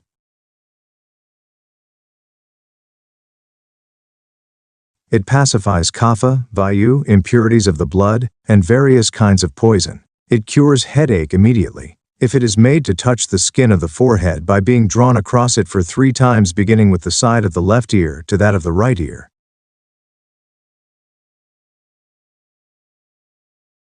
Ativisha. Ativisha is warm, pungent, bitter, digestive, and increaser of hunger. It cures kapha, pittam, diarrhea, mucus, poison, cough, vomiting, and worms. Opium. Opium is bitter, intoxicating, inducer of sleep, remover of pain and spasm, destroyer of sensibility, kapha and asthma, digestive, increaser of hunger, increaser of vayu and pittam, destroyer of the datas, depriving the body of its oily substance, and causing inflammation and spermatorrhea. It is efficacious in diarrhea, acute as well as chronic, if taken in small quantities. No one who desires to live a healthy, happy, and long life should take opium for a long time. Purification of opium. Opium is perfect if subjected to bhavana with ingar juice for 21 times. Jaya hang cannabis sativa. Bhanga is a destroyer of kapha.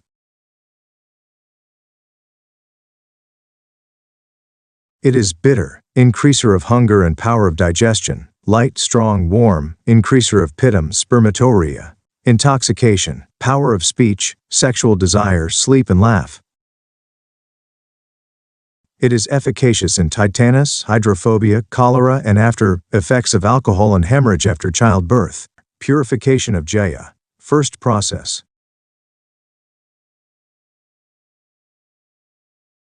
Jaya is purified if it is boiled with the decoction of the bark of babula, then dried, and again subjected to pavana with cow's milk. Second process.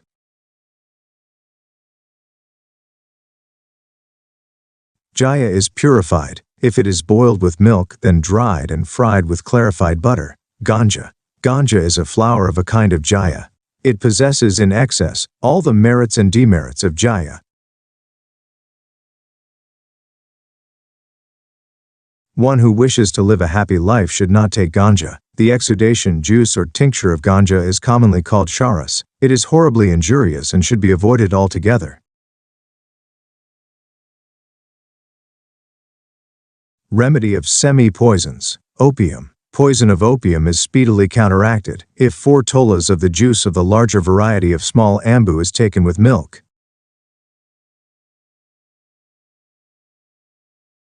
Poison of opium is destroyed if sandava, pipali and kernel of madana fruit are pestled together and drunk with hot water. Tankana and tutaka are to be taken with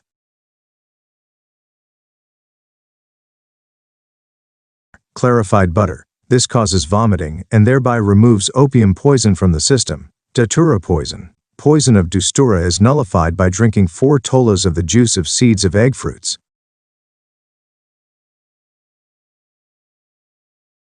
Poison of Datura is destroyed by drinking the decoction of flowers of cotton combined with their stones. Drinking of saline water also serves the same purpose. 1 prasta of cow's milk and 8 tolas of sugar, drunk together, counteract the poison of Dastura. Remedy of Balataka poison. Swelling due to Balataka poison is remedied by the external application of a plaster made of butter and juice of Meghanada.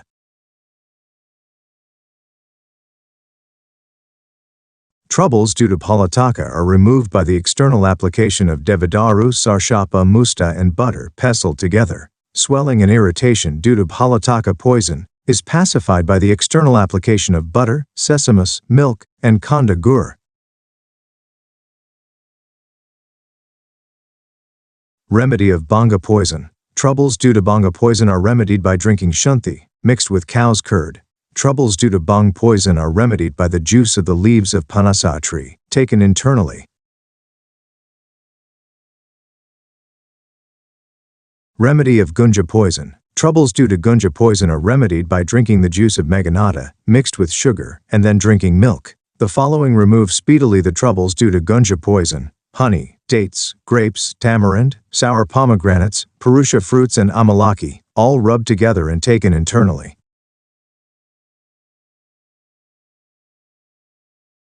Remedy of Karabira poison. Sugar candy, mixed with buffalo's milk or curd, or bark of arka plant taken internally, removes troubles due to Karabira poison. Remedy of Snuhi poison. Troubles due to Snuhi poison are removed by drinking cold water, mixed with sugar candy, and by being treated with cooling fan and resorting to a cool and shady place. Tamarind leaves, pestled with water, should also be taken in such cases. Water mixed with red ochre removes troubles due to the poisons of Snuhi and Arka.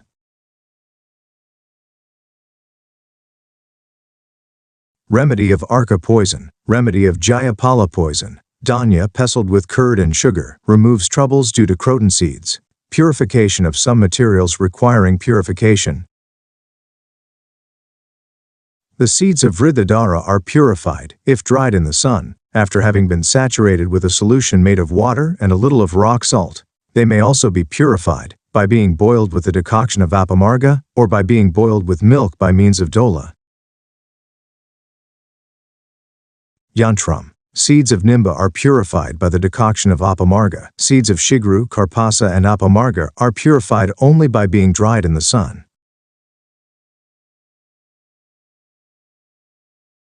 Seeds of Aragbada are purified by the decoction of Indrabaruni, seeds of Jayapala by the decoction of the root of Kanya, and the seeds of Dustura by the decoction of Uttarabaruni including its roots.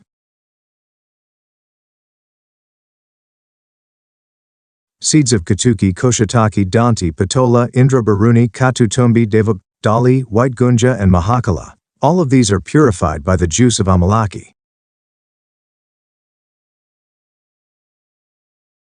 Seeds of karanja and karanji are purified by the juice of bringat raja. Gunja and the other seeds are purified by human urine, not mixed with salt. Seeds of vilba and balatika are purified by coconut water.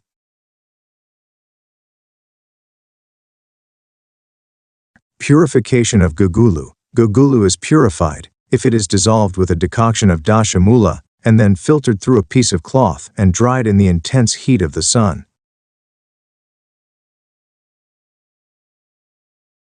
Gugulu may also be purified if boiled with the decoction of guruchi by dolajantram and then dried in the sun. Gugulu may also be purified by being boiled with milk or decoction of triphala by the dolajantram.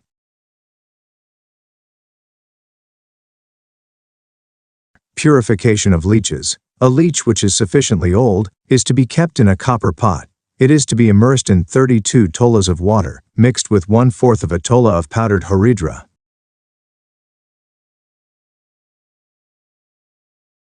Thus treated, it will give out its saliva. Purified in this way, the leech may be applied for the purpose of blood-sucking. A leech of the following description is to be avoided.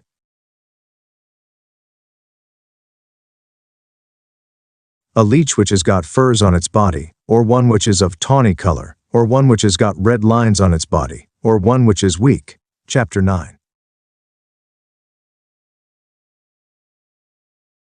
Extraction of oil from seeds, of any kind of seed, known or unknown, is to be powdered very finely, and subjected to bhavana with the juice of green leaves of arka.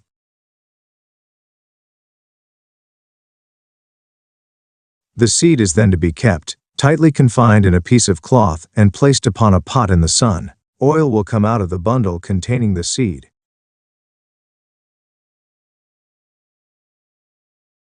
Oil can be extracted from oil seeds, of sufficient quantity, by means of the well-known machine used by oilmen. Seeds of any kind are to be powdered very fine, and sifted through a piece of cloth. They are then to be rubbed with the decoction of uttarabaruni with its roots, and made into a paste with which is to be smeared the internal surface of a bell metal pot, kept in the intense heat of the sun. Thus heated, the paste will yield oil which is to be filtered by means of a piece of cloth.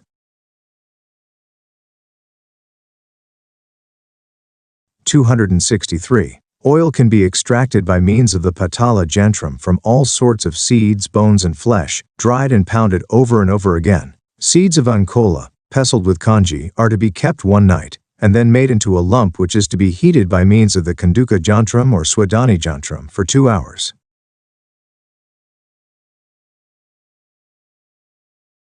It is then to be confined tightly in a piece of tough cloth, and pressed by means of a strong piece of wood, resulting in the extraction of oil. Oil can thus be extracted from all sorts of seed.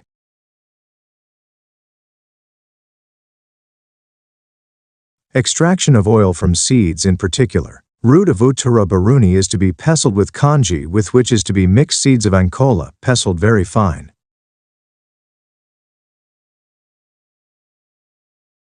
The whole thing is to be mixed well. The inner surface of a bell metal pot is to be smeared with this paste and kept in the sun. The thick oil which will come out of the paste is to be filtered by means of a fine piece of cloth.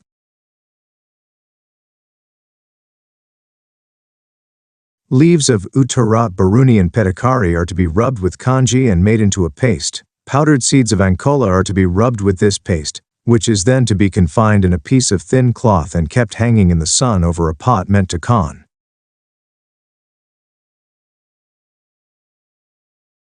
Tain the oil which is to fall, drop by drop upon it. This oil cures leukoderma. Oil can be extracted from the ankoda seeds by being rubbed with the decoction of gunja plant with its roots, in the same way as from the seeds of dustura, rubbed with the decoction of uttara barani.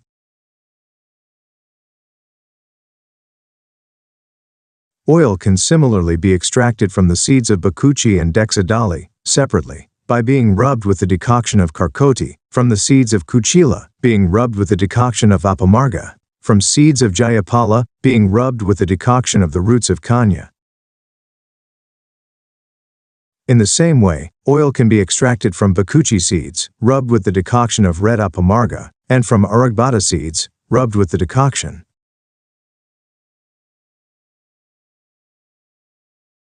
of Indrabaruni. Seeds of Kadu tumbi are to be rolled with cow dung. When dried, they are to be husked along with dry husks of paddy in a mortar. The seeds are next to be separated from the husks and pestled with the juice of Bringaraja.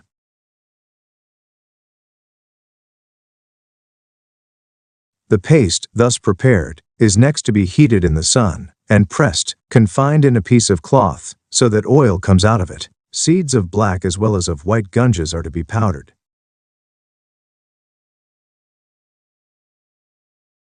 This powder is to be commingled with powdered lodestone, the whole thing being kept inside a heap of paddy for some time. It is then to be rubbed with a decoction of apamarga, and oil to be extracted from it in the aforesaid way.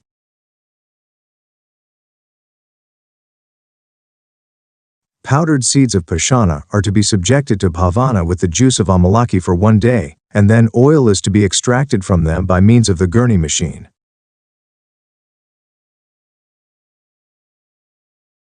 Powdered gunja as well as karanja seeds are to be subjected to bhavana with human urine for 7 times. The inner surface of a bell metal pot is next to be smeared with the paste thus prepared and heated for some time in the sun.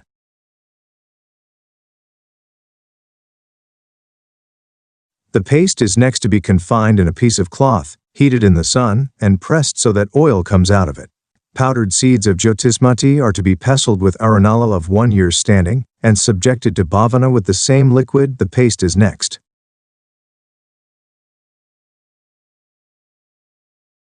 to be heated in the sun, and oil extracted as before. Powdered seeds of putranjiba as well as of agasti are to be made into a lump of the shape of amrataka or hog plum, and then pressed as before for extraction of oil.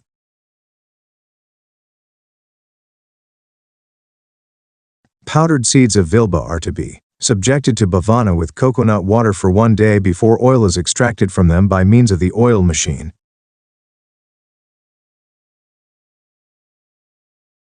Mouths of ankula seeds, previously separated from their husks, are to be rubbed a little. Each of them is then to be kept on a bell metal pot and smear it all round with chanaka grams made into a paste.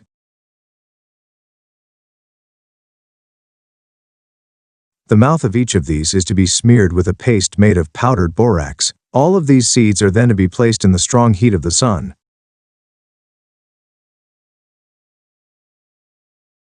Oil, coming out of the mouths of these seeds, is then to be collected. Powdered seeds of chamois are to be pestled very finely and kept inside a pot having a hole at its bottom.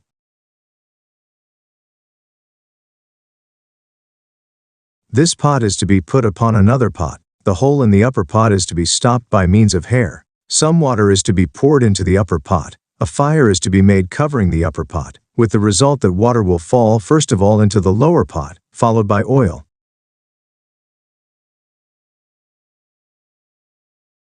Chapter 10th. Santhanas are of 3 different kinds, viz. Alcoholic, non-alcoholic but fermented drugs, such as asavas, aristas, etc., and non-alcoholic but fermented drinks, sometimes used as ingredients of medicines. Of these, the first 2 are practically everlasting, and increase in quality every day, whereas the third does not last for a very long time. Alcoholic liquors.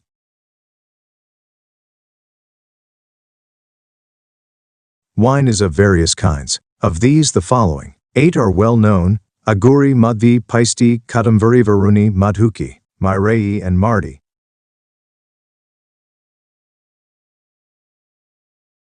Wine may be undistilled as well as distilled. It may be distilled by means of the Tejo Jantram, Nadika Jantram, Baruni Jantram, and Baka Jantram.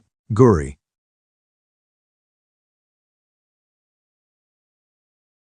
Wine, named Guri, is prepared mainly from dataki flour and gur. It is acrid, warm, sweet, pacifier of vayu, increaser of strength, pittam, and brightness of complexion.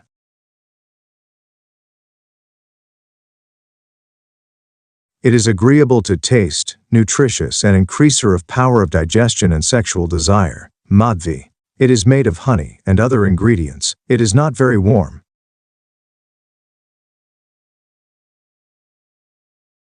It is sweet and destroyer of pittam, vayu, jaundice, anemia, gulma, piles, gonorrhea, and enlargement of the spleen. Paisti. It is made of paddy of various kinds.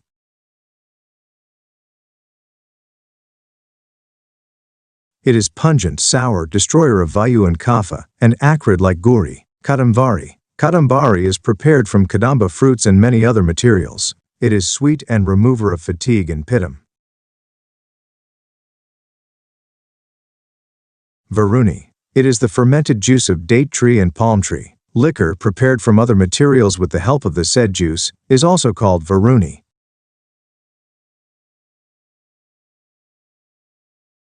Madhuki. It is made of maduka flowers, and is intoxicating, strengthening, nutritious and increaser of sexual desire. Mairei. It is a liquor prepared by the fermentation of vilba roots, plum fruits and sugar.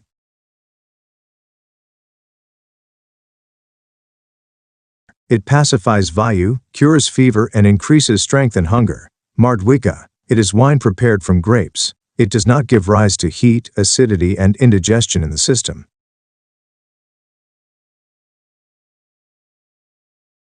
It is sweet. There is no objection therefore to its being prescribed even in cases of hemorrhage. It is light in digestion, laxative, and efficacious in visamajwara.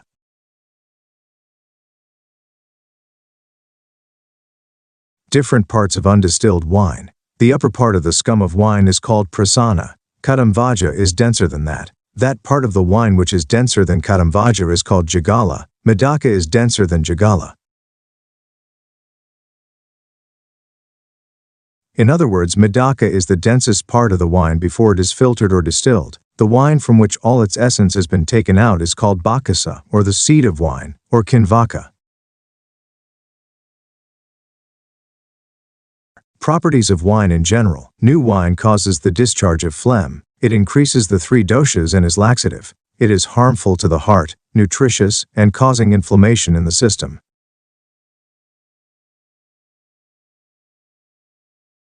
It has bad smell, is clear and heavy. Old wine is increaser of appetite and destroyer of worms, phlegm, and vayu. It is agreeable to taste and yields a good odor. It is wholesome, light in digestion, and purifier of the internal passages. In spite of the various merits attending wine, it is to be avoided altogether.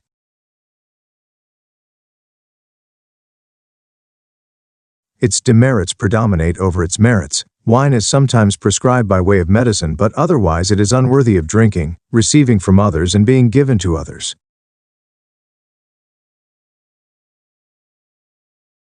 Non-alcoholic but fermented liquids. Fermented but non-alcoholic liquids are of various kinds. Of these, the following 13 are well-known: asava, arista, sidhu, shukta.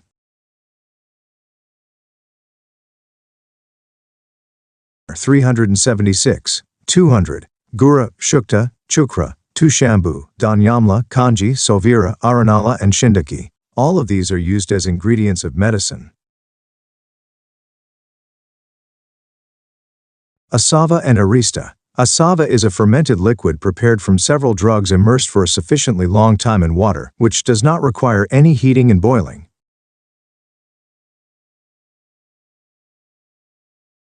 Arista is also a fermented liquid, prepared from several drugs, immersed for a sufficiently long time, in decoction of prescribed drugs. The dose of both of these is 1 pala or 4 tolas.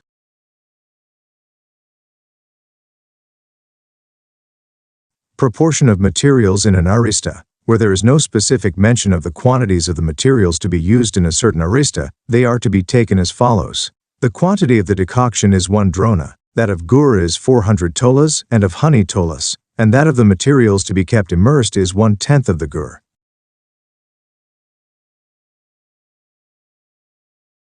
Sidhu. Keep some sweet liquid in a new earthen vessel, covered with an earthen basin. Place the vessel in the sun every day till the liquid gets fermented.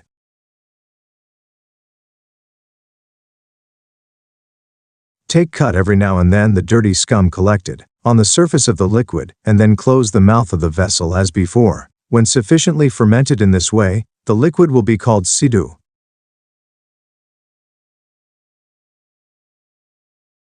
Sidhu is of 2 kinds, viz., boiled and unboiled. That which is prepared by fermenting a boiled liquid of sweet taste is called pakva, or boiled sidhu, and that which is prepared from unboiled liquid of sweet taste is called apakva, or unboiled sidhu.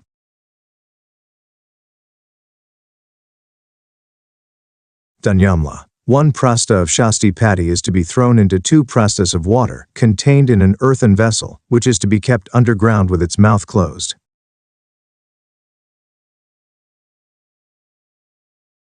This is to be taken out after a fortnight, and the liquid is to be filtered. This is called danyamla or tushamla. Danyamla may also be prepared from powders of such paddies as shali and kodrava.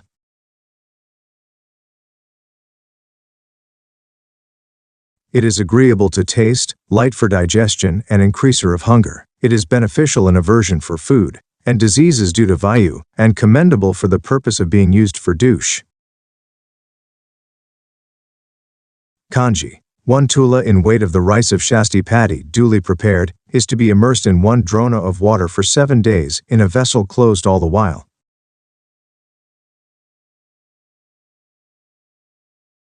The water is then to be filtered. It is called kanji. It is strong, light digestive, curer of fever with inflammation, and excess of kapha and vayu laxative, increaser of liking for food and of appetite, and curer of constipation, colic and loss of power to digest.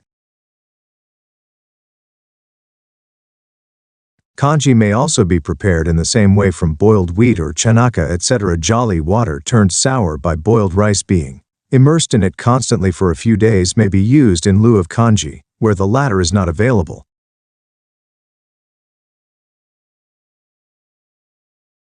Gura shuktam. It is a fermented liquid prepared from water, gur, certain tubers, roots, fruits, oil, salt, etc. Such drinks may also be prepared from the juice of sugarcane, as well as from the juice of grapes, substituted for gur.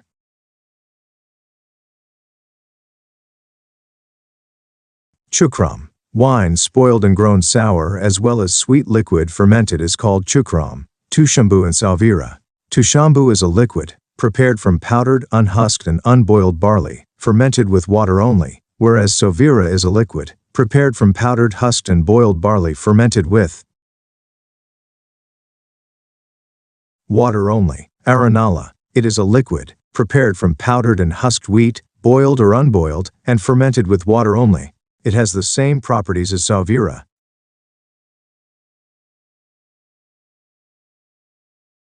Shindaki. It is water fermented with mulaka, mustard seeds, etc. Chapter 11th Paribhasa. Solva, Naga. Copper is to be killed with makshika for 10 times and revived each time.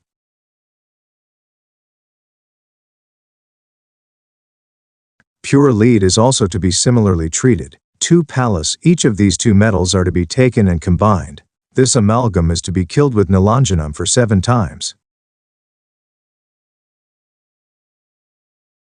And revived each time. The amalgam thus purified is called solvanaga. Mercury consolidated with this amalgam and kept in the mouth cures all sorts of spermatoria and gonorrhea in 1 month only.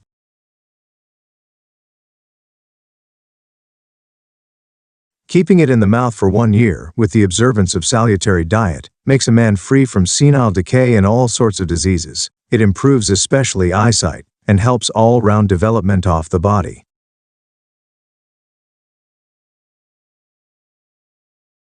Varaloha, copper, combined with an equal quantity of tikshna, is to be melted and immersed for several times in a solution of sulfur and the sour juice of a lakucha fruit.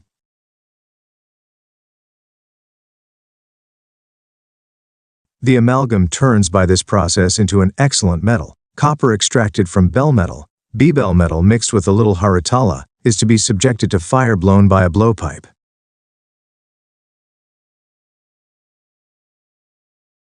The tin will in this way be burnt away, leaving only the copper. This copper is gosa krista, bara naga, tikshna iron mixed with nilanjana, and heated for several times becomes soft, black and quickly liquefiable. This is called Baranaga. Patangi raga and Chulaka raga, the color of gold which base metals may assume for a short time, by a mercurial preparation being thrown into it when melted, is called Chulaka.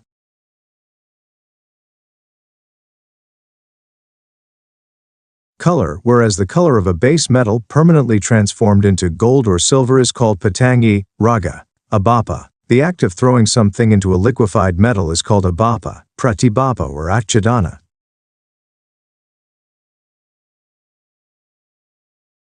Abhisheka, and Nirbapa. Abhisheka is the act of sprinkling water upon liquefied metal, a few seconds after it is got down from the furnace. Nirbapa or Snepanam is the act of immersing hot metal immediately from fire into water.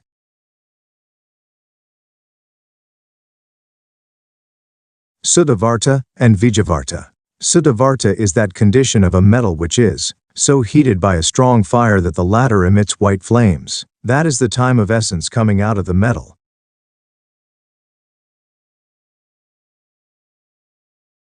Vijavarta is that condition of a metal, which while heated with the object of being melted, makes the fire emit flames of the color of the metal itself, which shows a heaving tendency at the time. It is only on a melted and Suddhavarta metal that an abapa is to be resorted to. Swanga Shitala and Bahi Shitala. A heated substance is called Swanga Shitala, when it is cooled of itself without being removed from the oven. A heated substance is called Bahi Shitala, if it is cooled after removal from the fireplace. Names of well-known chemists. Of the innumerable chemists, most of whom have passed into oblivion, the names of the following are still remembered. 1. King Nandi Shukra the sage Adima Chandra Sena Ravana, King Rama Chandra of Ajodhya.